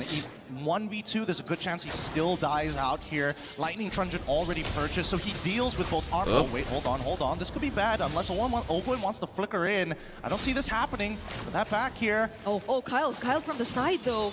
That was close. Vitality really had to position themselves there as Falcons just took the opportunity to get mid. That was so beautiful. That was so beautiful. To the naked eye, it feels like nothing happened, but it was really Falcon positioning themselves and posturing, forcing the battle lines of Vitality. They don't want to expose their backs. They want the traditional front to back. But Kyle, dimulakan oleh tim Vitality. If Iman dies, this entire fight goes down the drain. Yep.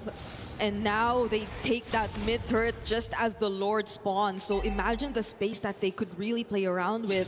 Vitality feels very uncomfortable with just freely positioning themselves. They have no idea Haji's in this position either. And you mentioned something about Vitality grouping up and using it to an advantage, but they have to be careful of Haji. Haji's been stealing away that ultimate from the Badang, and that could be something to punish Vitality later on. Wow, both of these guys, whoever shows up in the lane first, and Hirara shows, and guess what Falcons is going to do? Instantly take that space. Vitality are forced to move backwards. They know for a fact they got to clean up these lanes, but Nile, he's not wasting any time. He sets up the slow push and now is running back to try and collapse upon. Oh, flicker daripada Haji gagal.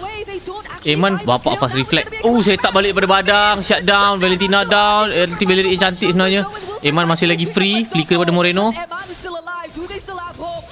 Dan tapi Nile down. Ogwen juga down. That's exactly what you want to see. It's all about Iman here. Wait, no. Kena pula Lele, kena pula. Wah, baik bodoh guys. Flicker pada Iman. 1v1, ada one. Patah balik ke BNI. Baik bodoh. Yo, that was so sick. What timing on the Maestro must have. Wow. He's the conductor. High level. He doesn't miss a beat. What a well-timed arrow mid-air. And even Finn, he was looking at it. Look at this one more time, right? This big old fight happens. Everybody's going crazy with it. Ogwen, really the game changer with the Wrath of the Dryads. But later on into this fight, that intersection. Wait for it. Where's the arrow? Diamankan oleh Vitality. It all goes down. And this 1-1-1 too. So crazy. Finn should be happy with that. Finn should be happy that redeems him for the early mistakes, but now it really just comes down to execution, and that's the truth of it, right? Falcons and Vitality both have a really good understanding of how both compositions need to kind of dance around each other. But that dancing gives more advantages to Falcon for the raw firepower. Wah, biru tak dapat nak diamankan. Flap, kena pula Shogun down. Valerie ulti, EXP untuk EXP, badang setup. Nile hampir ditumbangkan. Holy cow, this is only game number 1. Kalau datang. Ogwen should go down here. Baik dulu guys. Blazing duet. Ultimate Melissa. Full buff. Tak berjaya diamankan oleh Faye ni.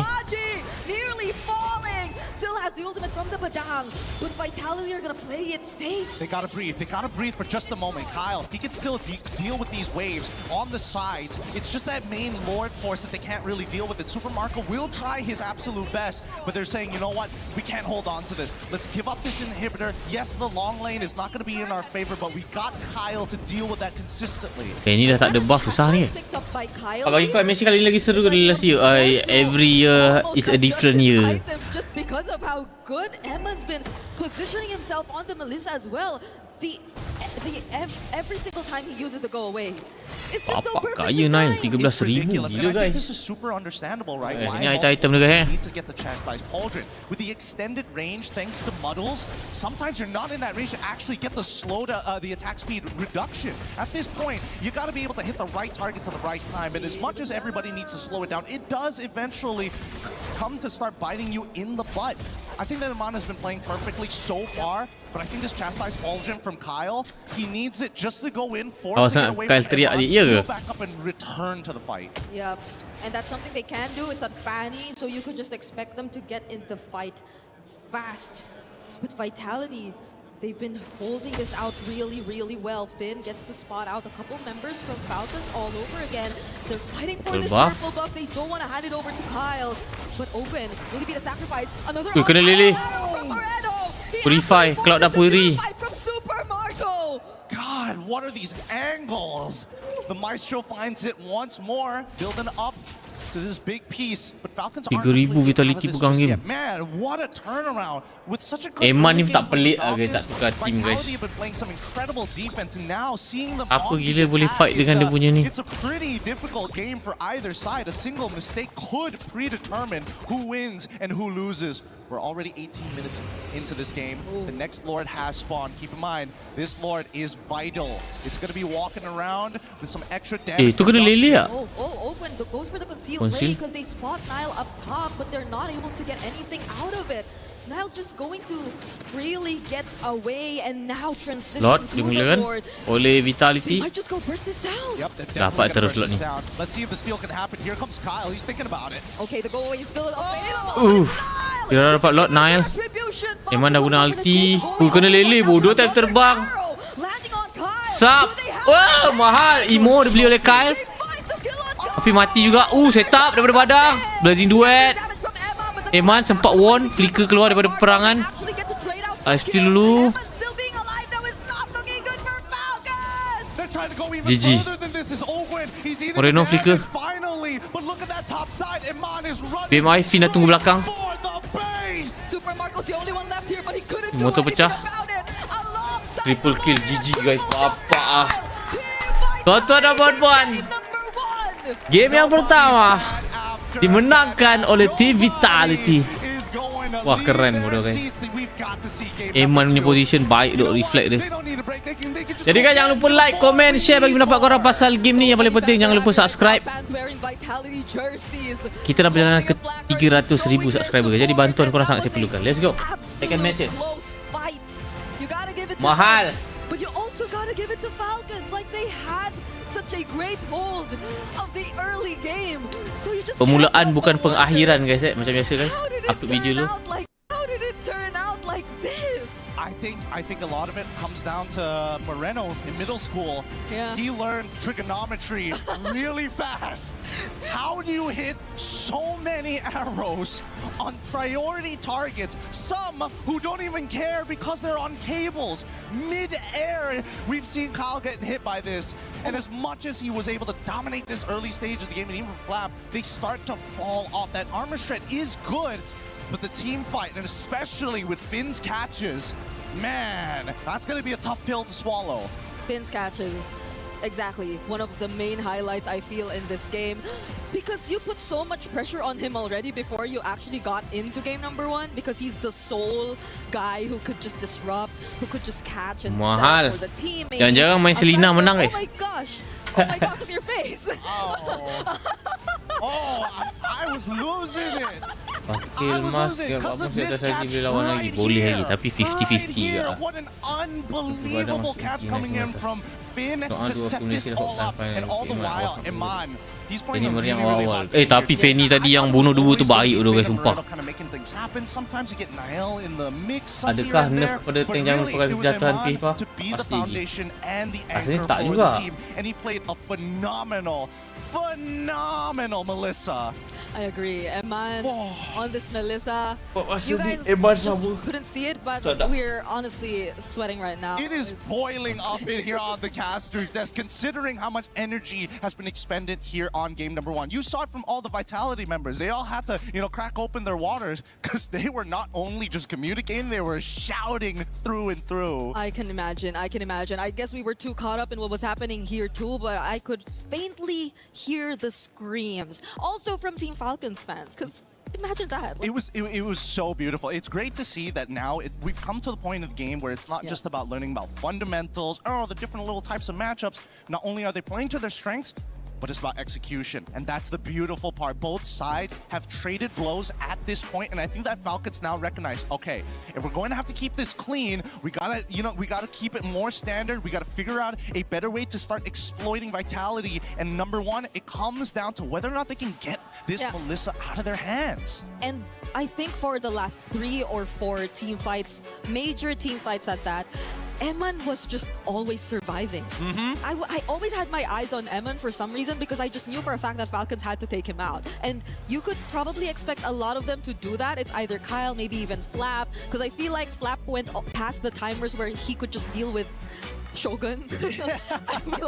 I feel like they really couldn't do the Gyros into the Uranus all over again anymore, especially come late game, but even Flap couldn't find Eman. But here's the thing, Flap, he's going with the build that he had. He's going for that full tank. Yeah. Obviously, he has, you know, a component just to give him a little bit of damage in the early stages of the game. But then you see moments like, oh, him diving into that mid-tier 1, trying to clear that wave and giving up his life. He is not at the same level as Uranus. He is great at tread, he is great at sustain, but if he's not in that middle of the fight hitting multiple targets to get the heal, he's not going to be as tanky as you think he is. Yeah, it was really good execution, honestly. Vitality, I knew I had a feeling that this was the kind of game we were getting ourselves into before the series started, but I did not expect it to be like this in game number 1. Like, started with game number 1. I'm losing my words here. We're going to be throwing it over to a quick interview with Luke to see what his thoughts about this pregame about. Oh, it's too much. Let's throw it over to Luke, man.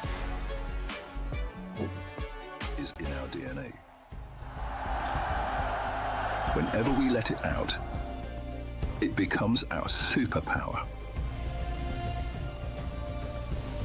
Now imagine an entire city being built to supercharge it. Kadir City, powered by play. I was walking at the venue and it turns out Luke is here all the way from Indonesia, pro player from Indonesia. Pro player. Pro player, how are you doing? I'm good. Good. Yeah. Enjoying Paris? Yeah, enjoy so much. By the way, why are you here? Because I'm fans of Vitality. Fans of Vitality, not Onyx? A little bit. A little bit, but more Vitality. More Vitality. Is it because you're close with them?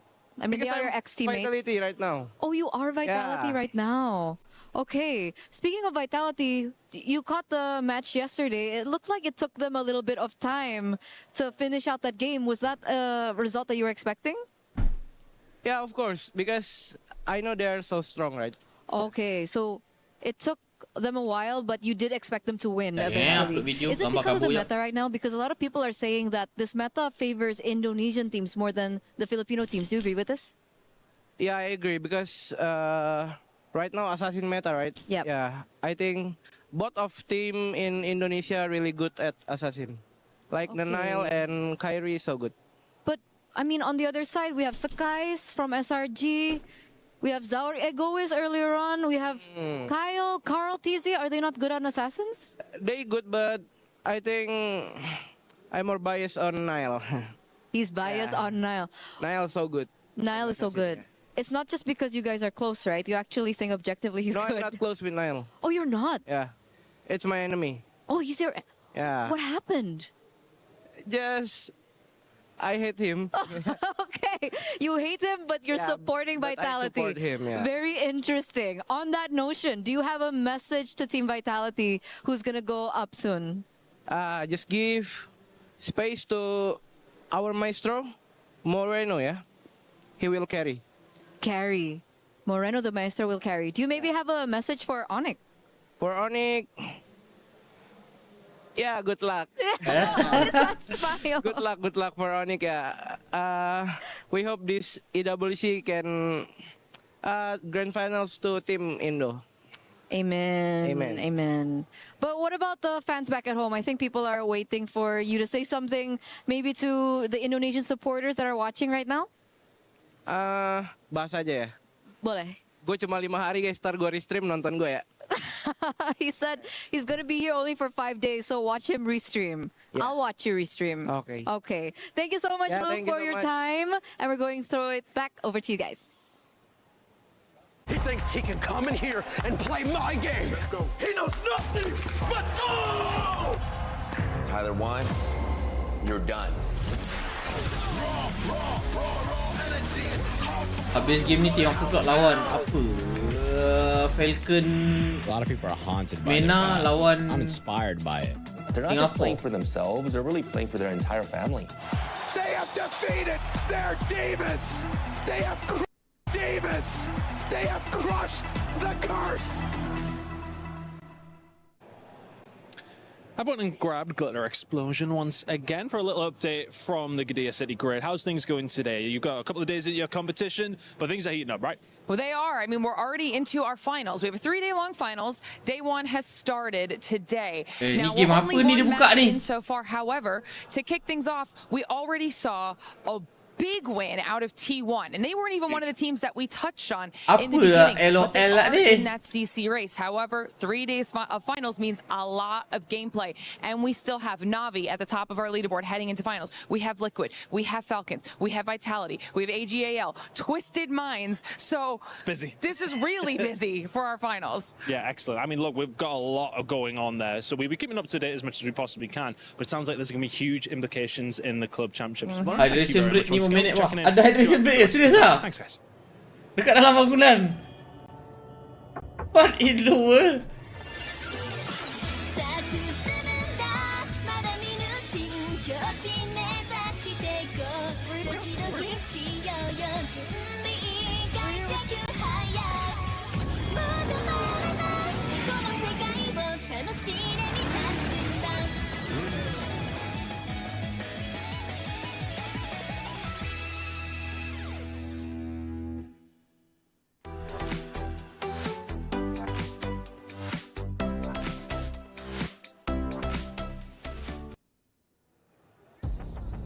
Welcome back to MSC. There's some great people in the crowd who won prizes in between our games. Okay, just so y'all know, I got #1, but of course, we gotta make the people in the crowd very happy that they got it. Welcome back. We're heading into the draft. Trex, I feel like everything that we said about the draft from game #1, it hit. We saw how Vitality struggled early on to deal with the Fanny, but then the inevitable happened. The Melissa, and of course, when that Selena and Badang started hitting together, they were unstoppable. Yeah, I'm not gonna lie, I doubted the Badang and the Selena a little bit there. I did not respect the game completely, and though it took some time, once it mattered, once they were able to buy into that late game, it was on. That final big play with the fist crack followed up by the arrow, completely foreseeing Kyle's entry into the mid lane and just stopping in its tracks. Very well done by Vitality. Now, will I say that the draft was a complete win? Will I say that I think honestly they won that game off of skill as well, right? 100%. Both teams had the ability to win that game off of their drafts, which means coming into game 2, anything could happen here, right? It's definitely possible for Falcon to tie things up. Broken wall ni kalau guna link sama udah guys. In their draft. And it's definitely Kadang-kadang link salah naik tembok. Vitality as well to pull this off and look for the 2-0. And it was such an entertaining game because we got to see both lineups do their thing. As we mentioned earlier, Falcons got to do their thing for majority of the game. But then Vitality, with their sheer mechanics and skill, as you mentioned, were able to pop off, make sure that Melissa and Hilman was the one who was bulletproof in the previous game.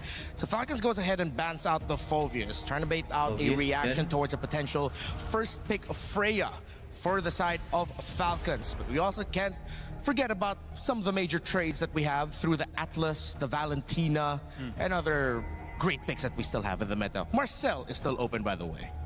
Falcons will opt for that blue side first pick on this. Quick fun fact from Kyle. He has said that they're very strong, Vitality. Niall always bullies me in scrims. Just don't bully me in the tournament too. So it's a little bit more context to what Niall said earlier with the interview with Eterna about how he sees just him and Kenzie as the top junglers here mechanics-wise, based off of results of the scrims, but not referring to what he believes when it comes to the tournament space once you're there on the stage. So the Valentina gets taken out here by Falcons now with the Atlas gone. Yeah, that forces out the Marcel ban. So far, it's the bans of Falcons are more on forcing Vitality to ban certain heroes. Yeah, and it's a little bit different than last time. We're not going to see the Valentina this game. Marcel banned out. Will that Ling be banned out? Last time it was Vitality on blue side who decided to ban out, which forced the big trade of either leaving the Fanny open or not, and Falcon called the bluff and ended up paying the price for it. Now with Falcons putting in their last ban, we still have all the assassins up. Jushin also still available and open. Freya still available and open, with things like Valentina and Atlas and Phoveus getting banned out. Ui, Selena, it means kena that ban lain there's a macam lot bai, to respect trade ban up bodoh on, ni. and Falcons want to go for that trade. And while they're doing it, they take out the Selena, which I think is a good play overall. Do more of a target ban and leave some of those prio picks open. Yeah, I think at that point, Falcons are already deciding the possibility that Seleno is going to come in way early, similar to what we saw get drafted earlier in MSC. I mean, if I'm not mistaken, that was Vitality who was able to do that in day number 1. So a lot of great options here available for Falcons. All right, so Freya, Ling, and Fanny all open, meaning Vitality could go for the Harara ban. Yep. Could definitely go for the Harara ban. They could still get a Fanny or a Ling, or they can go, I mean, for any of the 3 essentially, Freya right? ban. They can still go for the Freya instead, Fanny. which I'm a little surprised about, but still very viable because they still get the Belleric, that means, because if they wanted to go Freya +1, they would have had to give over that roam position. Falcons now deciding, what do we want out of the big 3? Yeah. And what do we want to respond with? Oh, Dindong dulu guys, Eudora. Didn't even see it. It's a hero that I still have to get used to. Yeah, same. Eudora as the first pick. Because with the Valentina getting banned out, they have to be wary of picking their jungler right away. Because Vitality, they are encouraged to pick up the Belleric in the first phase. With the Valentina gone, then Falcons won't have their own Wrath of Dryad to steal away. And with the Atlas banned by Vitality as well, they might just pick up the Belleric here and now. Yeah, did they just go for the Belleric Harara? They went the same thing as last time, pretty much. Belleric Harara, Belleric Ling. Honestly. Or just either don't even pick up the assassin because you're going to get one of the 3. Yeah, it's like you have such a wide field to play with. You could just adjust. A lot of options here for Vitality, but because left for mid lane. Ling. Okay, so they will get the Ling Belleric. Belleric as expected. Mid lane for Moreno. Let's see if they're still willing to play the juice in later on. Macam Hirara, guys. Maybe into red 3, red 4. But I think a lineup that can clear the mid a little bit faster for Vitality will encourage them to take control of the river and make sure that their Ling is happy. Does Falcon commit once again to an assassin pick, or do they try to switch things up here a little bit?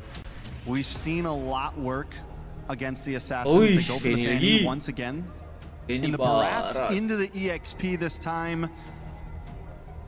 Do we think we're going to see maybe something crazy and get the double fighter off? The only time we've seen the Barats so far is when there's also a fighter in gold or something of that nature.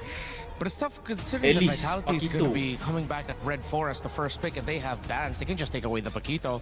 The Freya is already gone. Usually when we saw Barrets in the EXP and then it's paired up with another fighter in the opposite side, it's either just the Paquito and the Freya. Unless they're going to dig deep and go for something else, like maybe along the lines of a Ruby, but you don't really see enough picks that would warrant that.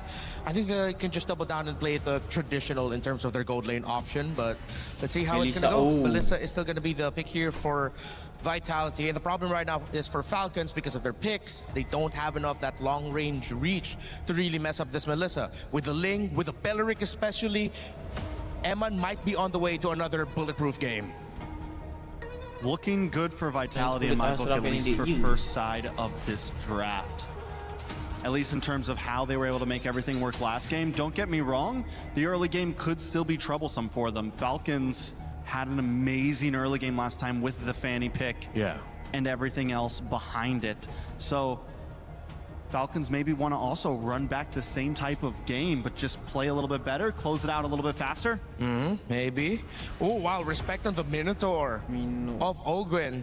That actually could have messed up the lineup of Vitality. At least that wider reach might give them give Falcons a moment to not get peppered by the basic attacks of that Melissa. So maybe the fact that they're not going, they're going into the second phase of the drafting without their Ogwyn pick just yet might hurt them.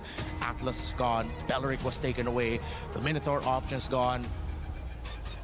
We see the Badong Ben from Falcon this time. And they did. Good call, Drax, good call. Still respecting the possibility that the Belleric will suddenly show up in the EXP lane. Belleric, who would have thought? Would end up becoming a really poisonous flex pick for MSC at EWC 26. All right, so now Vitality, last ban on the field. take out the Minotaur, do they keep going into the roaming position? What is really left at this point? Really trying to run through the names of roamers, but in terms of the top ones we see, these are like the main trades, unless Falcons are going to pick up something like the Cho. They could still be a possibility. Yeah, at least there's going to be a moment where you will be able to knock up the Melissa in her ult, but then you'll get yeeted out of the dome right away with a getaway. But if they're going to play this Barris and the EXP, you're encouraged to be able to rotate fast and clear fast in the mid. You need a concussive blast roamer with this Eudora. They might still just end up picking up the Cho there. Could definitely be a possibility. They get close out with Cho Moskov, maybe, for Marco. Wouldn't be too crazy.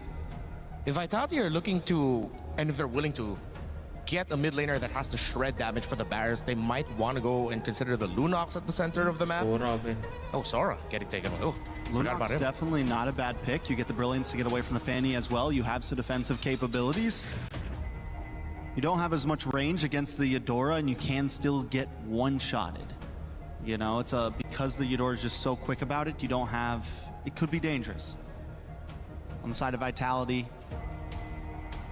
One-on-one Harit boleh menang kalau Melissa. Tengok mekanik here and save the flex. Yeah. Boleh menang tak pasti, tapi aku rasa macam lagi unggul Melissa. At least you have room to adjust and surprise. That Belleric, I think it's something that's making Falcons scratch their heads. They banned out a roamer, they banned out an EXP option, so that is still definitely something they're thinking about. Is Vitality gonna be picking up here? Maybe a little bit more range, a little bit more shred. Which route are they gonna go? How about a little bit more sustainability? They pick up the Esmeralda at the EXP. They do show their options already for Roman EXP. You're just waiting for their mid laner now. So you just, like you said, we pick up the Moskov for Falcon. Yeah. Moskov Do you think they could go something like the Kaja here? Something to pick off this Ling? I think for that... Ruby roam? Just of how fast... Against the Esmeralda? Possibly catch the Ling whenever he dashes in? Yeah, but tough considering the Belleric and the Melissa, so... It sounds like it's 50-50 because you're getting a lot of good things, but I feel like the bad things you get out of a Ruby roam surprise might be worse, so... Kaja, in terms of pick-off, I can see it, but I still lean towards the Cho. They go for the Brody, okay. Brody? One of the few heroes that can probably get... that can put out some range. Right. This was one of the picks that Falcons have already shown here. The Akai roam for Open. They get the Brody. Kai and Eudora in the center. It's fast, clear. Not as fast in the rotations, but it will be annoying for them to deal with in the team fight. But again, the problem still stands. Will they be able to reach this Melissa with a composition that Falcons has? Their front line needs to be stalwart. It needs to hold for a long time so that Brody could get the stacks off, pop that torn apart memory, melt them front to back until the Melissa has to get away. So last pick for Vitality, still need a mid laner. Yeve's open, we haven't seen that in a bit. Jushin. Jushin's also still open. They just go for the Jushin, right? Yeah, something that we mentioned also. Could be good and could be annoying for the Akai. You're going to be forced to use your dash. The Vexana.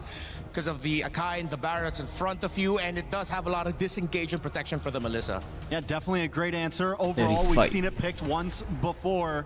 And even when before I was kind of questioning it, we saw how well it can do with the stiff arm, with the ability to get that Terrify. Something similar to the arrow, not as long stunning as the arrow, but something still similar, right? So if he can make some of those quick picks, drop down the warrior in the nick of time, it could be detrimental to the way they want to play this game. All right, that has been it for myself and Trex here at the studio. Will we see another Alright guys, tonton dapat buat perlawanan yang kedua di Vitality menentang Falcon untuk menjadi kita sebelum kita saksikan perlawanan di hold on and force a game number 3.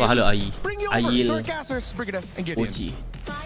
Thanks so much. It's going to be a good day here today because we're all hoping that this is not going to be a one-sided battle. We need to see a repeat of game number 1 where both sides are basically turning this MOBA into a fighting game as we jump into game number 2.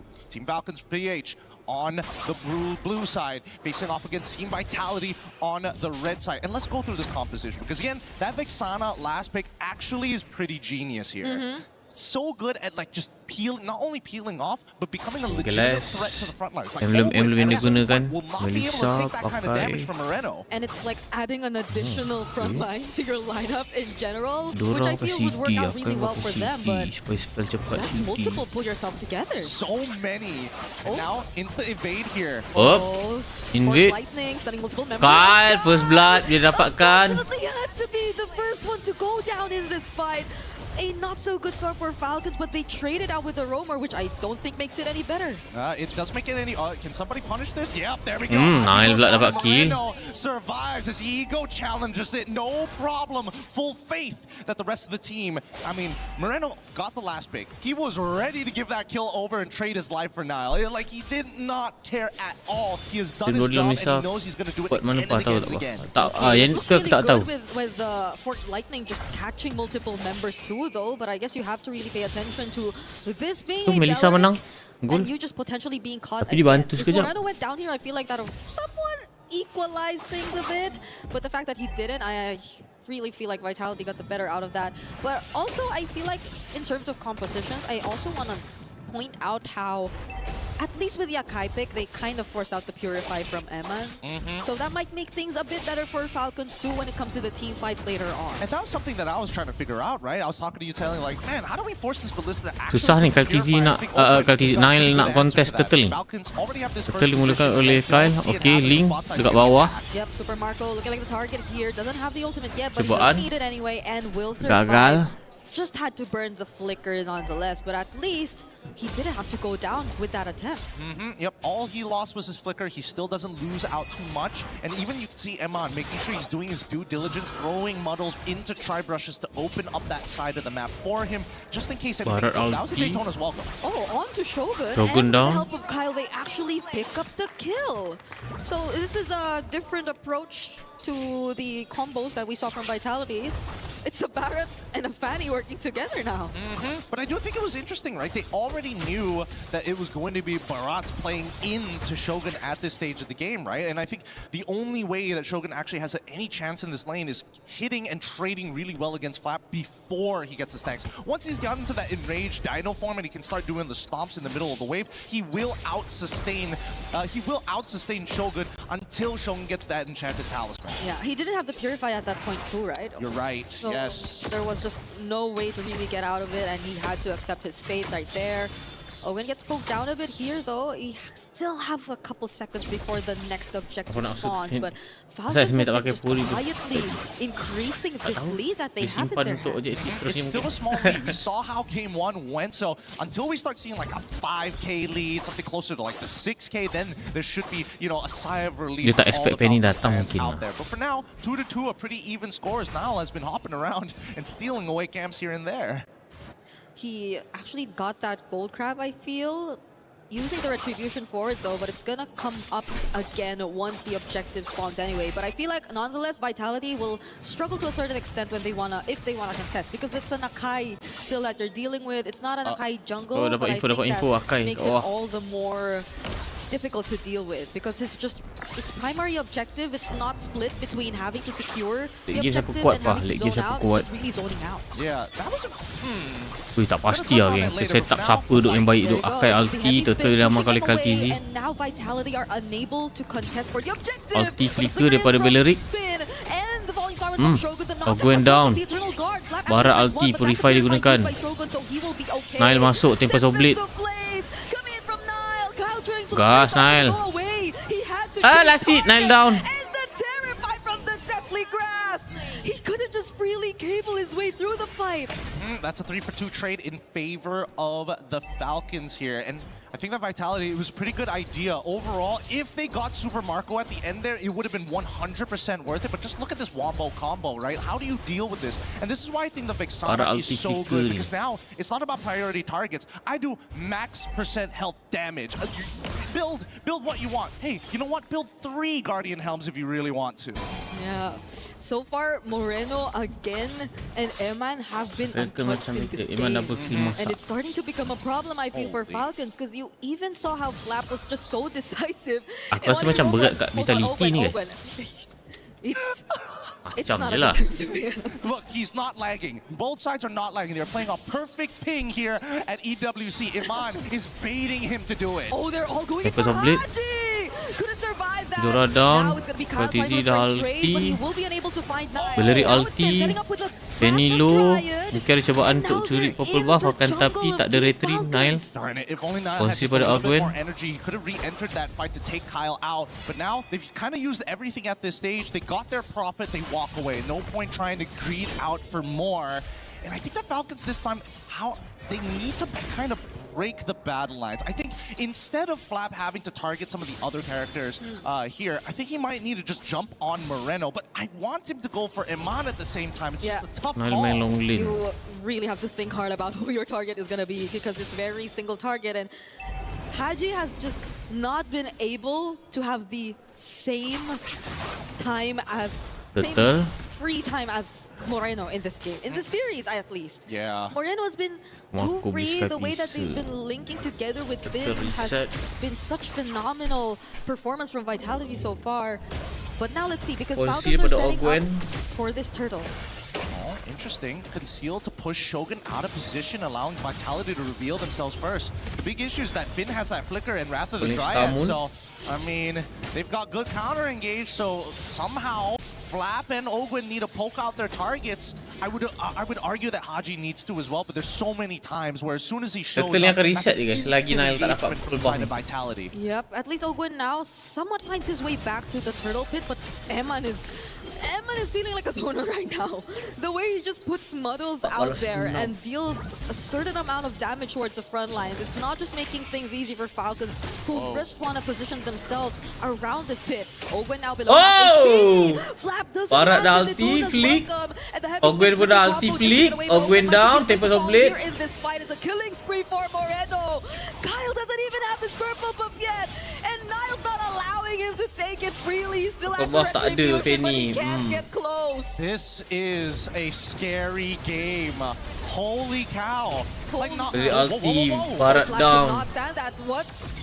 Where could he go? There's not much mobility you can rely on as a Barrett either. It's just the Betona's welcome charge, and that's about it. This game is kind of ridiculous because it's really a game Dah of bukan a game Lucky of lagi, chicken, bah. right? It's whoever backs down from the fight first. And unfortunately, Cobaan for them menangkap to ni reposition, gagal. it's a lot harder in comparison to Vitality, who again are playing all for one and one for all with Iman here, who's doing a phenomenal job of keeping himself alive. And best yet, he's almost single-handedly getting Ogwen to use the heavy spin on him. And when Kyle went for him, he didn't even feel the need to use the go away just yet. He's just that much ahead on this Melissa. Again, 0 deaths in this game. No one could target him. So you could just sense that he perfectly mastered the timings in which he is supposed to use the go away, and that's posing multiple problems from Falcons right now. Yeah, and every single time you see Kyle trying to contest, trying to get a set. Heavy Wait, hold on. spin. Okay, Eman still has the Purify, not using it yet. Just uses the go away, and it's gonna be enough to push Ogwen out. Kyle trying to go for the Eman engage, tak but buka Wrath of puri, Dryad guys. once again catching Oh, no! members. Eman's Shogun still down. alive again. Trik Falcons dengan are dua low, pula and tu. Nile is here for the Flap cleanup. down.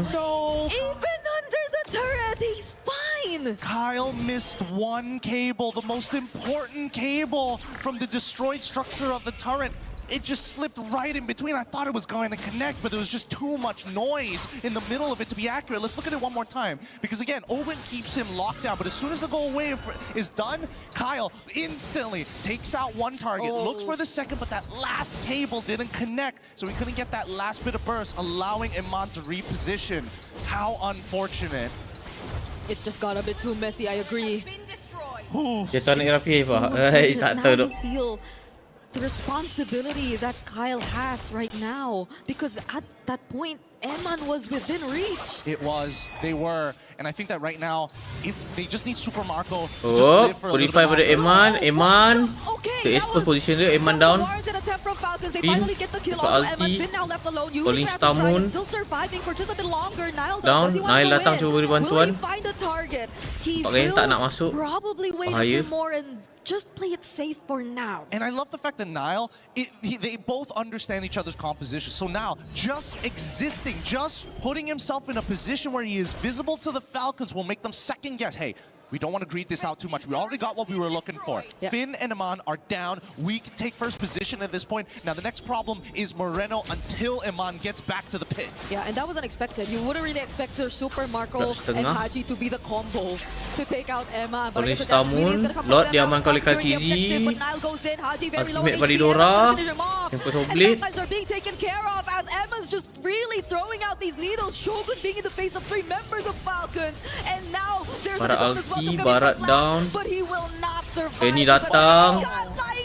Nile down. Keeping Emma safe, but Falcons are going to settle with that. Man, that was nasty. 8 balas 13 guys, masih dipegang oleh Vitality. Ini akan jarak nih guys, lepas keluar nih. Position himself just a little bit further to make sure people step away. But just look at this, right? Instantly they find a big punish onto Haji, right? Nile had to quickly use that Bladed Tempest. If not, he was gonna get locked down into this wall. But look at it, Shogun instantly he zones Super Marco and then walks back into the Daytona's welcome to get eaten, allowing Hilman to get the free hits. Luckily, Kyle and Flap communicated. We can at least blow one of them up. Yep. Now it's a Blade of Despair pickup for Nile, as well as Moreno gets a Blood Wings. Falcons are going to utilize this Lord to at least equalize and get a bit more map control though. Oh, dapat kena Stolen. Nice. Nice. That's going to take away a little bit of influence coming in from Nile. He can't just do whatever he wants willy-nilly. He will have to go into a side lane and then recall rather than walk his butt back. But you know, considering everything and considering game number 1, Vitality have shown that they are great on the defense, right? They pulled the lead back onto their side and now they're just handing it back over to Falcons until the next Lord's fight. Yep, they have a lot of ways to deal with it, clear honestly. It's a Vexana, it's a Melissa, and you just really can walk up front knowing that they have Muddle, knowing that they have a potential Eternal Guard dropping down on you at any moment. So they will somehow still be able to deal with the Lord, and this is still a very small lead that you're seeing 12 minutes into the game. So I feel like even Falcons at this point would be very careful and would not really assume that they're in a complete advantage. I think honestly they recognize that they're actually at a disadvantage until Haji is able to close the distance onto Hilman and one-shot him. I don't see this game going the way that they want to, because even for Super Marco, right, his damage is, yes, great against structures, against heroes, sure, it's fine, but the big issue is that he's running Sky Piercer. He's the big finisher. He cannot keep up with the hard DPS that's being pumped out of Hilman like an absolute sweatshop factory. He's getting kicks out for everybody. Emma right now, it's great that Falcons had found a way to deal with him, but it's only been that one instance up top. Other than that, let's see how they deal with it this time. That's the ultimate already coming out from Haji. Vitality are still going to be okay though. Kyle trying to fly over the other members, but Moreno, did you see that? He was just like walking, avoiding the cables.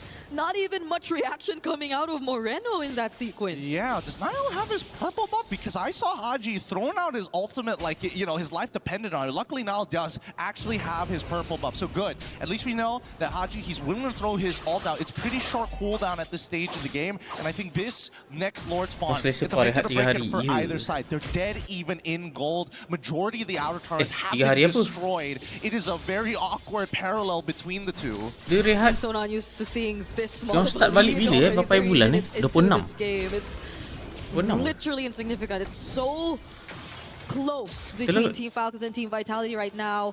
Both junglers on the opposite sides, but it's just going to be a recall for now.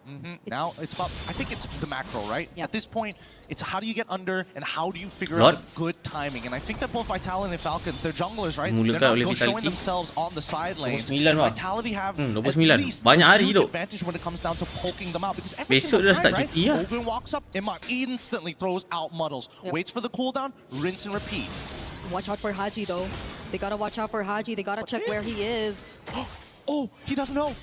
They have no idea now. Wait, is Finn gonna double check it? He might. Okay. They still don't know.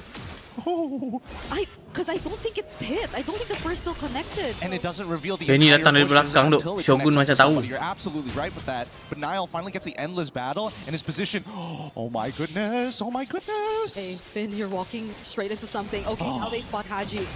Hilman is gonna be fully aware that Haji will be positioned at that spot, but it is going to be a quick reposition. Falcons are really trying to play around this glass cannon pick of Ni ada potential for cobaan Haji. 1v1 ni. Trying to like Kat atas ni mungkin. slowly slot him into that backline, and Colin as well as Santai good sudah. stuff coming in from Nile, instantly revealing him, and now Vitality should have a little bit more confidence to start walking back up into that first position again, and maybe set up a slow push down on bot side. 1v1 kat atas, 1v1 kat atas. Tempest of Blade. Haji Sap. Open walking up top to the ball. Ay! They kill and take Nile down. Vitality might want to commit to this fight here in the Lord Pit, though. It's a flicker from Flap, gets cancelled out real quick. Melissa guna ulti, akan ada heavy spin. Flap is gonna Flap be down. traded out. Owen looking like the next Kenny target, datang. but Vitality have to play it safe. Kyle is within the area. Bagus Doraemon ni dia tak panik tu.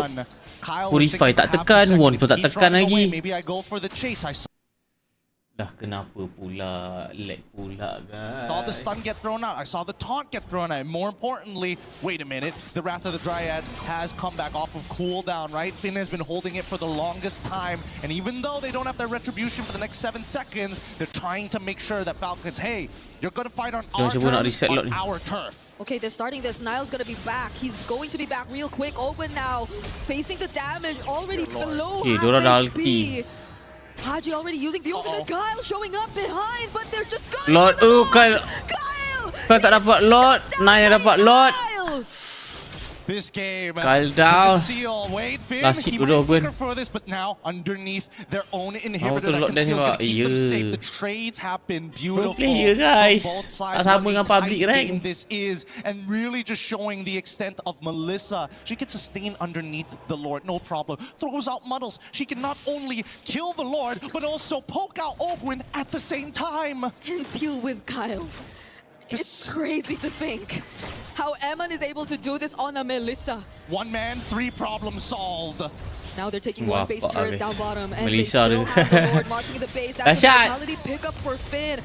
They're getting poked down. Oh, Barat dah ulti. is welcome, not connecting. Flap now getting knocked up and taunted as well. He's already very, very low. Kena stun, Nile down. He gets caught. Eman just trying to deal with the base dirt for now, but they don't have any minions left. Another Eternal Guard and a wave coming in mid. Ni dapat Ogwen ulti, flicker pada Moreno.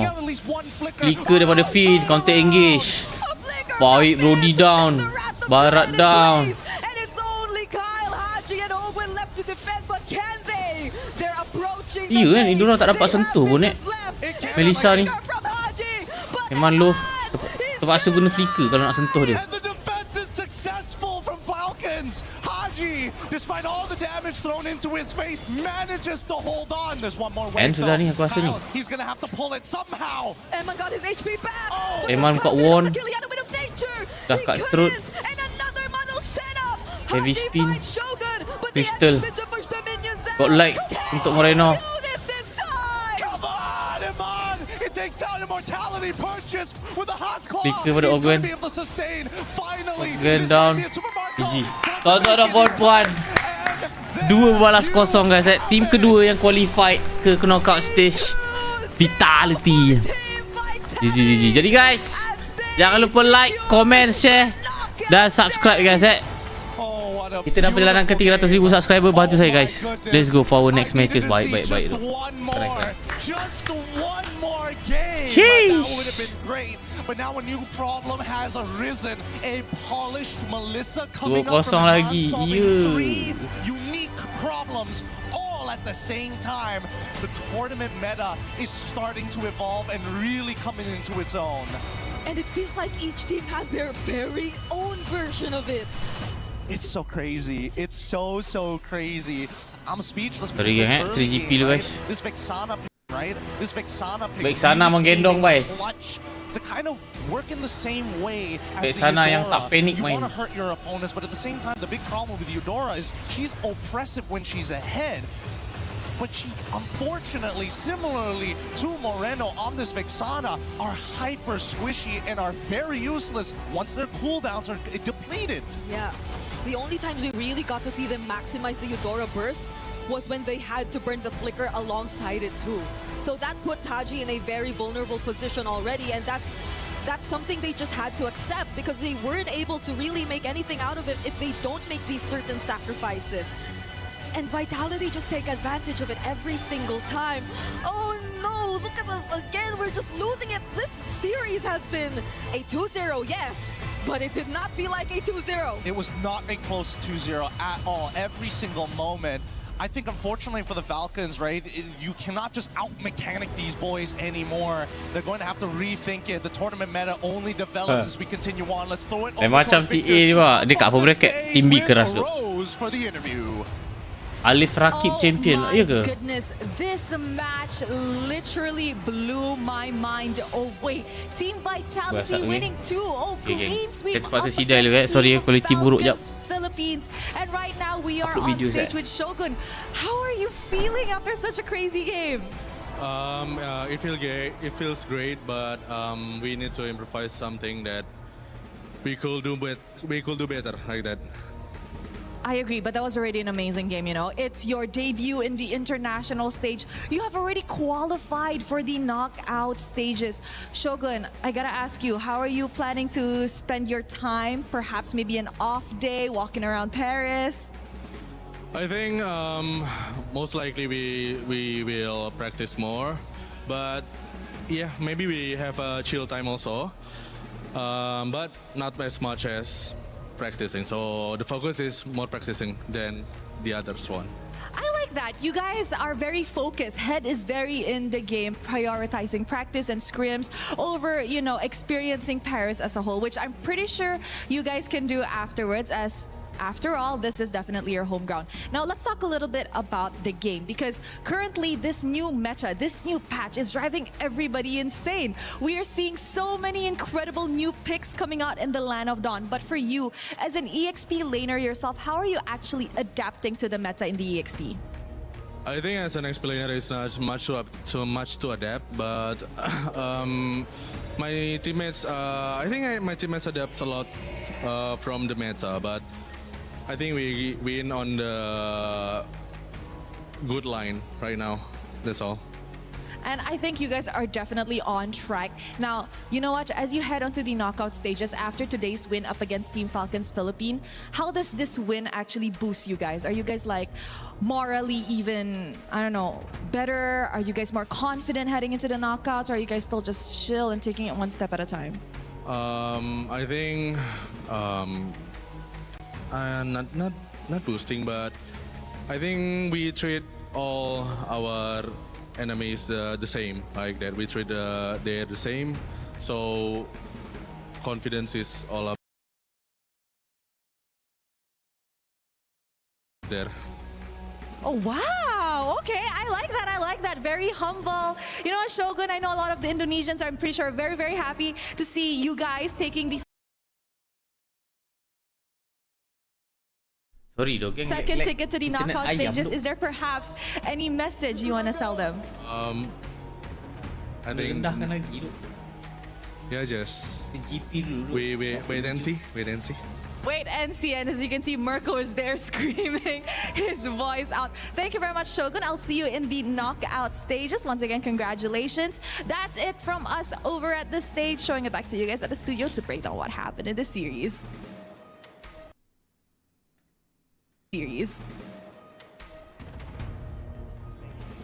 Rose, MPL Indonesia's champions, Team Vitality take the win, and they move on to the knockout stages, which guarantees at least $100,000. What a big moment for this team, and what an organization that is on the run in MLBB across both sides, women's and men's MLBB. Vitality taking the championship at MWI last week here in Paris, so a great start for that org. Welcome back. I'm Rain Day. Joining me is Renmar and Trex as we continue. I'm getting a notification. I think that's my daughter FaceTiming me back in LA, just waking up. So that does mean we're getting close to the end of the day. But to wrap up the series, Renmar, I mean, what's the takeaway from you? What did you notice about why Vitality was able to be successful in a pretty contested game too? Mechanically gifted and busted. Finn and Moreno, I was saying, busted. I was saying it during the restreams for the MPLID playoffs. Finn and Moreno are my favorite Roma duo right now. Coming out of Indonesia, they're just so good. Finn, the timings. It's like the teams from Indonesia, and even not just Indonesia, teams around the world have finally met a perfect marriage of the macro that has helped the Philippines dominate for such a long time and marry it with their own great mechanical abilities. And Vitality is a great example of that team. Trex, you agree? I completely agree right now. And I think there was some doubts before this tournament came in, but Vitality is showing all the naysayers that not only is their draft and mental gifted, but their micro, the mechanics, everything was just on point in those 2 games. I liked seeing the draft kind of continue to develop. That last game, we got to see Barrett's opened up again. Yep. And we also got to see Eudora played against a Vexana. And to me, we were talking a little bit about it, Renmar, in the green room. Yep. I feel like it's a great answer to Eudora. I think it puts, as Gideon was saying, her behind in lane quite often. And when Eudora's behind, she's not the same, would you agree, impact as when she's ahead? Yeah, there's just something about Eudora's pick, which is why I've been quite passionate about it online with my post this morning, saying teams have to really consider deprioritizing her. Yeah. Because Melissa has come back up, and now Vexana is an option. And you can definitely say, because of the lack of range, this is what we've been saying for 2 drafts now, the lack of range to really mess with this Melissa means the Vexana, especially this one, just supplemented the Melissa even more. Yeah, I think the reality of what we're seeing is even some of these teams haven't completely adapted a full meta just yet. We're seeing answers happen mid-tournament. This isn't something that they were all completely prepared for. Yeah. And Vexana, back in the day, what was it, about a year or so ago, was meta, and she was so good against some of these heavy, bulky fighters, these people that want to get up close and personal with you. And that's why we're seeing her slowly come back against things like the Barats, against things like the Esmeraldas, against a Eudora who doesn't have long range. Some of these types of compositions that want to kind of walk up towards you, and we're seeing already counter picks happening once and once and once more. In my experience of just watching and enjoying learning about the game, I saw, you know, differently the approach of when I saw the steal. I'm forgetting the character's name, but she steals ultimates. The Valentina, who is being the choice most often, and they were letting sometimes the Atlas go, knowing they have the Valentina. Yeah. But then that was requiring a really aggressive approach to get in and use that ultimate, which, you know, is for a tankier character. Do you think Vexana might actually be a safer, more reliable answer to provide some CC and then just not, and then ban the Atlas? You don't have to try to counter it? Yeah, I think for the Vexana, in this specific makeup of the draft, it made a lot of sense. Again, because of the Eudora not having that range, the Barretts needs a lot of stops. You're trying to protect one piece of your lineup that needs to stay alive in the Melissa, making it even so much harder to kill her. Yes, the one kill that they got onto the Melissa was because they were able to find the combo through the Eudora, but that was just once. It was so rare. In the end, you saw how Falcons was struggling over and over again just to get Eman done. They couldn't. I mean, honestly, you might be onto something, Rain, because the games that we're seeing those Vexanas get picked up, the Atlases have been getting banned out. So for future drafts, it could be preemptively telling us something. When those Atlases get banned out, maybe be prepared for that. Yeah, I think it's so cool to see how this meta is developing and how good all of these players are. These players giving us insights into what they're thinking. These conversations, as you saw Shogun have with Team Vitality, going to continue into the off day, and that is going to make a world of difference as they have a chance to watch Group B. Let's take you to the schedule for the rest of the day, because we have one more series coming up. Group B will be tomorrow. We'll do the exact same thing. So we'll send 2 teams home. We'll see, and we'll send 2 teams to the knockout stage. We'll send 2 teams to continue playing. But Team Falcons meta in Group A and Ignite Gaming, that is of the latter consequence. One team will be going home. One team will be continuing on. And that is high stakes, about as high stakes as it gets. Trex, I mean, any words previewing that series for you? I think it's going to be I think a lot of people are thinking it might be one-sided. I believe it could be a pretty close series. I think it might go the distance.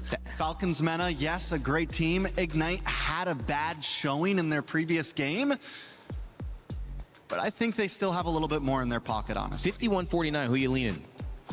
51-49. You know what? Because I know which way he's going, I'm going to go Ignite. Okay, and you're going Falcons. Yeah, we were talking about it earlier. Well, I want to know what you guys think, the audience as well, because we have our tournament pick'ems. Get them in right now while you can. You have a chance to let us know whether you agree with Trex, maybe you agree with Renmar, maybe you're 50-50 like most of us here, waiting to see what happens. Let us know in your pick'ems. We'll show you the results before the game goes live, and then afterwards you can tell us in the chat if you are smarter than all of us. Coming up very soon, we're going to have that next series series, and I cannot wait for you guys to be here with us. We'll catch you right after this short break.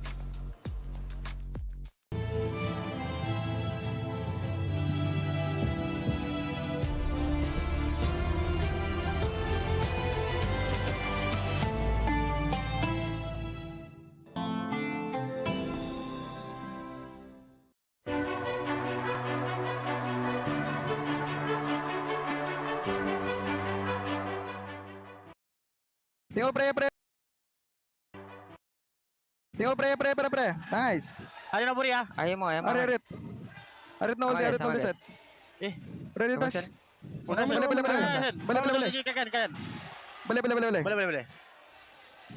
Kill him. Betul. Tahu. Crips.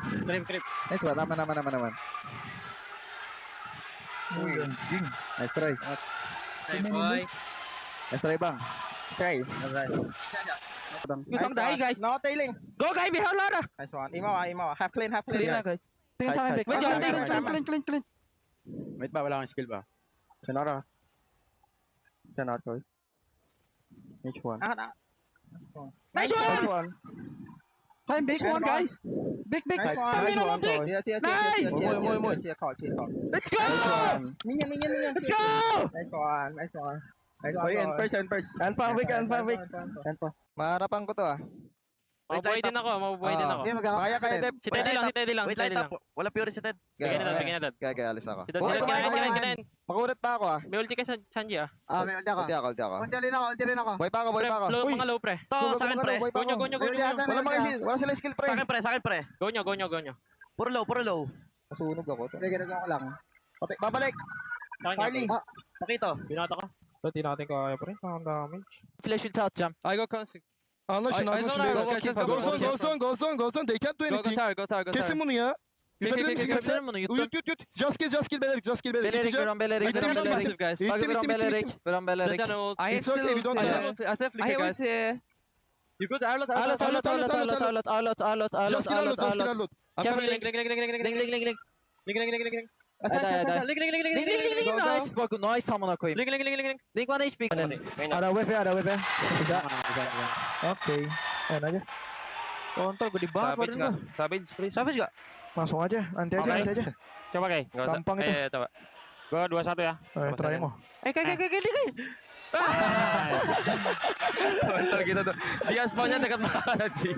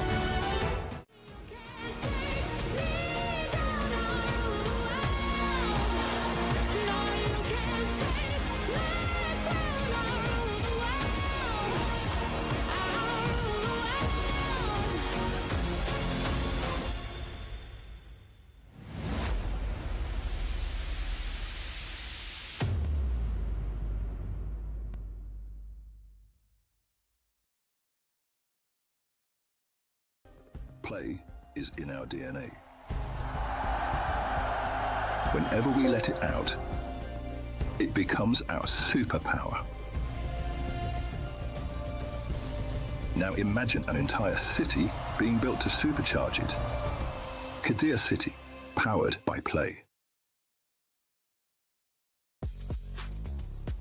Support your nation with 16 games across 4 weeks in November, all in search for the ultimate prize. The Esports Nations Cup in November. Check it out. It's going to be a lot of fun. We'll have games I am very beloved with there, and I can't wait to see what other performances we'll see across all our communities in gaming. Also, if you saw some of those comms, thank you to Saudi Radio Comms for helping to get some insights into what the players might have been saying throughout their games. We'll be sure to check in with more of that coming up later on in this week. All right, as we return back to it, Rinmar and Trex, it's time to start filling in the gaps here. That means one last series. It's going to give us our final team that's moving forward to continue playing. It's going to also, as our final match of the day, also send one final team home. Yeah, I think for these two, they gotta play fast, man. Play fast, play rough, play hard, because it's potentially your last showing. You don't want to go out on a whimper. You want to go out in a bang, bang. I'm glad you added that second one. Thank you. Yeah, it may honestly be time to not take things slow, get aggressive in the beginning, try to catch your opponent off guard. Don't leave it down to a late game possibility, to a let's just wing it possibility. Try to own it. And if you can control that early game, just convert it into an easy win. This is going to be a difficult one for sure. Team Falcons PH is going to have a chance to play against the winner of this game. So it could be a Team Falcons matchup. Team Falcons Meta, Team Falcons PH. Organization wouldn't mind that. One moves through. Of course, I'm sure they'd rather both move through, but that's not going to be possible because if Falcons Meta aren't in that matchup, that means Ignite Gaming won and they have been going home. So on the other side, Ignite Gaming, that's a team that we need to pay attention to. You were leaning a little bit more towards that, Trex, in your 50-50 because, well, Renmar had already chosen the other side. What do you like about Ignite? I just think we have Diablo, we have a veteran, someone who's been doing this for a very long time. We also saw some great plays from this team the other day. Even with their loss, they still showed up at some times. And I think when it comes to some experience, they do have that there. Don't get me wrong, Falcons Meta is a team that has also been around a very long time, but it just feels like sometimes they fall a little short. Team Falcons Meta. That's the real conversation here. They made it through the wild card. This was the team that filled out the bracket. They're filling out our bracket again as the final match of the day. Where will they go? We don't know this time around. It was a grueling fight, but when you look at their roster, they've got guys who can do it. They've gotten the job done already. It's now a matter of can you get it done on maybe the biggest stage at MSC. We had a chance to sit down and talk with Falcons Meta and their roamer Troll a little bit earlier today. Hey everyone, it's Eterna, and right now I'm here with Troll. Welcome, Troll. Thank you. Troll, we find ourselves in an elimination match, so the pressure is high, the stakes are at an all-time high as well. Pressure check, pulse check, what's going on in your head right now? I think we don't have pressure, we'll just play our game. Okay, no pressure, you just play your game, and everyone feels the same way? Yeah. No one's nervous? No one's. I like that. I like that. Now, I got a chance to talk to Boyet, I think, earlier on, and he mentioned that, you know, coming into MSC from the wildcards, you guys didn't have much time to prepare. Is that right? Yeah, we didn't have much time to prepare for the batch, the new batch. Okay, so how's it been going so far? Like, do you have enough time now? Yeah, we've had enough practice, and I think we'll do better. Okay, so you've done your homework and everything. What do you think that you could carry from yesterday's loss to your match today? I think on yesterday's loss or the day before, we like throw the first game. We throw the first game. Like who threw? It was a team mistake. Okay, it was a team mistake. And then you saw that, and then what happened after that? We talked about it, and we played some scrims, and we fixed it. Okay. So during, you know, tournaments like this, who do you usually scrim against? It depends on where is the tournament. If like it's in Paris, there is not a lot of teams, so we scrim on the teams of the other group. Oh, okay. Does that make it challenging for you? No, it's okay. No, it's okay. It's okay. I mean, speaking of challenge, we've seen the rise of assassins since, you know, wildcards. Now it's been like so prominent. Does that change something for you as the roamer? No, I think it's okay. I've played against assassins before. I don't think it's a problem. No problem whatsoever. No pressure. I mean, no, it's okay. Did it change maybe your role in the game? Yeah, maybe I can target the jungle a lot more. Not like the jungle tank meta where the jungle would just use just utility. We'll just get the turtle lord. Okay, so what's your favorite go-to hero right now in this meta? And what do you think would be more popular? Probably, I won't say. Okay, you won't say. You won't say. But have we seen it before? Yeah, of course. Okay. Is it it's not a healer, it's not a support. No, it's not support. It's not a support. I'll let the panel figure that one out. But, you know, lastly, I do want to ask if you have a message perhaps to your fans back at home. Keep supporting us and it will help us win this game. All right. Once again, thank you and good luck for your next match. And we're throwing over back to you guys. Thanks, Eterna. Great interview there with Troll. Didn't give us any clues on that one. However, I don't know. I have a guess. Belric, Atlas? My guess is Cho. Cho? I mean, that is his favorite pick. Like, historically, he's really good at it. But that's just a guess.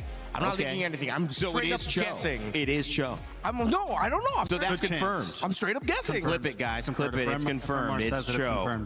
And let's see the response as well. Clipped back. And Troll's like, what? I never said that. Okay. My job trying to get Renmar in trouble. Fake trouble, of course, as well. So Ignite Gaming, I think the question is, this is a team with Diablo. And Diablo is kind of, you know, we were prepping a little bit of this conversation. Is it trying to get him to do Diablo things? Is it try to get this roster to support him as we take a look at the players on Ignite Gaming for him to succeed? How do you draft? How do you pick? Both these teams suffered convincing 2-0 losses the first time we were able to see them. So the question is, how do they bounce back and get back in sync after that? We actually had our main man LaFell earlier this week do a little game with Team Ignite to see if they could find out if they would ever mesh quite like they needed to in order to win this set. Hey guys, my name is LaFell, and we know the players have more. All right, so we got a few croissants going to search for the next one. If you guys can choose to do one activity, would you rather you guys go for a Seine River cruise or go to the top of the Eiffel Tower? Yes, go top. This is the cruise. Oh, but you. So now we'll see what happens when the alarm rings. This is something that everyone struggles with. Yep. And you know what? Who likes to wake up anyways, am I right? So now, this is gonna be a pretty controversial one. We'll see how you guys feel about this. You go here if you feel like the GOAT is Messi. You go there if you're all for Ronaldo.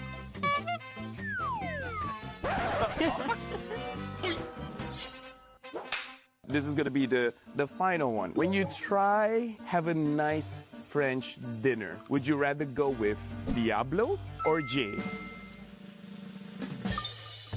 Hey Jay, you got a friend. So you guys were not completely on track. You guys will have the hammer where you guys can whack each other. It's okay, it's an inflatable hammer, so there's like, just go for it. What?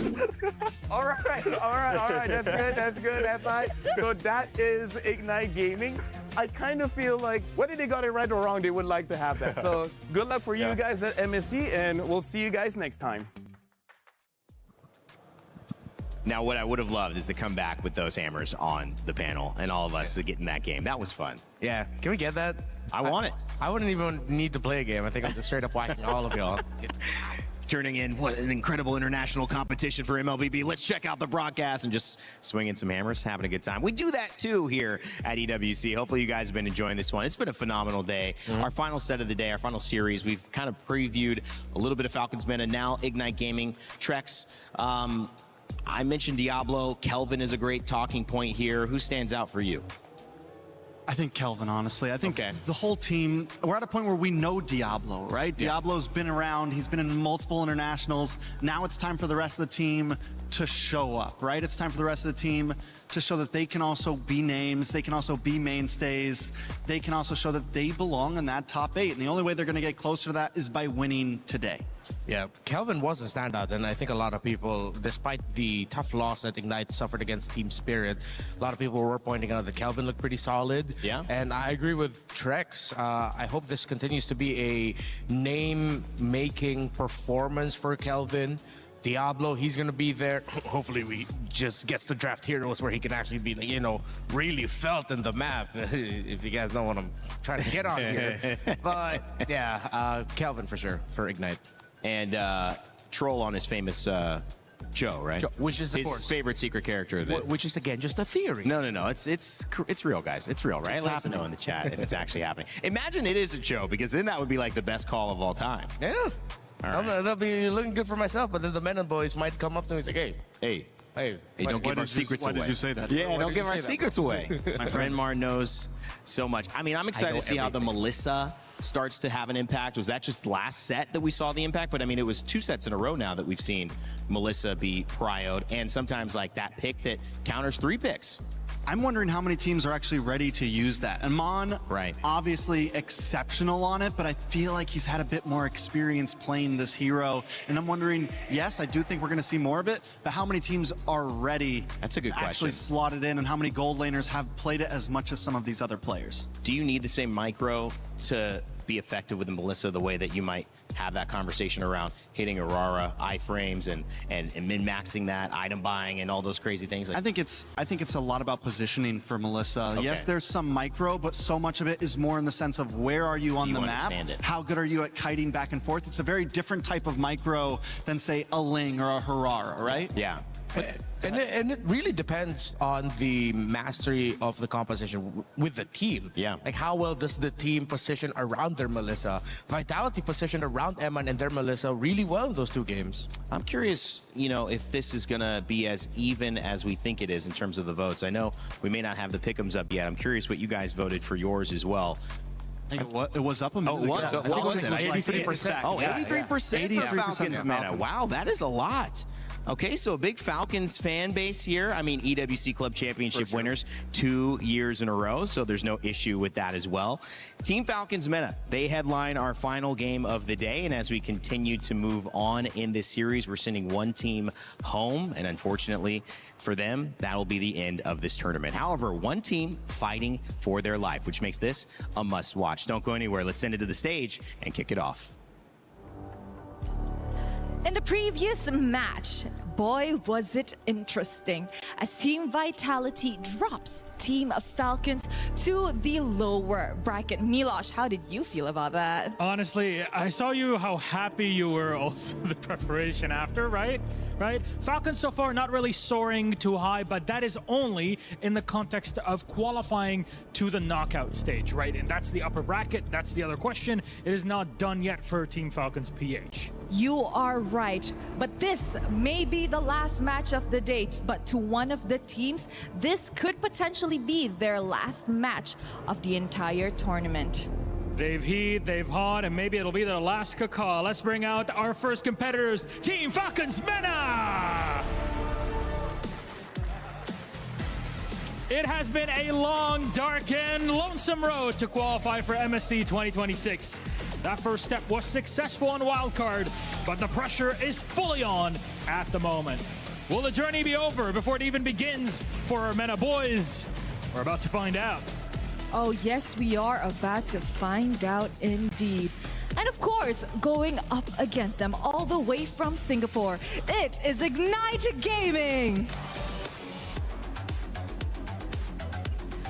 They are hungry for redemption. Starting off their journey incredibly shaky, they need to move out of their comfort zone to make it out alive. But the question is, do they have what it takes to reignite their fuels for this match? One thing's for sure, they're going to need to light up the stage here against their opponents, the Team Falcons MENA. So please, gentlemen, I will give you the space here. Ignite, please, Team Falcons, you may place your keys. Gentlemen, take your seats. And of course, team captains, prepare for our handshake. Might be the last one.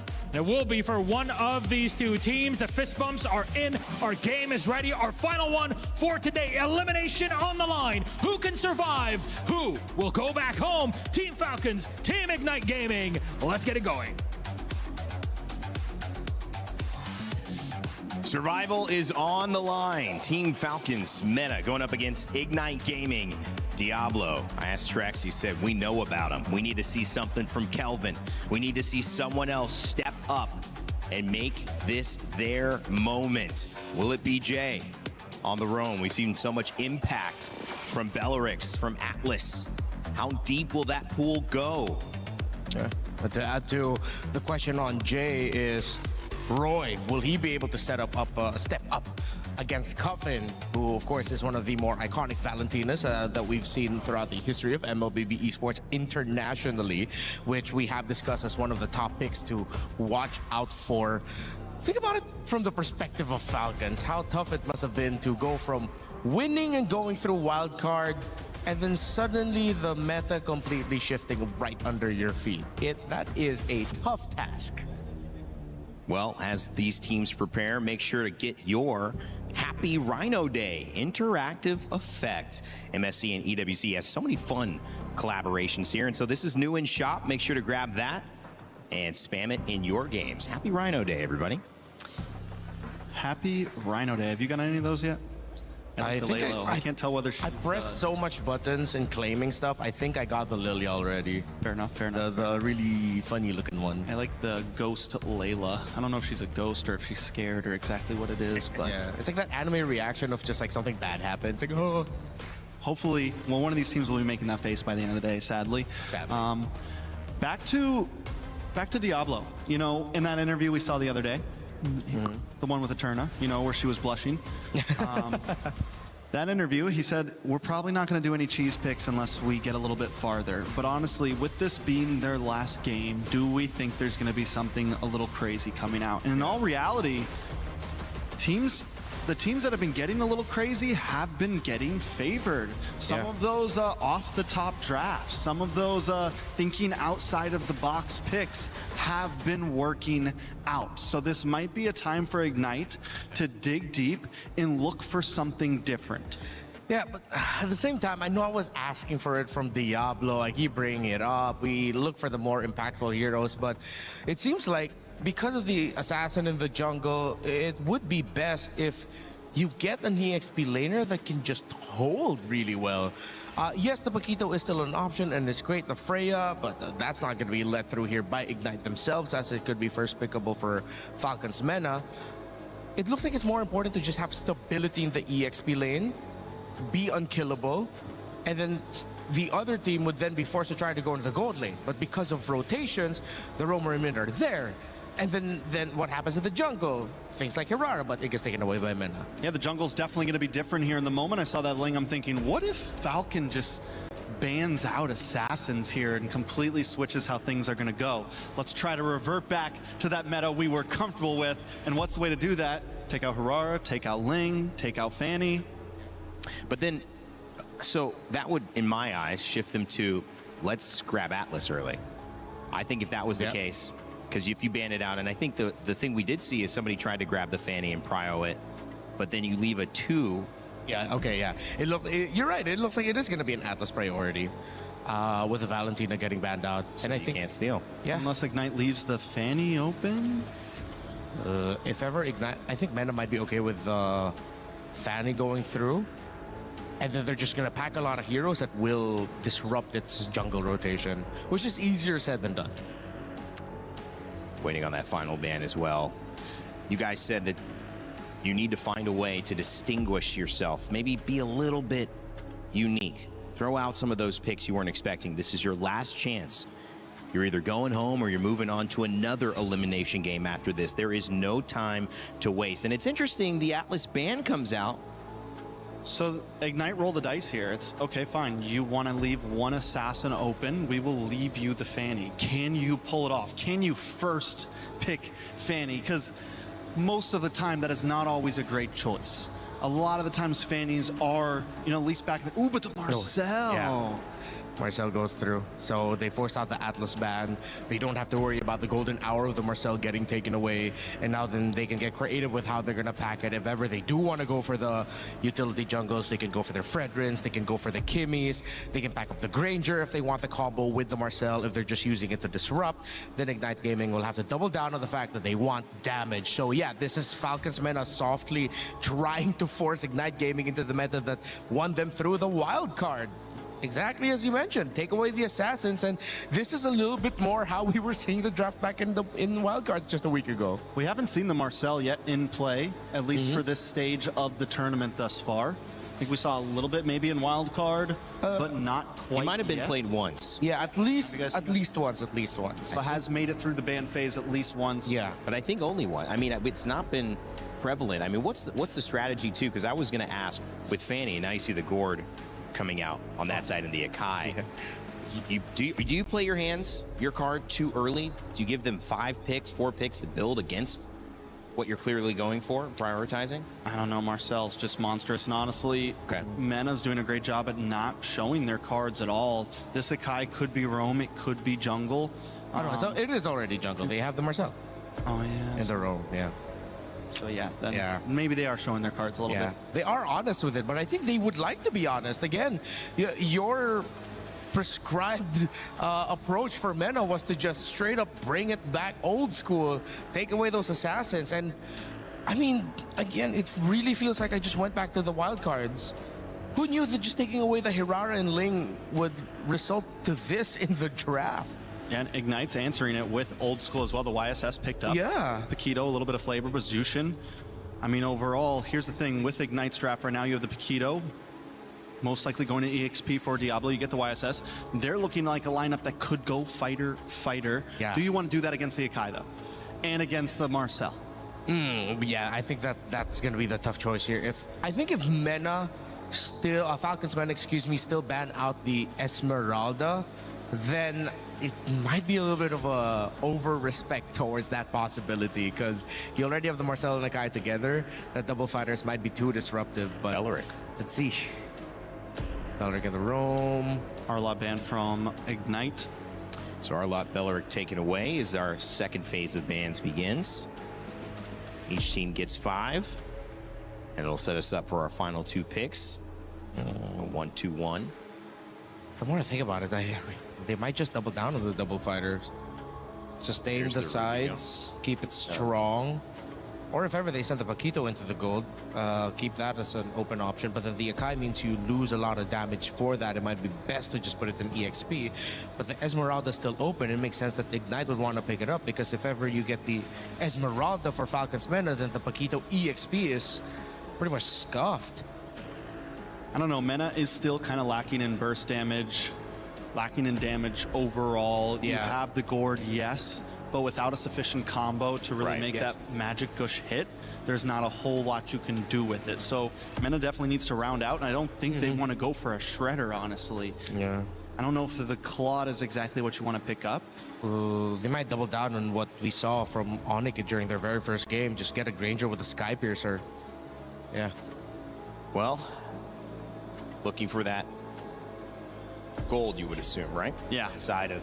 We're thinking maybe MENA. the Granger for the burst damage, something to give them a bit more of a big hitter. They already have the shred with the gourd.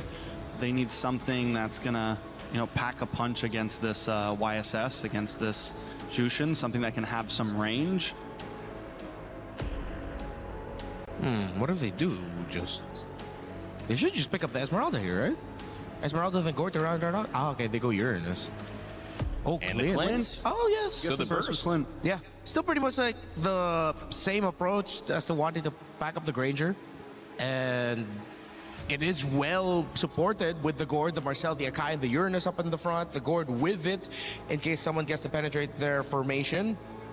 So this is a great balanced lineup for Falcons MENA. Yeah, so you like it. I like it. But Ignite, I do like the Minotaur too. The range of MENA with them wanting to get close and create space. The Minotaur with a Flicker and a Minoan and Fury might just break the formation of Falcons MENA, meaning that's enough space for the Yisun Shin to wreak havoc. Ignite now pack the Barrets in. So we go for the fighter off. We go for the funnel strat into the YSS. Definitely some danger here against a golden hour, against the heavy spin, against the Magic Gush. This is a composition that wants to group up on the side of Ignite, but still, it can look overwhelming. One big play in this type of composition can dominate a team fight. Yeah, I like this Barrett's, though, just for the sole purpose that it might make Boyet overthink of when he wants to use his heavy spin so that the Detonus Welcome won't affect him as much. Ignite Gaming sees the Melissa do well. They ban it out, do the double fighter. We'll see if the burst from Clint is able to be enough for Team Falcons MENA. The panel likes it. Let's see if our casters like it as we headed over to begin our final series of the day. Ignite Gaming versus Team Falcons MENA. Let's get it going. Thank you so much to the panel. We sent one team home earlier today for our first match of day number 3 here at MSC. Now we will have to send a second team home. Welcome to the land of dawn. I love it. Panel likes it. I love it. I love the drafts from both these teams. I like that they're going back to just comfort, right? Not necessarily the most meta picks, but it's what they've won with, especially in their own domestic leagues. Yeah, we don't even know how do we define the meta, honestly, at this point. So the fact that we're just seeing some of the more common picks nowadays, or at least in the past 2 days, such as the Barretts, and it's going to be in the hands of Diablo too. So that's also something I really like from IG, because finally they're playing something that's much more similar to the playstyle that we know of them. Quick emblem check right here. Pull yourself together, ready for Cuffin. Weapon mastery for Sano as we see CS go for the lethal ignition in the Festival of Blood, double tenacity and a whole lot of agility. And I think in this meta, even though, you know, you might not want to play these meta picks, you still need to rely a lot on that agility. Now let's talk a little bit more about Falcons meta and IG, right? Wildcard winners, Falcons meta. They usually do very well in the group stages of internationals. Unfortunately, this time around, sent down straight into the lower brackets. Now IG, Singapore, they've been on a tough road. The last few internationals just bombing out of events, completely eliminated on first days, second days, and now it's time to prove that they still have it within them to contend for the knockout stage. Yeah, and a lot of questions, right, for both of these teams, especially coming from a 0-2 sweep, a loss in their first showing previously here in the group stage, and now Falcons meta, it seems like they're still playing a very similar game to what we saw from them in the wild card. That's why it was also pointed out in the panel earlier that it feels like they're just drafting as if we were in wild card, but I can't blame them. This is something that's very comfortable to them, whereas IG, I think they're the ones who switched things up a bit. So now we see the Barretts and the Minotaur in their hands, and they're setting up for this first objective of the game. Even Diablo on an enabler instead of a carry. Kelvin's waiting in that bush. It's an all-out fight for Turtle 1. And that Diablo is very, very low, but he still finds the Daytona's welcome. Boyet secures this objective for Team Falcons meta. Golden Hour already laid down as well, but it's CS trying to find Coven in the back line. The knock up from Boyet and heavy spin. That's going to be first blood over to Falcons meta, but the trade from Diablo, he actually finds Sanji too. They keep on going here. It will be the end of the skirmish, but take a look at what Falcons meta were able to do. Again, controlling the neutral objective with the Akai. That's number one. But IG really just falling out to that tempo, and they don't even get the prio up top. Instead of trying to play out around this winning lane, they let it go, and Sano just got so much value out of it. I feel like they really wanted to go in first, though. You could see how Jay just wanted to position himself, but now he's yet to get his level 4. Just got it now, and they're not really going to commit to a fight just yet, but they had no idea this was happening, but Kelvin still actually takes his purple buff. So I think it will be an unsuccessful attempt here for Boyet. Doesn't get bursted down here. That's going to be the question. It seems like he will be, though. That's 4 members of IG on him all alone. And that's where you can see a little bit of that experience. Wait a second. Mystic Gush on Roy and a flicker as well. All right. That's a lot. Just a Crimson Beacon, but tendencies, habits, Brigida. Falcons meta, if that was in the wild card, he would have already gotten the purple buff. Unfortunately for him, the Akai got his passive completely botched in the new patch, and that's why it was still so slow for him to actually take it away. Kelvin was able to rotate, taking it in time, and we get to see the replay of it again. The retry was also just miles too early. You see a little bit of cringe. Back room is like, oh God, why was it so early? A bit of panic from Boyet, perhaps. Yeah, this could have been a bigger lead if only they were able to take away that purple buff as well. But now we're back to a very small lead in their hands. Kelvin shows up here. Sano has no idea that even Jay is within or around the area. Troll comes up to them first, and they are going to play it safe. There's an objective upcoming down bot, and they will both make their way to this objective. All spells are actually going to be available apart from these flickers for Cuffin. So I think positioning-wise, it's going to be very crucial at this point now that it's actually Falcons meta taking control of the riverside. Crimson Beacon forced out of Roy.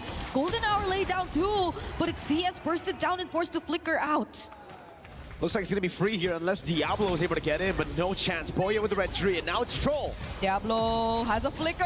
Daytona's welcome under the turret, so he is going to be safe. But they lose out on a turtle, and they weren't able to trade anything out of that. So IG, I think this is Falcons meta slowly getting the advantage that they want.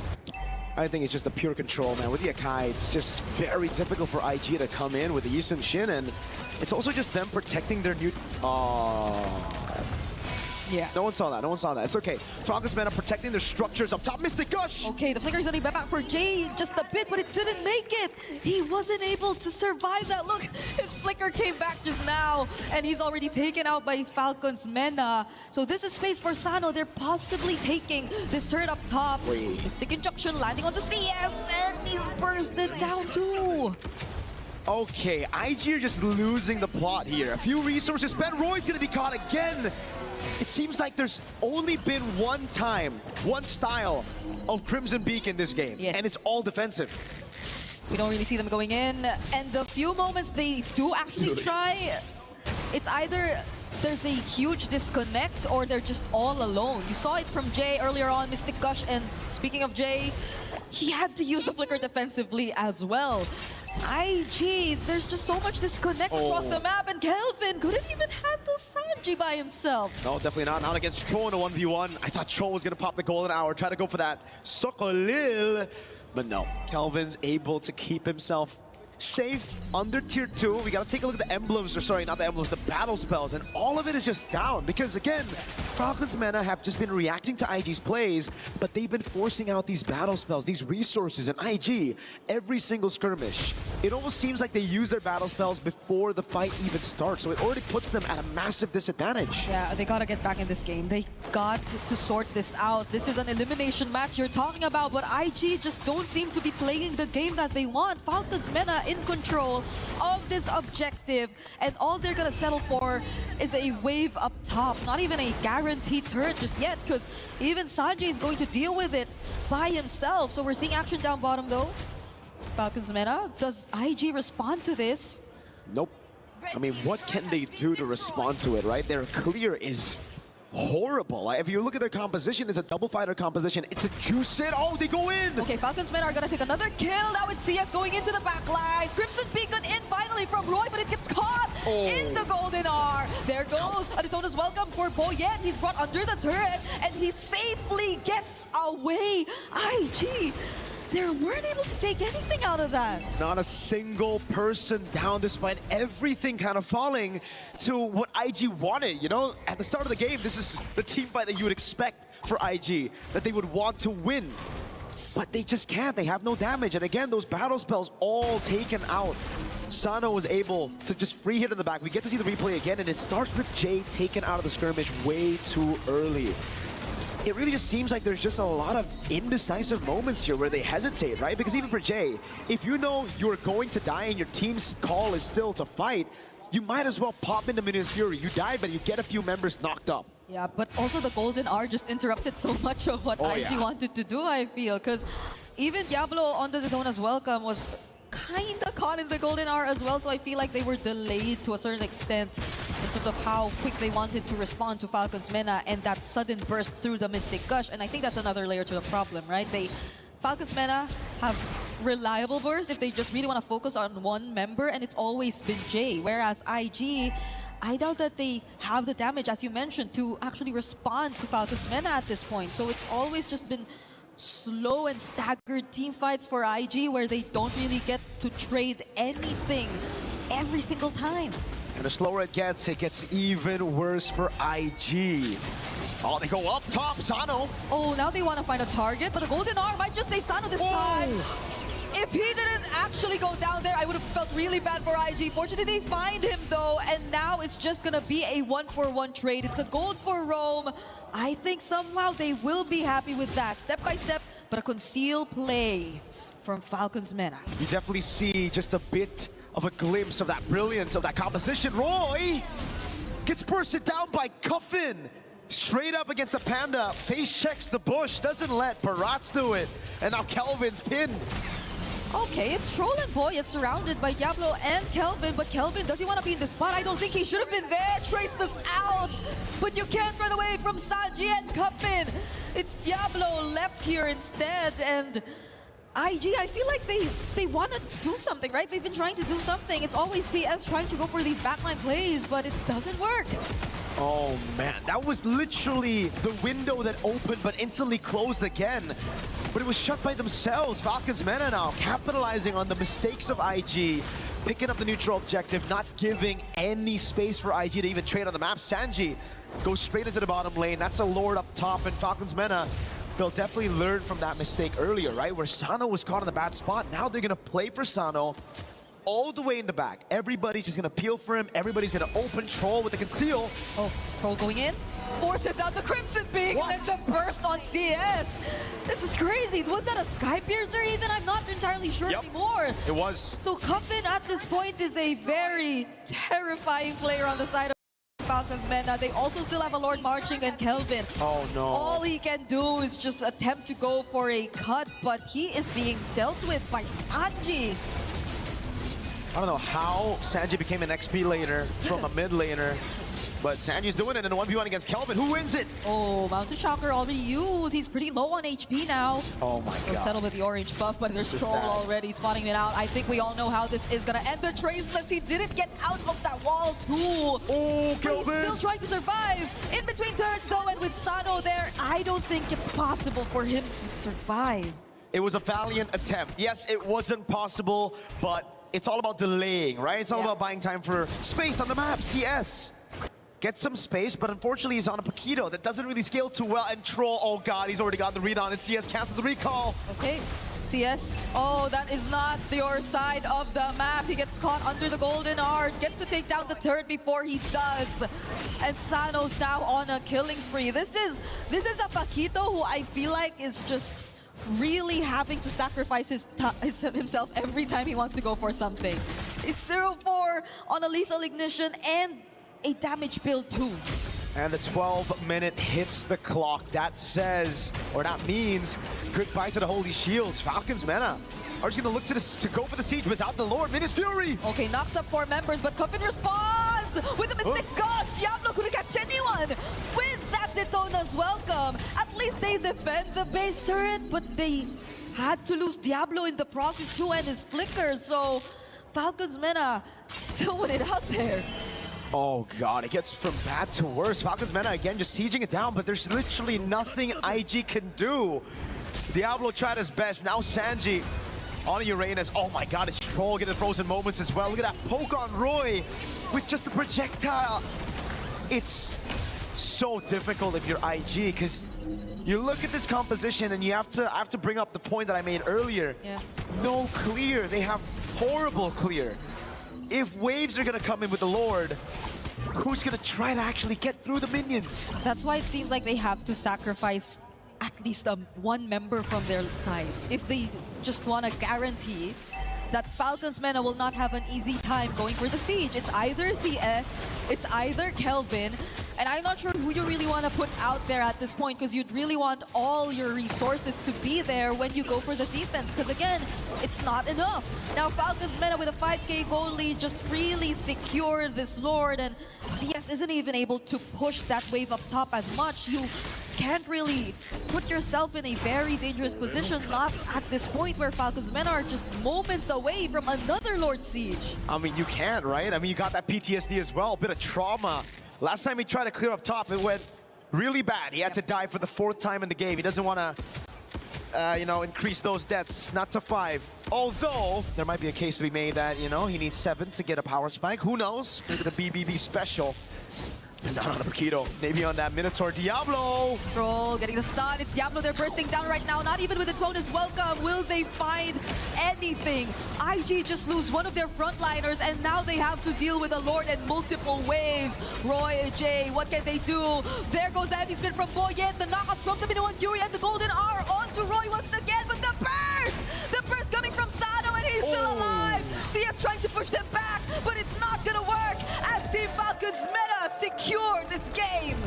Falcons Mena are a game away from stepping forward in towards that next round and also eliminating IG from MSC EWC 2026. Staying true to their identity on the utility jungle, Boyet shows that he can still make it work.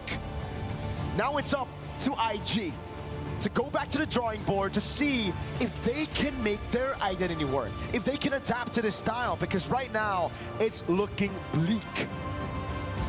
Boyet had his entire team to rely on to make it work. We had a lot of questions for them.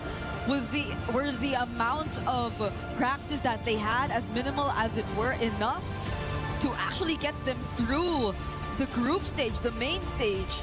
And now against IG, they're showing us that, yes, and they're staying the exact same as we've seen them from Wildcard, with just a bit of changes here and there, but overall, it's still the Team Falcons meta that you know and are familiar with. Again, maybe, yes, a few of adjustments from IG, but now they should have learned and they should have understood that it doesn't work. It did not work out for them this time. It was too spread out. You couldn't really see them united in terms of what they wanted to accomplish here, if it's team fight or just splitting up. It's a rainy day with the two dinosaurs, Raptor and Trex on the panel. What you got for us? Almost like you were saying it's a rainy day, and I think you were saying rain day. However, it was a rainy day if you were on the side against Team Falcons meta, because Ignite Gaming, well, that fire might have just been put out by that first game. I love the way that Falcons meta approached it. You felt that they might have the lead in this one. Yep. They certainly did after game one. Yeah, again, they just went back to comfort. They forced their opponents to play a metagun, and I feel like that also made Ignite Gaming very uncomfortable in the draft. Definitely made them uncomfortable, and they may have just cracked a possible code as we move forward into this, right? We were saying it, just ban out the Ling, ban out the Harara. If you really want to be crazy, ban out the Fanny, and now there's no assassins to worry about. Yeah, you force teams to go back into assassins that may not be the absolute best. You still have the Nolan to deal with, but then picks like the Akai can deal with it. Then you redefine the main trades that have affected the first phase of our drafting phase. I hope there are teams right now still, like maybe the upper bracket, still like comfortable here looking at what Falcons meta has done with this Ling Hirara ban and realize, oh, wait, that's a way to approach the game. What do we do to prepare for that? I think the question too is it such a good ban that if you were to put somebody at a high, well, let's not even say that. Let's just say one of our top organizations who have already made it into the knockout stage.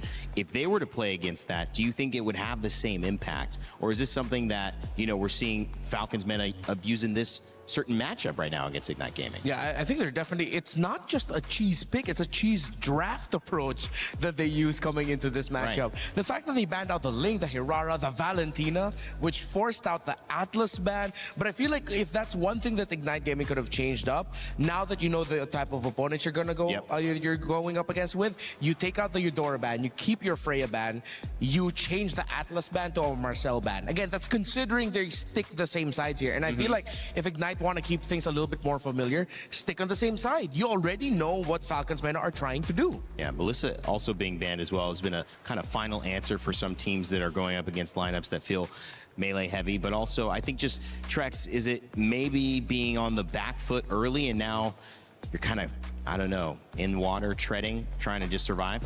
I think another big issue with Ignite there was, you know, what Falcon did in the ban phase was okay. You can deal with that, but it felt like Ignite picked a composition that they wanted to play against an assassin, that maybe they wanted to play against something like that, but instead they picked it against a Kai that is going to push this Paquito back, that is going to push this YSS back, that is going to push this Baratz back. They played it against a Marcel that is going to freeze every hero that I just said once again. Like all of these picks that IG have want to get up close and personal with you, and Falcons meta draft loves that. You have something that's going to literally run up and freeze you all with the Marcel. You have something that if you're not going to get frozen, you're all going to get pushed away by a heavy spin. And then you have a Clint that's going to capitalize on all of that chaos that's just going to stand there and take advantage of it all. So IG, I said it at the end of the draft, these picks weren't going to play that great against it. Maybe it could work, but they were definitely at a disadvantage the moment that game started.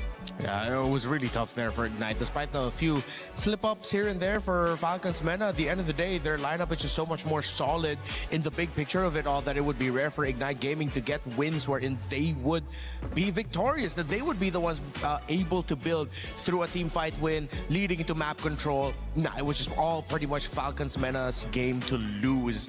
And again, it was just a masterstroke what they did. Ignite, they weren't ready for it.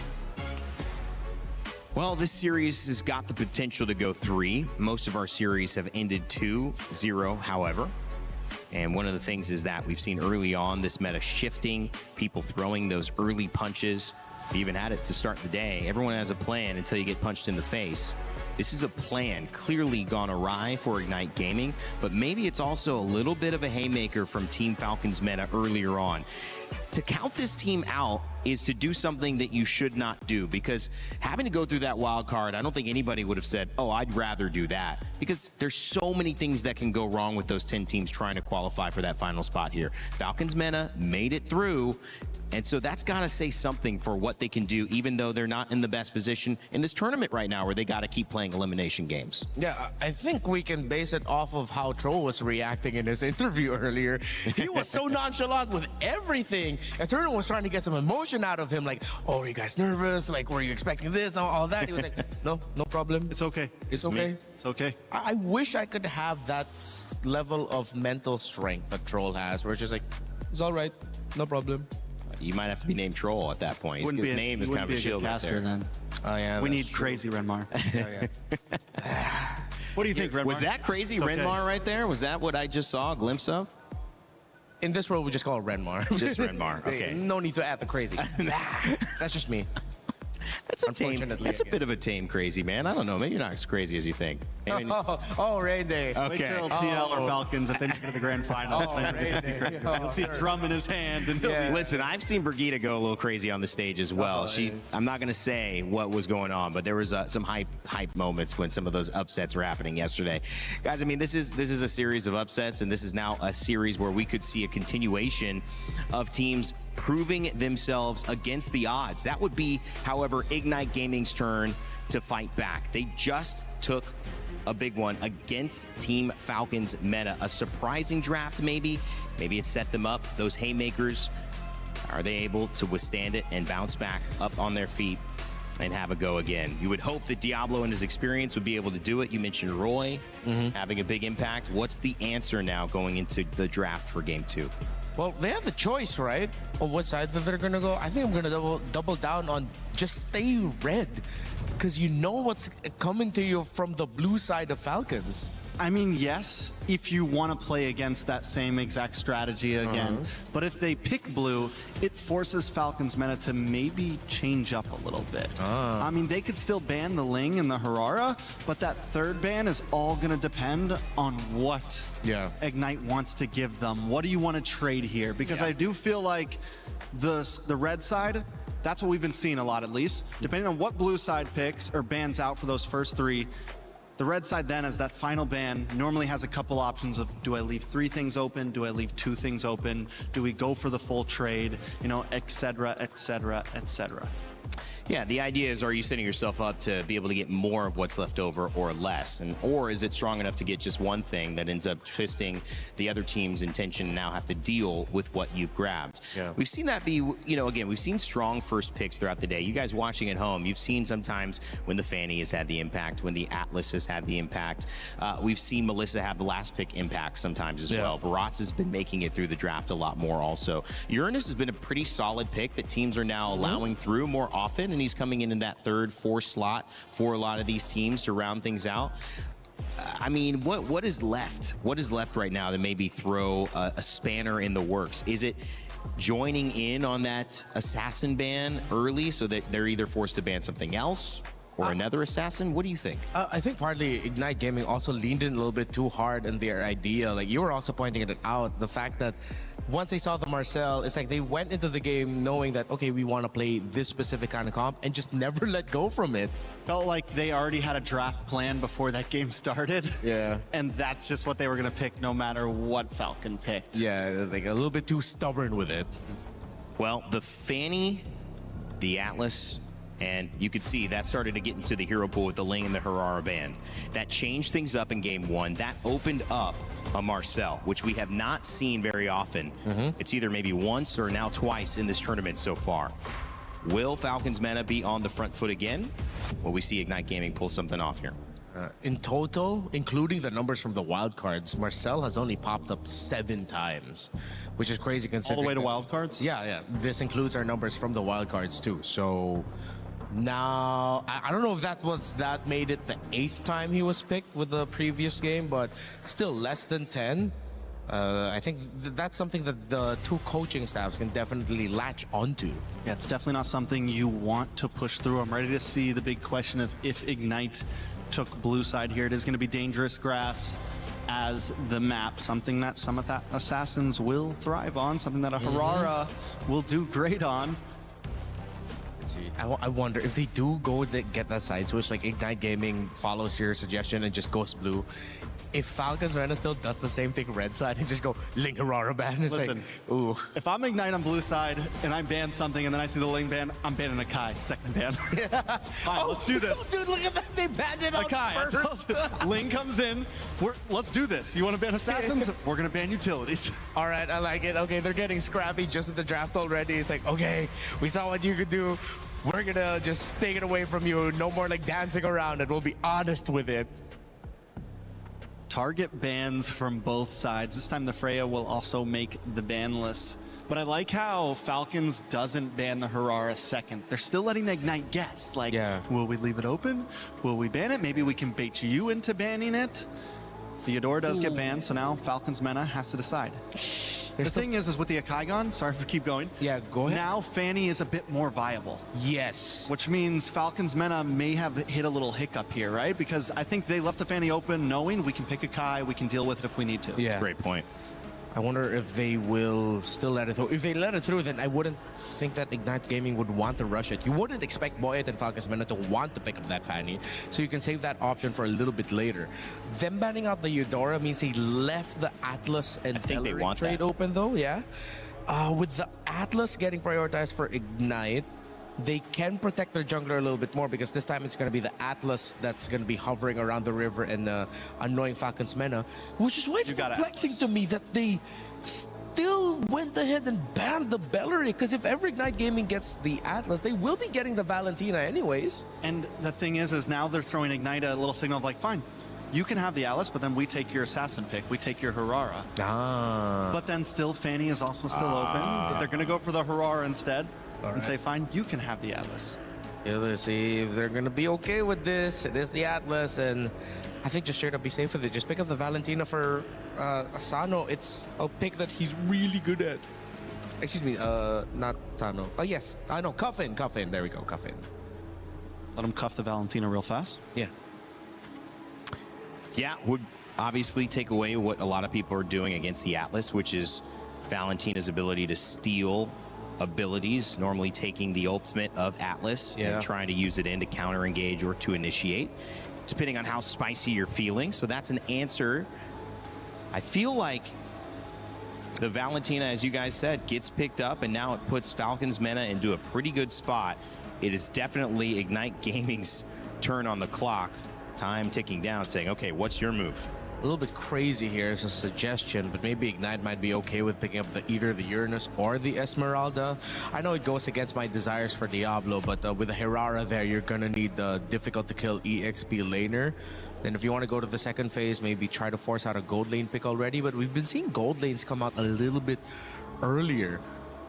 With the Marcella, Atlas, Belerica, we're at that weird spot again where they might run out of roam options here for Jay. Oh, they're picking up the Melissa early. I think it's a solid pick. You'd also steal away the Melissa something. You get the Jushin for some range.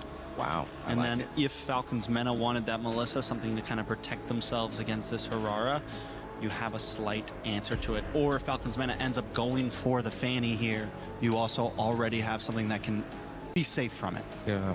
I wonder if this means that Ignite are gonna dig back into the bag of like the Badang such for the roam, but you're risking getting the Valentina to steal your ultimate, but that will provide the space, and the rest of Falcons Mena do want to clump up together really well. Unless Falcons Mena just decides to band out the Badang. Picking up the Clint this early though, I don't know how to feel about this. I feel like they could have leveraged just leaving gold laners and picking it up later while changing up the priorities and trades for like EXP. I think it might have been a panic pick, honestly. I don't know what to pick next, possibly. Could it also have been not trying to show the EXP hand too early? Trying to have some could be surprise to it? Could be. And they know that they're gonna get the first pick on the red side anyway, so based on the bans, they have a better understanding of, if they can go for a specific pick that they want in the jungle, or if they can go ahead and pick up their XP at red 4 and still wait till the absolute end to pick up their jungler. I'm still leaning towards the idea that Boyet and Falcons Mena would want to play the tanky sustain types, or at least not exactly like the hard assassins. But we've seen Melissa being such a problem that now my question for Falcons Mena is, do you actually have something for this Melissa? EXP bans all around right now. Yuzong, Uranus. I'm wondering if they're going to keep on honing into it. Paquito is still open for both teams. Could be a decent option for Ignite, honestly. Just something that can pack a punch, close the distance on the Valentina and the Clint. I think that's maybe personally what the Melissa helps ward against early on. So if you want to pick up the Paquito, get up close, we have an answer for that. A Hylos ban? And a Harley ban. I wouldn't think that they would have found the Hylos problematic. They already have the Atlas and the Clint with them, and then not a lot of... Could just be a ban to open things up, keep things open, don't want to take something away. Again, they're going to be counter-picking to try to figure out these two lanes. Everyone's exposed their gold, their jungle, and their mid. Oh yeah, that's true. We were talking earlier about how the roam options might look thin, so they just took one out. But they can also just gotcha later for Ignite. If ever they really can't think of a pick, just like gotcha. Yeah. I'm not sure how much we've seen a win from Gatakacha. Definitely been played yesterday a bit. I think we're at 55 unique heroes so far. We've added a few to the pool. Yeah. Still aiming for that 90 for MSC. We'll see if we can get there. Let us know in the chat if you think it's happening. So far, so good. Before we get to knockout stages, we've still got another group to go through this process with, Group B tomorrow, as Barats gets picked up. There's Gotcha. There you go, Renmar. Good call. He just settled on it. It really feels like, yeah, might as well. Oh, and they pick up the Alice despite there being a Valentina on the other side, and that makes it even deadlier for Ignite's cause. Now, actually, because of the Alice pickup, Falcons Mena has multiple options to answer this Melissa. Will it be enough is the question, though, because you still need the damage, but diving it, reaching the Melissa wouldn't be a problem anymore. What is going to be jungle, though, for Mena here? I'm thinking, can't you just maybe go something like the Hayabusa? I mean, even the Fanny isn't going to be able to target down on the Melissa very well. Yeah, we saw it struggle earlier. Get taunted by the... Oh. Wait a second. So Barat's jungle. Oh, okay. Right? Yeah. So like a jungle Barat, so you send the Paquito to the EXP lane. All right, let's see how this is going to work. Atlas roam. I still have a lot of questions for it, but let's see. Wow. What is the final switch around? This will be interesting here. Yeah, it is looking like, jungle Barrett's EXP Paquito. Well, Thoughts, Renmar? It doesn't cease to surprise us here, guys. We've got a second game coming up here in our final series of the day. If they take 2 in a row, Team Falcons Mena is going to close this one out and move on. They'll face their Falcons teammates, or not teammates, but I guess organizational mates in a win. And if they lose, well, we'll send it to a Game 3. Let's get Game 2 started here and send it back over to your casters. Thank you, mates, on the panel, man. I love them, this panel. T-Rex, Raptor, Rainy Man. I'm joking. Welcome to the Ladder Dawn, folks. It could be the end of the road for one of these teams, and right now it's looking like it's going to be IG because they're down a game. But how are you doing, Brigada? Hey, I'm doing okay. We've had a really interesting day today. Some very intense games at that, and some very one-sided games. And so far, the series has been one-sided for IG, as you've mentioned, who are on the brink of elimination. Wow. So we're really hoping for them to at least figure things out heading into this game. But I feel like even the panel, T-Rex, Raptor, and Rainy Day. As mentioned, you're right, Mirko, we're just kidding. But I feel like even the panel couldn't really fully grasp the idea behind what IG wanted to do. I think so much focus also was put on the Alice option here, the Alice pick as well, and the fact that Falcons Mena yet again are still sticking with their identity and just shifting it around with putting a Barrett in the jungle is another statement for them if ever they do get to secure the 2-0 against IG. I mean, they did make this work at the wildcard, right? The Barats in the jungle with the Matilda, though, so it was already very different. And the Barats in the jungle was a good answer into a lot of the other utility jungles, like the Akai as well, and the Baksha. this time around you're up against a Hirara, right? Someone that can already farm faster than you and can actually capitalize on the winning lanes. I think that's where we have to, you know, kind of point our fingers and set our sights towards. The lane in gold. I like it for the Melissa up against this Clint. And even in XP, I like it for the Alice for the matchup against the Paquito. So these are two lanes where Ignite Gaming are going to be able to utilize this Hirara to finally push in and capitalize on the mistakes or the lane dominance of the other mates on the team. Falcons Mena, though, it's all about neutral objective control. So I think it's kind of like a better IG from game 1, but Falcons Mena, the same exact Falcons Mena from game 1. Granted that the laning does go that way, because we're expecting it to favor IG, at least in terms of the sides. We're looking at again the Melissa, who at least based on today's showing has been a phenomenal gold lane pickup, but it was more into the Fanny and the likes of the more dive type comps, which I don't think Falcons Men are that far away from, but they're more fighter than assassin type of compositions too. So you could expect them to stay much longer in the team fights if things go their way.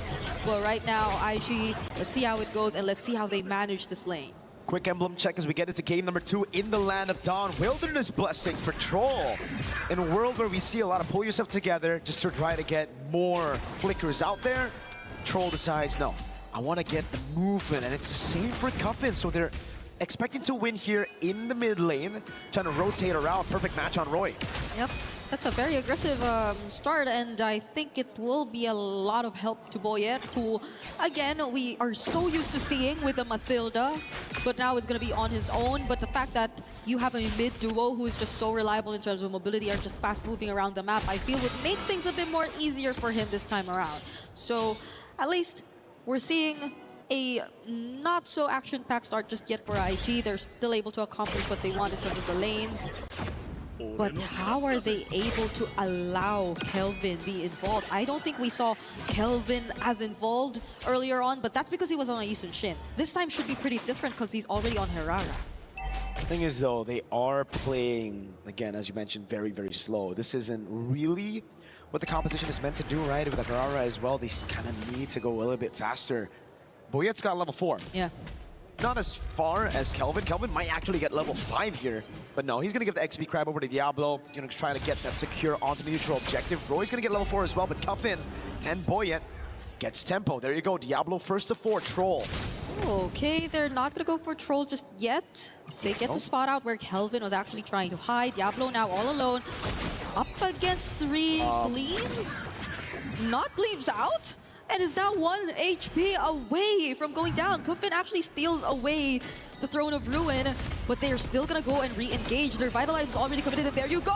Throne of Ruin onto 2 coming in from Diablo, but it's still Boyet! Winning out onto Retribution, picking up first blood onto Kelvin, and now Jay falls next!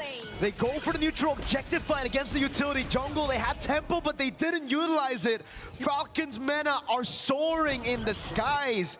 Turtle number 1, a complete win for the Falcons, and a big double for Boyet on the Barats, bro. And what happens now? Because we were really looking forward to see IG at least win it out on the sides, but this is going to heavily impact what happens from this point onwards in terms of their early game, because you see the setup, you see the attention coming in from IG, and it looked great. It looked great for Diablo, but the fact that it was just such a great response as well from Team Falcons Mena, and they were too tanky as well. There wasn't enough burst. Kelvin having to fall down too just did not look great for IG. IG are just so awkward in that skirmish earlier. You know, they got the prio up top. They got the tempo as well. Diablo got XP Crab, and now it's going to be Sanji with the jump on Kelvin. No one's there to help him out, though. Don't tell me it's going to be a solo kill. It's actually going to be a solo kill. And a flicker just to get out of that dangerous position. Sanji on a 2-0-2 Paquito, clearly winning it out against Diablo in the lane right now. Sokolil, and it's Sanji on the Paquito against the Hirara in her own jungle. We were talking about that earlier, the Paquito should, oh god, he wants to do it again. This time Diablo is going to be there to shoo him away, but this could still be good for Falcons Mena as Boyet's going to walk up. Okay, he doesn't steal away that jungle creep though, at least for them, but man, when is Kelvin just going to be able to play? The Yisun Shin game didn't work out for him. Now on a Hirara, he's 0-2, and that just slows things down even further. We wanted them to pick up the pace. We wanted them to be as more aggressive, but Falcons Mena now on a utility jungler, now with a hyperactive XP lane. There's just not much you can do. And now it's just Falcons Mena doing exactly what they did in game number 1. After getting the initial lead, they just play it slow. Diablo just used Throne of Ruin to survive against Sanji.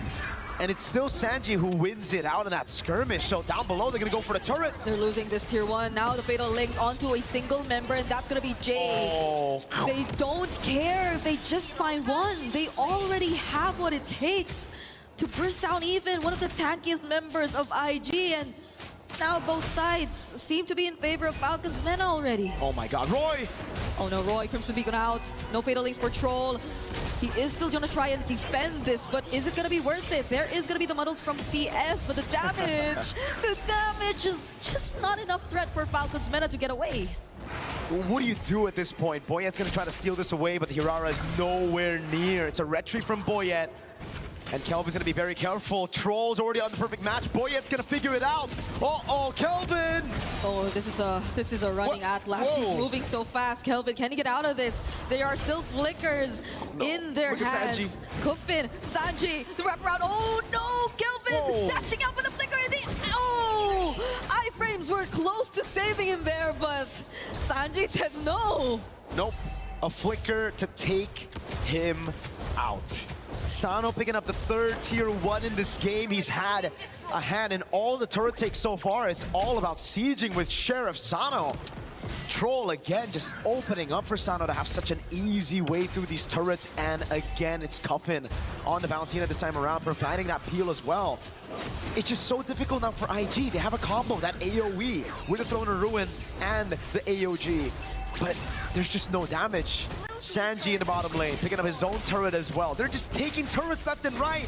Orange buff stolen as well. Yeah, honestly, this AoE looks very promising for IG on paper. You mentioned the Throne of Ruin, you mentioned the AOG, but you could also pair it up with muddles from CS, honestly. But again, you don't see them synced up. You don't see them really coordinating the team fights. You also saw Diablo earlier on just using the Throne of Ruin all by himself. It's more on a one-on-one scenario rather than the Alice being a part of the fights. But they probably can't even afford to take on any fights at this point. They still have to catch up. It's a 6k gold lead. They're about to lose on more, but they're still going to set it up on the left. Throne of Ruin coming in from Diablo, and now IG are going to fight and clap back. Roy going in the Crimson Beacon.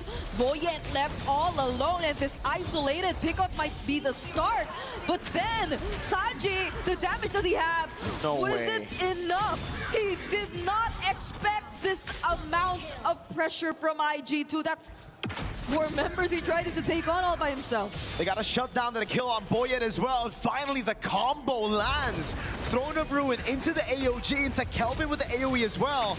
And everything, when it lands perfectly, works out. The thing is, there's still a big problem. Falcons Mena, with all the lead that they've been able to get, it wasn't through kills. Yes, Sanji got shut down, but nobody else on this lineup has a bounty on them, right? So you look at the gold lead, it went from 7k to 5k. Usually it would be a massive turnaround, but this time it was different. It started off with that crazy Throne of Ruin with the AOG combo, but again, Falcons Mena were just that ahead. That's why Sanji and Boyette were able to buy enough time for the rest of the team to escape. Now Falcons Mena, they're definitely going to learn from that mistake, and they're definitely just going to play around the neutral objectives, and get this, they won't stick together as much. Yeah, I even feel like that engage from Sanji would have been a huge punish if only the lead was a bit smaller. But since Falcons Mena are this much ahead, I don't think it really hurt them that much. They still have the control. They are still the ones dictating the pace of the game, but now you have to acknowledge the fact that IG can still go for those plays. Corrosion, Scythe, and DHS. It was CS who got them the shutdown on Sanji earlier, so it really comes down to CS getting those item power spikes. We saw just how good Iman could be on the Melissa. This could be an Iman-ish game for CS, but the whole team's gonna have to play around him. And Kelvin right now, not in a good position, especially after missing those 2 dashes across the wall. I mean, honestly, hey, Sanji. Oh, hey, he went back. Okay, Kelvin's gonna spot him here. Crimson Beacon in, and now he is just gonna be bursted down, knocked up as well with the Lantern Flare, and he will just have to accept that. But I think Falcons Mena will make it worthwhile. They will have the Lord in their hands, and immediately after that, they find Diablo to bring him under the turret. Throne of Ruin just cast it alongside the flicker, but the AOG from Jay! Counter AOG from Cuffin with the IMU! And there is a Daytona's welcome possibly coming through. They're gonna catch Jay, they're gonna put him back, and now they will find more. It's Sano picking up kills after kills. Cuffin! But Cuffin dashing in! Two-man Terrify! And Falcons Mena finally disengage. It was a valiant attempt from IG. Again, though, they just get overconfident, I guess, with the lead that they got, man.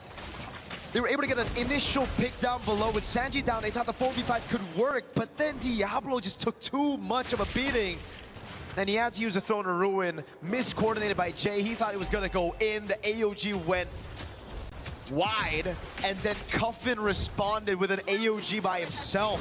Literally, Cuffin the IG boys.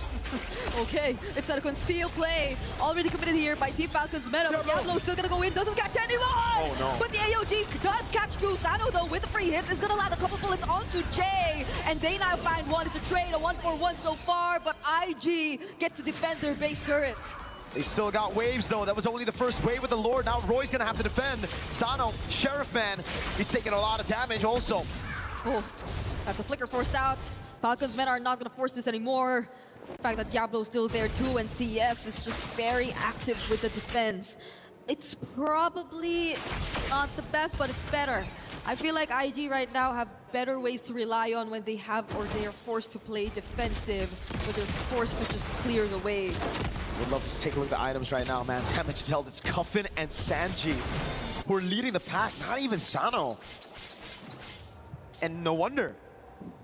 Sanji's just going full damage to Counter-Strike. Sea Halberd into the War Axe. All right, for the Valentina, Cuffin, it's just a glowing one on Bloodwings. You wouldn't expect that guy to be doing the most damage, but now makes a lot of sense. If we got the Lightning Truncheon earlier, then my lord, these guys on IG would just be completely bursted down to the ground, man. Yeah. Also, Sano, 20 stacks in the Sky Piercer, I believe. Yep. On the way to a BOD, a Blade of Despair. This is just rough. When a 2,000 gold lead forms around your XP, you know it's kind of chopped. And you saw how the damage from Sano is really starting to pierce through. IG, Diablo, I think, is always the one who has to put himself up front, but even Diablo is just struggling to stand for any longer than maybe 2 or 3 shots from Sano at this point, considering the amount of damage that he's already accumulated on top of the fact that his Sky Piercer already does have 20 stacks. So Falcons Meta, they barely have to change anything and adjust anything. It's just them having to take this step by step, because IG at this point, there's just too much that they have to get back from. CS is up top. This is very good for Falcons Meta. Melissa isn't really known to be mobile. And guess what? They didn't even deal with the slow push here, so he's gonna have to stay up there for a bit longer. Visible again, but the Lord gets reset by Falcons Meta. They want to play the long game here, so it's back to resetting the Lord, pushing up top with Sanji. IG somehow gonna look for a pick-off here, and I think the right way is grouping up for the neutral objective or going for the pick-off onto Sanji. They're trying to do that right now. I mean, CS got it, but Sanji just walks away. Oh, what? The go away committed too? Guys? I don't think there was a need for that to happen. Kelvin trying to help as well, and they might just successfully find the pick-up onto Sanji, because he did kind of get an off-angle punch right there. But that's in exchange of the Lord. So IG, they willingly walked into that. Yes, they did. To be fair, I really feel like at that point it was already very honest from IG. It looked like, okay, we're not gonna throw the ruin. Oh, this is honest too. Diablo going in, but the response with the tone is welcome, and now he's just back. And another AOG from Cuffin. The IMU working wonders together with the Fatal Links. It's a double kill now for Sano, and Boyan just finds one more. Kelvin, what can you do? Roy is just too low, and it's just IG scrambling to get back to their base. Brother, the AOG was used on Sanji up top. That was literally, it just happened. But they went in for the Throne of Ruin with no AOG under Tier 1 and Tier 2. Oh my God. Oh my God. We are starting to run out of words. in this game. 15 minutes almost in, and it's just Falcons Meta still with this really big lead. Kelvin nearly getting caught there. Oh, Crypto good in from Roy. Now they're on to Sano. They'll find and shut down the gold laner of Falcons Meta. Falcons Meta capitalize on a mistake. IG says we can do it as well. Yet again, staying afloat with a pickoff on Sano. A shutdown as well. A way to cut down on those Sky Piercer stacks. Again, we see the set. But it's like, bro, the AOG was literally just used earlier. And it's like, dang, it's under tier 2 and tier 1 with it not even being there, and it just baits everybody in. By everybody, I mean it baits its own team in. Yeah, valid reaction, valid reaction. Okay. That was a slow-mo. That was a slow-mo. Oh, God. And they clear punish from Falcons Meta, earning them an additional base turret and more map control. But IG, at least you, well, saw that just now. They found the kill on Sano, and they found a tier 1 in mid. That's the second turret they've been able to take down in this game. 15 minutes in. So maybe there are still some signs of hope, because you actually see them moving out of their map a bit more now. Dude, I'm just so impressed right now. Such an interesting game so far. Take a look at the equipment real quick. Wind of Nature can be built up by CS. Wind of Nature already for Sano. It's a winner crown for Boyet. All right, so he's gonna have a lot more to say here as he dives in forward. Not too much at risk when he dives in, as CS won't really be able to get those hits in. But the thing is, for me, Diablo hasn't gone winner crown. Yeah. Being the main guy to initiate and literally the first one in, I really thought the winner crown would be built on Diablo by now. Yeah, and instead you see it on Boyet, and now Sano. Oh, is he changing his item? I think he is. He initially had a Wind of Nature, and now he went for Winter Crown. Instead, Jay finds the taunt onto Cuffin, forces out the Crimson Beacon, which he stole. But Sanji's gonna come in from the side, and there goes Diablo! There goes the Winter Crown as well, coming in from Boyet, but the damage from IG seems to be enough. Now it's gonna be the Hirara, finding kills here and there. But Sanji has waves! He has 2 minions alongside him in minutes. Falcons men are not letting IG get back to base, but Kelvin fortunately find his way back, and IG find more as they take down Troll. 1v1 up top, it's 1v1 right now. Sanji tries to go for the kill on Kelvin. Lord in the bottom lane already there, Boyet. Let's see if he can steal this one with Kelvin up top, and 1v1 against Sanji walks up. Immortality for Kelvin. Okay. Boyet is here to try and contest. The opponent's welcome not being charged just yet, and he finally does use it on one. That's going to be the Winter Crown as well, but the Throne of Good from Diablo! Boyet is taken down, and Sanji from the backlines gets caught in the AOG! A counter from Cuffin, but now he's all alone. He finds the kill on Diablo, but CS takes him down too! But wait, Sano's here! Hero play from Sano, can he steal the Lord? No, he can't. All right. Waves dealt with by Roy. IG pull up a crazy team fight win in a brutally chaotic brawl. Oh my goodness, they put the Ignite on Falcons Meta. Falcons couldn't react, man. Yep. The heat was brought in, and it started with IG doing... Okay, it started with Falcons Meta ulting everywhere. That's where it started, actually. There you go. Cuffin gets caught by Jay. There you go. I'm starting to remember now. Okay. But in this skirmish, man, it was just Boyet just trying desperately to get back into that pit. Yep. But unfortunately, couldn't get in. Sanji tried to go in. He forgot about the go away. So Melissa's ult, right? Bring it up. It's a sphere. You can't get in. Yeah. Just in case you don't know. You know? So, I don't know anymore, because it's a 2.9k or 3k gold lead now in the hands of IG. It initially wasn't like this. It was Falcons Meta leading massively, but now they're pushed to a corner. It's IG trying to charge in the base, and CS, you could already start to feel the damage. Boyet is already being shredded down to pieces. Sanji picks up an Immortality, gets bursted down! Immortality just bought it, now it's popped, and he has to fall! Falcons Meta, 1 man down. Still some waves available for IG. Trying to keep their tournament lives. Still in Fatal Legs from Troll. Fatalist onto 2, popping Immortality for Jay. Jay gets still caught and trapped under the turret, and Sano finds another stack. But they're gonna lose another base turret too. Kelvin jumping in. Turn of Ruin from Diablo, and the Crimson Beacon in from Roy. They're fighting base, but IG somewhat out damage, but they are not able to catch Sano. Sano still able to deal damage. Kelvin dashing in, and they still have waves incoming. Uh-oh. Wave down below as well. They're gonna go all in. It's Kelvin in the back row. Let's go medium for Sano. Sano still survives. Sano finds the kill on Kelvin, but can he deal with the waves? He cannot. IG are bringing us to a game number 3. Ignite Gaming refuses to be eliminated in game number 2. It's a fight we're seeing on stage here for our final series of the day. What a fantastic comeback that was. Raw, micro, and macro. Punish after punish. Bridaga, I've never seen anything better than that. I don't know anymore. I feel like I'm gonna jumble your name too anytime soon. It's Marco. Marco. How did it end up like this? It was maybe 15 minutes of Falcons Mena in control, and then the last 4 minutes were just suddenly over to IG.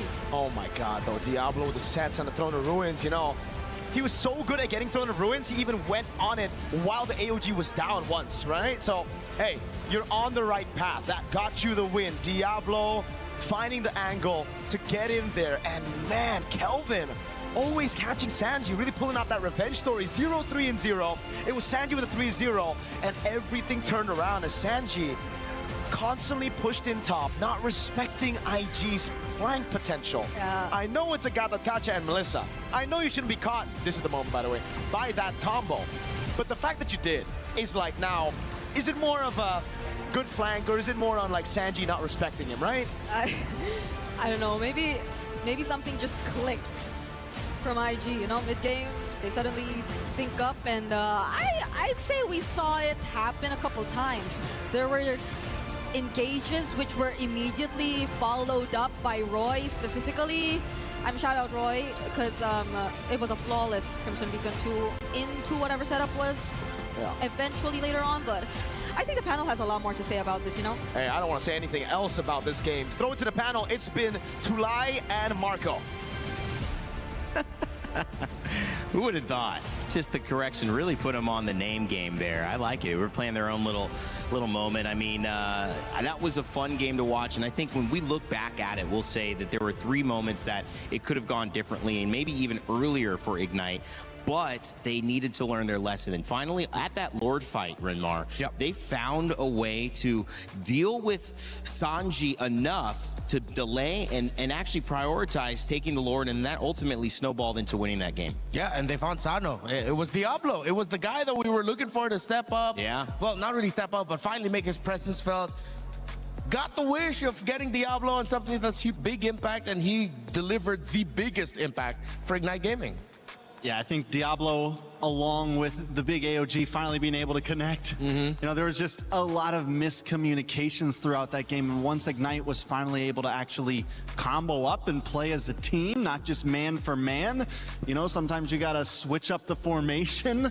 And they were able to do that and actually succeed in getting a win, forcing this to game 3. Yeah, it was great. And this is what you want to see in a final series of the day where one team goes home. Now it's all a best of 1. Renmar, I mean, I know you have some stuff for us, but looking at these stats as well before we jump into the telestrator, you asked for Diablo to show up, 120,000 damage taken, 37,000 damage dealt. He was involved in both sides and made a big difference. Yeah, I think the biggest numbers I want to look at here is the difference in damage dealt between the 2 gold laners, 13,000 more for CS and the Melissa, which is why we had that feeling for the Falcons Mena draft where with how they closed it out, yes, we saw how well it went for them in the early game, but then that worry of, okay, what happens if the Melissa is free and the Melissa can damage? Is the Valentina and the Clint gonna be enough? The answer was no. I mean, all that really matters is the last fight, right? And as long as you can hang on long enough, it takes that one big team wipeout. And they had nothing. They had almost no inhibitors left. They were down to the wire and were able to just kind of hang on. And whether that is them making the right move or Falcon Mena making some of the wrong moves, either way it happened in the end. And though the way they got there might have been a little sloppy at times, Falcons Mena also has some things they need to look at coming into this last game. That was a heck of a slow-mo. Yeah, to see from heck of a slow-mo. go tongue out, going crazy, and then immediately cutting to his teammates at the moment of defeat. That hurts. These are actually scrims shots. Those weren't even in this game right there. He's just doing that randomly. No, I'm kidding. That was actually recently. It was a real reaction. It was live. And what do you expect? You're playing for $100,000. I mean, the hype is real, and getting a chance to move in gives you that 65K in this situation instead of the 45 from going out earlier. So still a lot of money coming up on the line for both of these teams who are fighting for their last chance at it. Renmar, I want to give you the opportunity to break down what you saw there. There were a lot of failed fights, a lot of successful fights, but like Trek said, you only need one fight. Yeah, I'm ready to break down. All right, could you hold this for me? All right. Both mics? Yeah, I'm good. All right, we double it. Oh, okay. Okay, so we look at the draft. So this is already post-switch up where you see the Alice come in, but then we have to put focus on this Melissa. We look at the Falcons mana composition, and the only source of reach that they really have is the Clint. Now, yes, there is still the problem for Ignite Gaming of the Valentina being able to take away the ults of the Gacha, even able to take away the Jushin ult, and of course the ult of the Alice. All of them as a means to break the formation of Ignite Gaming. But again, the question is, will they have the damage? We saw in the numbers difference, it was 23K lead for the, I'm not even gonna try to make numbers anymore, for the Melissa hieroglyphics? over the Clint. Yeah, that looked like hieroglyphics there for a second. But then with the combination that Ignite had, as long as they're firing off on all cylinders, despite Falcons Mena being able to hold a very strong line of defense for their Clint, they're not just pumping out enough raw damage compared to the Melissa. Alice is even dealing damage as she has her passive up. We know the Gacha is one of those surprisingly hurtful roamers with a good amount of damage, and even the Hirara being able to come in and provide damage as well. Overall, Ignite Gaming just had more damage, and Falcons Mena, when the Clint was taken out of the equation, no one in this remaining 4 can deal with a full 5 that Ignite has. It was way too Clint dependent for Falcons Mena. And that burst, I mean, it does scale late game. And so they had the early game handled. Yeah. And Baratza's, I mean, dominant. Like he was a high level, maybe 15 when there was 11s, 12s roaming around on the side of Ignite Gaming. But you did say that it all felt like if the Clint was gone, then what was the answer? And they didn't have one. Yeah, it was also, everything should have gone so well for Falcons Mena after Ignite Gaming surprisingly fought Turtle 1. They committed all those bodies up against the Barretts. I think they were a little bit too egotistical and thinking that they could get the Turtle, but even if they got the Turtle, they still would have gotten taken down. But maybe a little bit of ego is what they needed. It is a little bit of ego that allowed them to get that surprise jump play onto Sano and Sanji and then turning it around. So, hey, Ignite, they have the ego, they have the confidence, and they force game number 3. I mean, how about that 1v1 down at the base? Sanji's trying to take it all, Trex. We're watching that together. We're thinking this could be it, but it's the delay that leads to the lore, that leads to things turning around for Ignite Gaming. What was going on through your mind watching that? It was a very all or nothing play, right? And a lot of time that is what you want to go for, but the fact that they couldn't delay Kelvin. Yeah. So that means he can get back. If they were able to delay Kelvin, easy, good win. But once they're not able to delay him, at that point, I think as the Paquito, you gotta back off, because once that keeps on going, it gives the rest of the team the time to get the wipe on the rest of Falcons Mena, and once that happens, they're able to just drive that win home. So it's a lot on the line. It's a lot of plays that I think both teams made throughout that game that maybe didn't have to be made. When you look at a game like that, you think maybe scrappy, you think, I mean, I'm going back to some of the World Cup final moments, especially for Spain and Argentina, and you say, there was almost not a shot on goal for Argentina in 90 minutes. Spain had a ton of shots, but everything was like that last bit of effort, that just final touch to try to make something happen. It feels like when you're in an elimination game or a game of high stakes, you know, some of the regular plans and composure goes out the window, and everyone's just like really trying to almost will themselves into a victory. Some of those team fights felt that way, Redmar. Yeah, I think also that Trex may have willed this into existence. You're the only man who saw 3 games for the final series, and you called it right on the money, bro. I know everybody loves me for that one, right? Yeah. I'm here for the excitement, man. do. Come on. I came halfway across the world to watch some MLBB. Hey. And that's what we're getting. More MLBB. Hey, MSC at EWC 26. Wait Come till on there's best now. of fives. Oh my goodness. That's really going to be fun. Well, what would be crazy is seeing reverse sweeps, because in that situation, you're thinking 2-0, maybe 2-1, and we somehow go to that fifth game. Wow, that is going to be exciting. As we get into our knockout stages, those quarterfinals are going to end up being best of fives, the semifinals as well, and a best of 7 will be our grand finals. So if you think this best of 3 is fun, exciting, matchups, chess match, it's only going to get more intense, more complicated, more advanced, and maybe more impressive from both teams here. Looking at the story of these two, though, as we get to see which map we're going to be heading into, if it's going to be Clouds, we expect a lot of fights. I don't care. We're going to get Dangerous Grass. Dangerous Grass. But it seems like this is going to be a much more happier win for Ignite, in the sense that people already counted us out. We didn't really get to show off as much. We've seen a lot of Falcons through their run in the wild card. Even in their loss against Vamos, we saw a good amount of them, and even they admitted that that game 1 was theirs. It's just they messed up a little bit, and then they were able to fix that. Falcons MENA has been here much longer, has been to more internationals as a whole team. They've gone through some impressive runs. That if Ignite take them down here, with the story that they had for MPLSG, the fact that Diablo came in after the regular season of MY just to join SG, just to come back home and win his, what was it, 7th, 6th title, something like that, back in Singapore. It's a crazy story, and it's something that even if they get eliminated in the next one, they can definitely hold their head high, say, hey, we beat Falcons MENA. Diablo always seems to find a way to get his way into the main stage. Can he find a way into the top 8, into the knockout stage? But let's get down to the nitty-gritty. MENA back on blue side. Yep. And back to that Ling and Herrera ban. How does the other, this time in Akai and Marcel from the opposing? Oh, this might work out well for Ignite, because, again, they won that game 2 on the blue side. Now they're back on the red side game 3. They had more time to think about the approach of Falcons MENA of game number 1.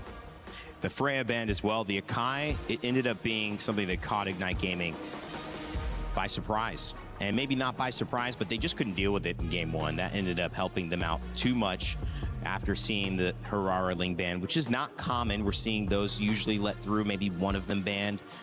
Going deeper into the assassin pool, Falcons MENA have kind of changed things up at the end of the day and said, nope, we're not going to see him. We're not going to play him. We're not going to use him. Let's see what else you got. So do you get rid of the Adora here? That's a good question. What happens if you don't? I mean, if you don't, then you have something that could threaten the assassin that you possibly might want to pick if you want to go for the Fanny. We know that Falcons MENA so far just shows that they don't want to play assassins. That is the point blank and period. But they're going to target even more. Goodbye, Barats. I think that's smart. It's true. It's true, because now for utility jungle, you have what? Fredrin, Basha. It's just stopping them what they like to do and what they feel comfortable with. And the thing that would give me confidence, Renmar, is the fact that they took the Akai away and then they won. Now they take the Barats away, which they're clearly leaning on. Probably have some confidence saying, all right, you got a trick on us, we're going to respond back. I think MENA are going to slowly build into this, so I think we're going to be seeing a lot of safer picks. Wouldn't be surprised if their jungler comes in last, and I wouldn't be surprised if Ignite just pan out the Fredrin and Boxer to be safe in the end, so that you're really out of the counters. Yeah, just you're out of all the options for the utility jungle, which means we would have to see Boyd have to double down on maybe something like the Joy in the end. I mean, does he have all of that in his kit? It's a great question. The only Assassin's Boy that played in NPL, PH, or international tournaments. Fellas, you ready for him? Hayabusa, Joy, Fanny, and Karina. Okay, there, they have the Joy as an option. Ooh, maybe even the, Karina. So he has played the Fanny. But that was that utility Karina. I'm thinking, I wonder, are they crazy enough to whip it out here up against that Melissa, who loves that basic attack? At least you have a moment to not get hit by the basics. You'll use your ultimate to burst the Melissa, and then someone else will have to finish off that hero. Yeah, I think more than Karina, I haven't seen that in 8 years. I think if they need that poke and reach, it's not too far-fetched to just go for something like the Eve or the Farsa anymore because he already took away the Link and the Hirara anyway. Oh, they still want to go play Eudora. It's an early Clint, but the Eudora, I was just going to bring up, Renmar. Does it hurt?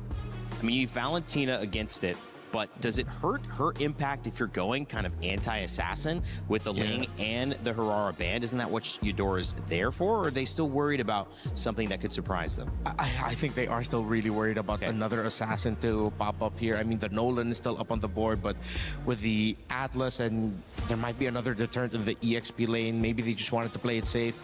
But again, we saw how difficult it is for a lineup with a Eudora to go up against a lineup with a Melissa, and then they pair it up with an Alice. So Ignite are really just doubling down on what has been the hero of the past 2 days. In the Melissa, it's going to have a lot of protection. And not going to get stolen from the Valentina, which Alice was getting that ultimate stolen in the original matchup. Yeah, now Valentina's comfortable. She gets a nice Fatal Links of her own. So Ignite Gaming so far in this draft, it looks good. It feels comfortable. They're not having to go too far outside of their own range. Second band's coming in. Will, you have called it right, Renmar. The Guinevere, so something similar. Another, I mean, definitely could have been a jungle option. We've been seeing more roam Guinevere lately, but this definitely viable in the jungle position. I think they just have to accept that maybe they'll end up with something like a Uranus in the EXP here for Team Falcon's Mena, and then they close it out with a Joy, just get that damage. Got a Kacha band that was picked by Ignite Gaming, got them the win. You can call back to like a Liam Ward. I guess not against the Alice and Melissa. Yeah, that might be tough. With the Alice, can go Yuzhong. I wonder. Ooh, they can. No, but they can't even go Sora because the Valentina's there, and the Sora ultimate being available for the Valentina is gonna hurt Falcon's Mena more. Arlot band. Arlot to be safe. And Bellerin. Ooh. Still looking for that presence. Yeah, actually that roam pick now, or they maybe this time they'll just end up having to pick up the high loss. The high loss empowers the Alice, slows down and sets up for the Melissa. Okay.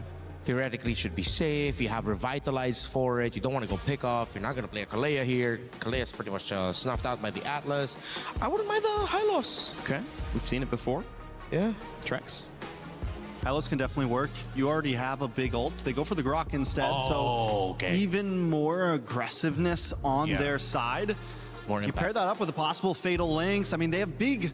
We saw the possibilities of them wanting the big Wombo combos. They still have that. We're talking Throne of Ruin, Tech Charge, Fatal Links, every bit of crowd control that you could want. And this would make playing something a lot like the Fredrin or the Boxer difficult. You don't have any more of those as an option. If you play the Hayabusa, you risk getting invaded constantly by the Grok Valentina, and then the Alice coming out of the lane, whichever side that's on in the jungle. I think they have to double down on just the Joy. Even the Joy will struggle. Ignite might have just crawled back for a reverse sweep. Okay, at least they still get the Harley. And then the Uranus that we expected earlier for the Uranus-Alice matchup. And it's a strong matchup. I mean, that's a strong team. Yeah. But are they hampered by anything? Do you feel that there's still an edge that Ignite Gaming can get? Oh, how do we feel about Hayabusa for Ignite here? Not bad actually. Honestly. Yeah. It evens things out. This makes it really demanding for Boyd though, like to answer Rainday's question. The Valentina and everything mentioned also. Ooh, and Lancelot. Wow. That's another unique Add some hero. unique picks, baby. Yep, Lancelot making a comeback here. Yeah, the Lancelot into the Harley, of course. That was one of the answers. Not gonna lie, Ignite might have actually crawled back for this. They feel good. They look confident. Yeah. See Troll there bouncing up and down. I'm feeling a little bit more Ignite here, but it's more a question of how the Alice and Uranus handle their game in the map. All right, ladies and gentlemen, Mena, Team Falcons, and Ignite Gaming in their final game of a best-of-3. One team going on to continue their dream for an MSC championship. One team going home. Let's send it back to your casters, Mirgita, to finish it off. Hey, thank you. you so much, panel. It is Mirgita, the combo right now, to bring you this elimination match. Earlier, there were a few lives still, you know? It was one game after another. It was the equalization, but now it's the climax. One team's got to go. The other team's got to make it past this stage. IG or Falcons Mena. Yep, and it's going to be very devastating for Falcons Meta if it is indeed true, because the panel are starting to feel like IG might have actually found a way to get that reverse sweep because of the nature of this draft, which is looking to favor them in a lot of aspects, Mirko.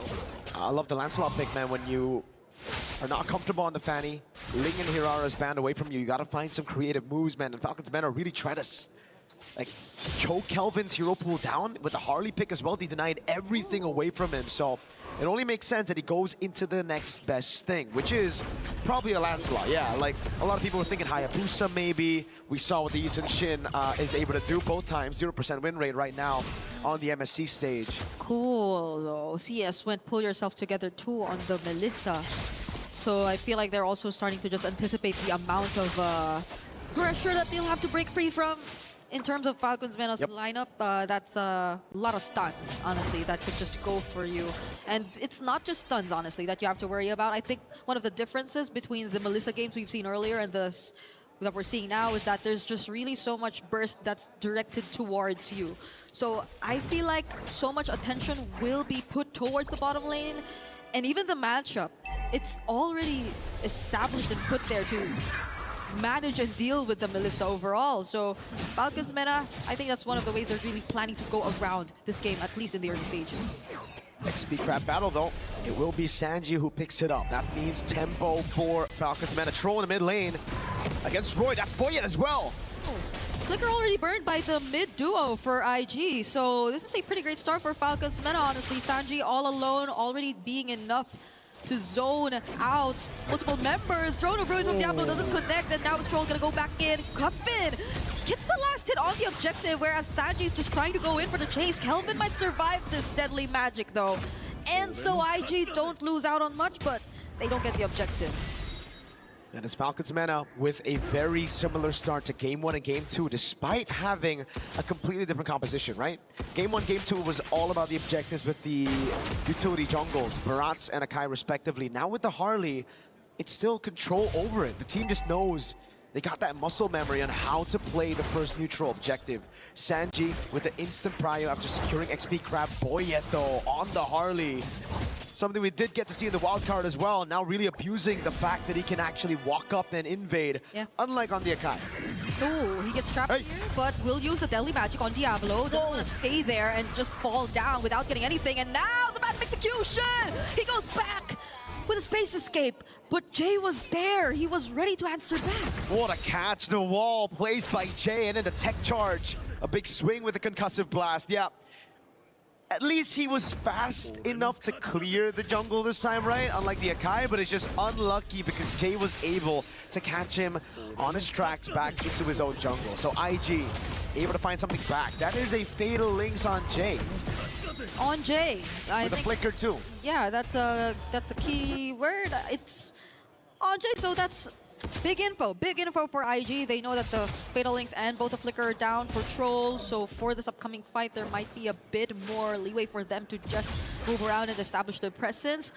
And again, they're on the Lancelot too, so I feel like they should be a bit more confident in terms of just picking up these objectives and fighting for it. But let's see how it goes, because Falcons Meta at this point, despite what happened just now, I feel like they will be getting the Fatal Link soon too. And they pretty much set up for this. Look at just how Sanji has been cutting the waves in the base of IG. Classic Sanji. He was trying to do this on the Paquito, but he got punished for it now on the Uranus. Perfect time to do it. Sano, though, waiting in the bush on the clit. Yeah, Troll's just walking through everyone, and it's not looking good. IG are just really going to take this objective. Tech charge doesn't connect onto anyone. There goes the Throne of Ruin, but now they find three. But the counter setup from Roy all over again. But the damage, it seems to be working out for Team Falcons Meta. Boyet, as well as Sano, seem a bit too reliable as CS is the next target. It's a double kill for Sanji. Big win for Falcons Meta.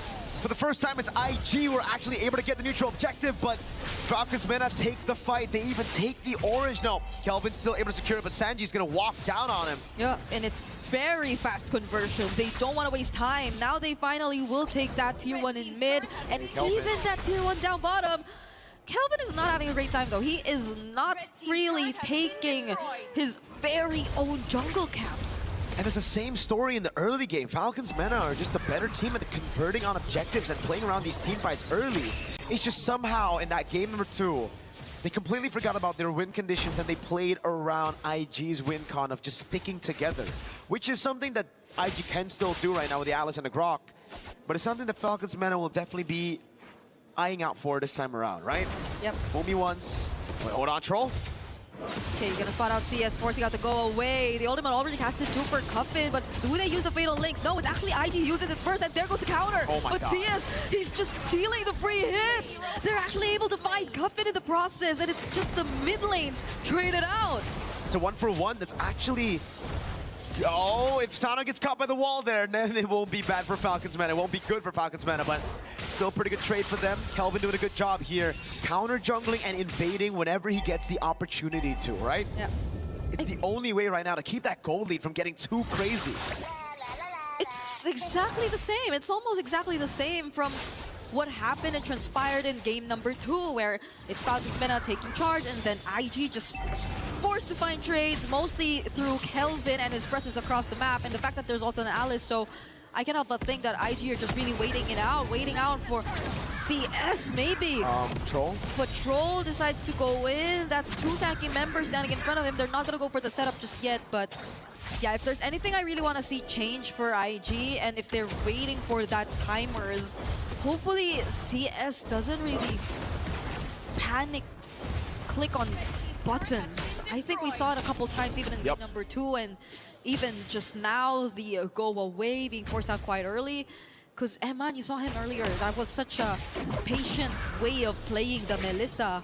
So Falcons Mena, now that they're in this lead, IG have to be very particular with timings. Here's the thing with Melissa, right? It's like, all right, it's a great pick. You can play around it, you can farm and just scale all game long until you get your power spike. But it requires a team to play around you. I mean, that's the thing that IG, if you don't, haven't been doing in the early game. They haven't been playing towards this Melissa. CS has kind of been an independent Melissa all throughout this game, unlike Vitality when they played it with Eman. So, again, for IG, it's all about playing with your winning condition, right? With the Valentina, Alice, and Brock, it really is a composition to just enable Melissa, CS on the Melissa. Kelvin can do his own thing in the back, but everybody else needs to peel for CS. Because honestly, even if you hand over, let's say, the Fatal Links to Roy, that works too. If you're just really planning to play around CS, setting up for CS, and you have multiple ways to just catch these opponents because they're not on Purifies.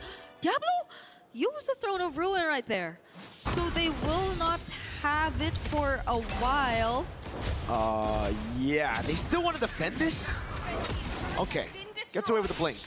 Why did they use the Throne of Ruin there? It was in a bush, so maybe they were considering going for an engage, but it was just Troll that they saw, so maybe they'd rather not, because you never really know if there was anyone else from Team Falcons Mena just waiting to follow up and go in for the bait. So IG, I think it's true enough. They're really being careful about this. They're playing from behind. This is nothing new to them, but we have an objective of coming, so they can't afford to lose out on more. And look at the way Falcons Mena this time have been able to manage the wave up top, far lane control as they play this Lord Dance. And this time, Sanji won't be making the same mistakes as that game number 2. He won't overstay in that side lane to get picked off. He's on a Uranus as well, has a flicker. So if he gets picked off now, that's on him. Yeah. He is just going to stick with the team. He is going to go for the zone, and they have enough info on where IG currently are, but it's Jay and Diablo waiting for a potential entrance, looking for an angle. It's a 3-level lead between Sanji and Diablo. Sanji's been cutting these waves, and Diablo hasn't really been farming up. That wave up top is still looking good for Falcons Mena. I think there's too much pressure on Diablo to set things up for his team. It's almost as if he barely could split up his attention between farming and just finding the right entries. But speaking of entries, it's actually Falcons Mena who go in first. CS doesn't get caught though. Jay already looking very, very low. Sano with the reposition, actually popping the immortality. Now they lose one. Jay is down for IG. They lose one of their engages. And now it's up to Sanji to actually just, Diablo. Oh, Diablo goes right in. Even after they just lost a member, they find Coven in the process. I think that's going to be a trade they will settle for. And now CS looking at a target for Sanji. Kelvin trying to hold the objective, but IG are low. Seal. They don't have full HP. Now it's Joe just going to go for the charge, and the Diablo looking like the next target. Sano picks up the kill. And Falcons have this Lord all to themselves. All that time used by Falcons Mana to bait IG into the skirmish while the wave was pushing up top. That's a free tier 2 as Kelvin desperately tries to go in, Fatal Links. Gets caught. Thorn Rose tries to immune himself. And the Phantom Execution Retry steals away the objective from Falcons Mana in exchange of Jay. Ignite Gaming has to get Kelvin. Book him a chiropractor session, man, because Kelvin's been winning these retries. He's been constantly carrying this team on his back, even yesterday in the loss. What a steal again to save the game, to delay it even further. Even last game on the Hirara, you know, a real, oh God, yeah. Valid crash out in the back rooms there for Falcons Mena. Yep. But Kelvin, even earlier in game number 2 on the Hirara, constantly farming, invading the jungle, keeping that goal lead from getting too crazy. Now he has a path to get that lead on Falcons Mena. He's the only member on the team who's ahead. He's ahead of Boyet, and Boyet, by the way, used the Retribution earlier too. It was just much more accurate for Kelvin in that particular instance, which gave them at least a bit more room to breathe. And not Falcons Mena just knocking on their base or potentially taking out some holy shields and base turrets here and there. So they're keeping it close, but this is still a very significant lead in the hands of Falcons Mena in all lanes specifically. And on top of the fact that, again, Diablo, he's still on a level gap against Sanji. So you see how IG are just forced to play together, and Falcons, I feel, are taking advantage of that. You see it in the way they're starting to manage the waves a bit more. So for IG, it's about clearing. Last time I saw Lancelot and the Melissa on the same team, it don't matter how many Lords you get, they'll still be able to come back somehow with hero plays. And so far, we've been seeing exactly that. CS managing the waves, Kelvin making those hero plays happen for the team. And Falcons Mena desperately looking for the closeout. How do we get to that point? Earlier, it felt like there were a couple times they forced it too, so they probably learned from that. They don't want to risk it too much against this composition from IG, where you could just expect multiple layers of counter-engage to come in. Just a single mistake is what it takes for IG to potentially turn things around, I feel. Because again, it's also been Roy holding on to the Fatal Links. You also have to consider the fact that Jay might go in for a tech charge, and that CS is gradually scaling up. But Jay and Roy... God, Boyet, they know where he's at. Oh, Boyet! Space escape out of there! And now they have to deal with the waves up top as IG scramble to get away because Falcons Mena are going in for the chase troll. Diablo going in as well. They find multiple members from IG! And that was the moment they've been waiting for. Boya going in, trying to go for CS. The flickers from Sanji, a triple for Sano! And a potential wipeout coming through. There you have it! Falcons Mena! They take out every single member of IG! The moment Troll stops trolling, he gets a massive set. IG, they thought they had Boyet, but Boyet was playing a game.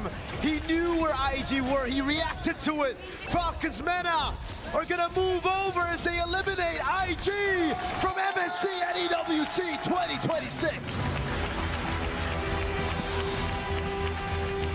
They found the closing angle they struggled to achieve in game number 2.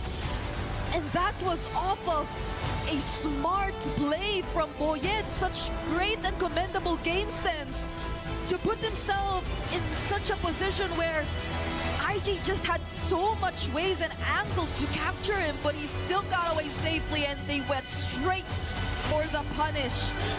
GG's to Team Falcons Mena as well as to IG. They put up a fight. They didn't allow us to get a 2-0 for their last showing here at MSC. That they certainly did. Was it enough though? Unfortunately for IG, And for Singapore, no, it was not. You get to see the replay again. You know, these moments here and there, it's back and forth for IG, even though they were behind. Some hero moments from Kelvin that saved the day. CS constantly just playing in the back, dealing damage. This is the play for Kelvin to save the day one more time before inevitably we saw the collapse of IG. And it started with IG thinking they had the catch, IG thinking they had Boyet in the clutch of their hands, but what was this again? The two-time Diablo in the bush down below, and then now again throwing that throne of ruin gave Falcons Mena all of the information necessary for them to die, to go in and to go for IG's throat. We're gonna throw it over on stage for an interview with Falcons Mena. What a sweet victory for them. They lift the sword another day. Team Falcons Mena victorious. And this time with me is Troll to have a little bit of a discussion. MVP, 100%. You were playing incredibly throughout this game. Game one, especially on your Marcel. It was beautiful to witness. How do you make sure you're always in the right position to make sure you're in every single fight as a roamer? My position for Marcel is I'll always give vision for my team, so the enemy team cannot do anything. So that's the whole point. I mean, you say that, but then in game two, which things, really got tough there, you were constantly being shut down by Diablo in moments that really turned the game around against you. What happened in that game in your mind? I think game two, we made a mistake in the blue buff. They made sure to punish us, and they came back, and they did a good job. And how do you reset from that sort of gameplay? Okay, mistakes happened. Now we have to forget about that. There's the pressure of elimination. We're getting into game three. How to reset from it? We reset. The coach just told us about our mistakes and told us not to do it again. We played the third game. You didn't do it again in game three, I can tell you that much. Well, you're someone that's been around for a long time in the MENA scene in MLBB. It's your second MSC that you're competing here. How do you feel things have evolved since your participation at MSC 24 to today in Paris? I think the experience of us players, we've been together 3 years, so our teamwork is really good. It definitely showed here today, even under pressure. That isn't. You're someone who's been kind of balancing competition and studies at the same time. How do you manage to do that when you're now hitting these big stages and you have a lot more to worry about also at home? Well, now I don't have anything to worry about because it's summer break. But when it's time for school, I'll just study and play. I've been doing it a lot, so it's okay. It's just part of the competition. Thank you very much, Troll. Congratulations to you and Team Falcons Mena. Gentlemen, come over here. Habibis, it is time then to crush our second and final key of the day. Did you guys decide who's going to crush the key? Or is it just going to be you, Troll? I don't know. Who wants to crush the key? You know what? Let's just decide it in the moment. Come on over, gentlemen. This is it, our second elimination of MSC at EWC 2026. It's huge. Yes, I know. Join on in. It's time for you to crush the hopes and dreams of Ignite Gaming on the other side. Their key is already in place. The instructions are ready. You can go ahead and push it in and just watch it. Keep pushing it. Hold it down, Habibi. You got this. They've done it in the game. They're doing it again on the Crusher at EWC. Oh! Ignite Gaming set ablaze by the Falcons. All those hopes crushed to bits. Little tiny shards. And you'll see it all in front of you here. It's the magic that happens here. At MSC at EWC 2026, Ignite Gaming are out. Your victors, survivors, Team Falcons Mena live to fight another day. Back to the panel. Well, nothing is granted. If you play enough Eudora in mid lane, you'll hear her say something like that. And everything certainly earned in this best of three set. It went down to the wire, and it was Team Falcons Mena who have booked themselves a match against Team Falcons PH. What an amazing journey and story that is going to be when we face off again and see some more Group A action. But as we turn into our panel, I welcome you back, Rinmar and Trex joining me, Rain Day as your host. And guys, closing out the day, closing out that set, really, it could have gone either way, but Falcons felt in control of it. once that third game got going. Yeah, better execution. I'm still going to double down that I had a little bit more preference to the draft that we saw from Ignite Gaming, but we saw from how they were moving, it looked like wasn't really hitting all the marks. Meanwhile, Falcons Mena, they look confident. Yeah, I mean, I can also double down that I liked the draft from Ignite as well, but it just goes to show kind of what we were talking about through a lot of those games, Rain Day, where it just felt like Falcons Mena was playing a tighter game. It felt like they were just overall competing at a better level than what Ignite could bring today. And I think in game 2, we saw some shimmers of what Ignite could really be, but they couldn't bring that consistently through all 3 games. I mean, these are tough moments to go through, because on the flip side, you've got Ignite Gaming, who are, doing their best to try to stay alive in this competition, and it doesn't go their way, and that's part of competing at this level. You get the chance, you get the experience, hopefully you take something from it.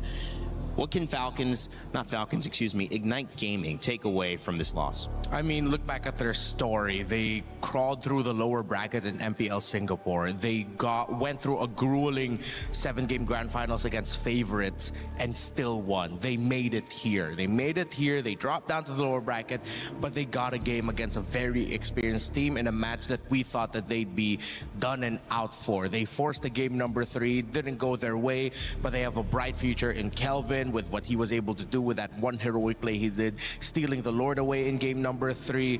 There's a lot to be able to grow through with the progress that they've made.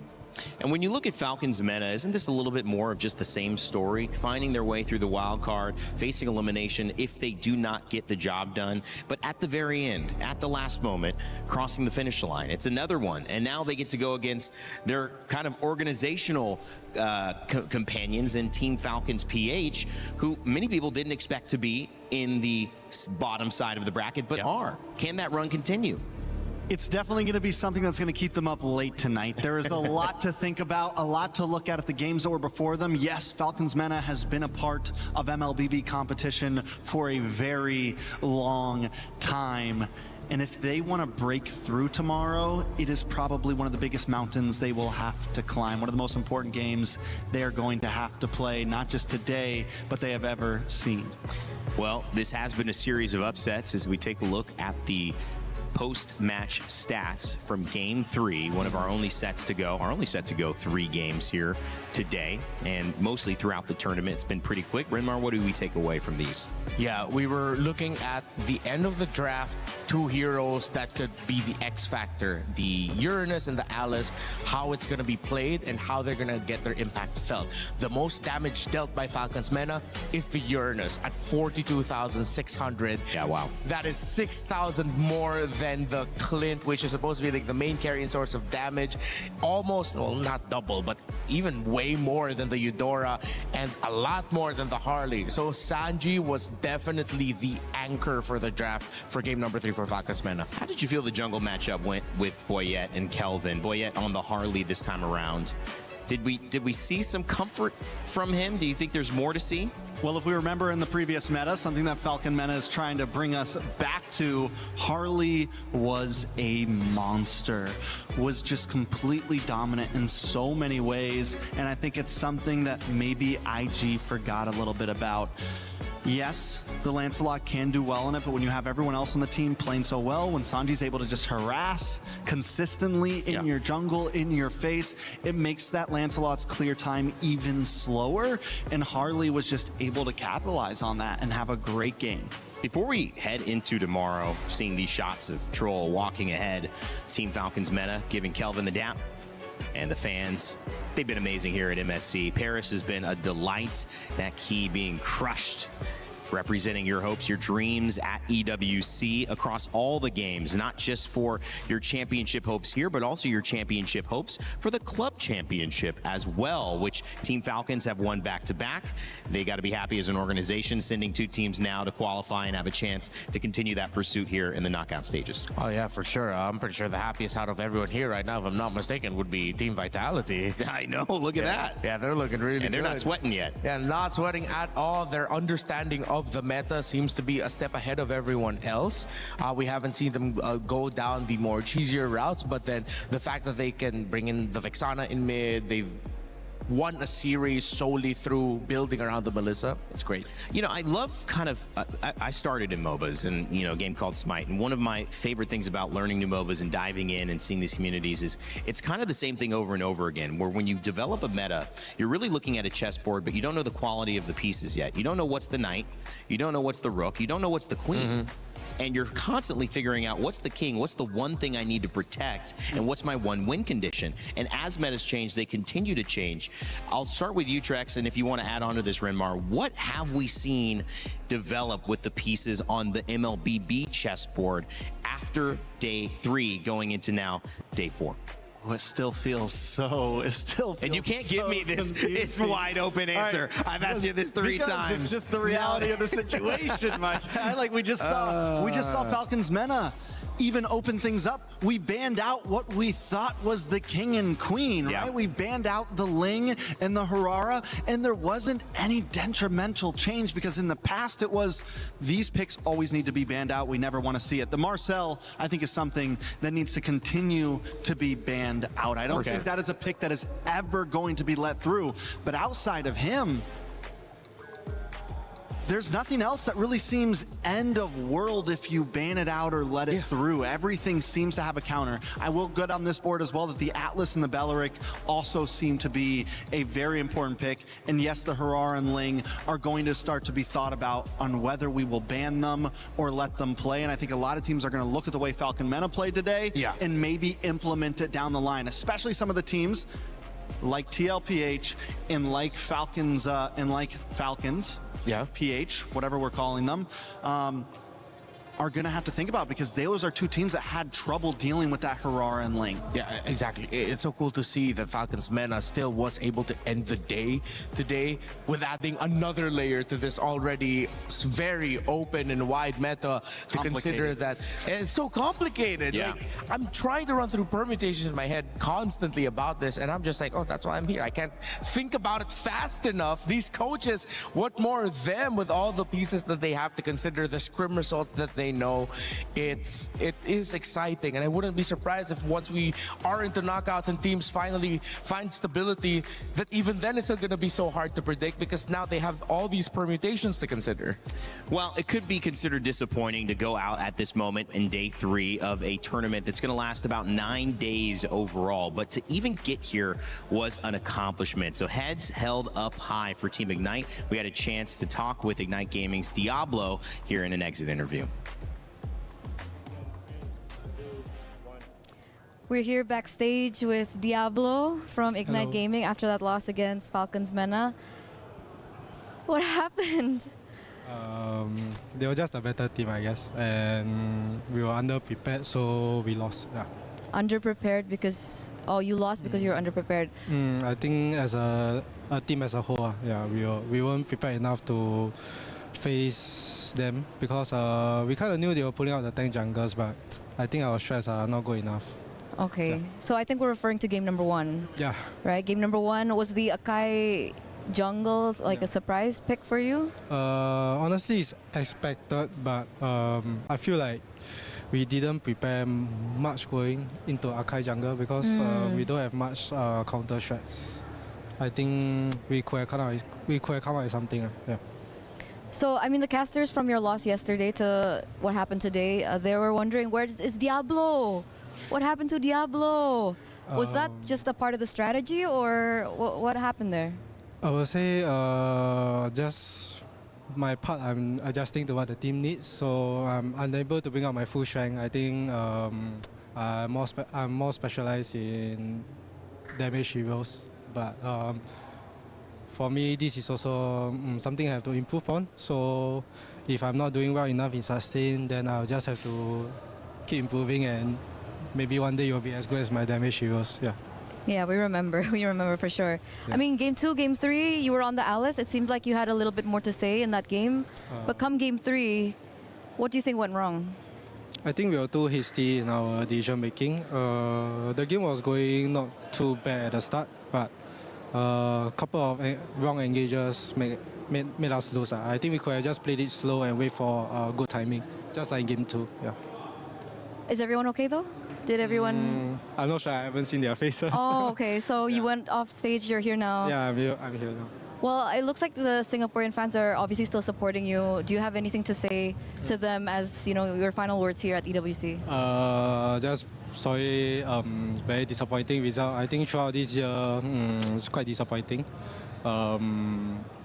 I think as a whole, Singapore has improved, and sorry I couldn't bring the performance up. But if there's ever we make it back into the main stage, I hope you guys continue watching, and maybe one day I'll be back. Like my form will be back. For now, sorry for disappointing you guys, and sorry you can't see the Diablo that you want to see. Yeah. We'll wait.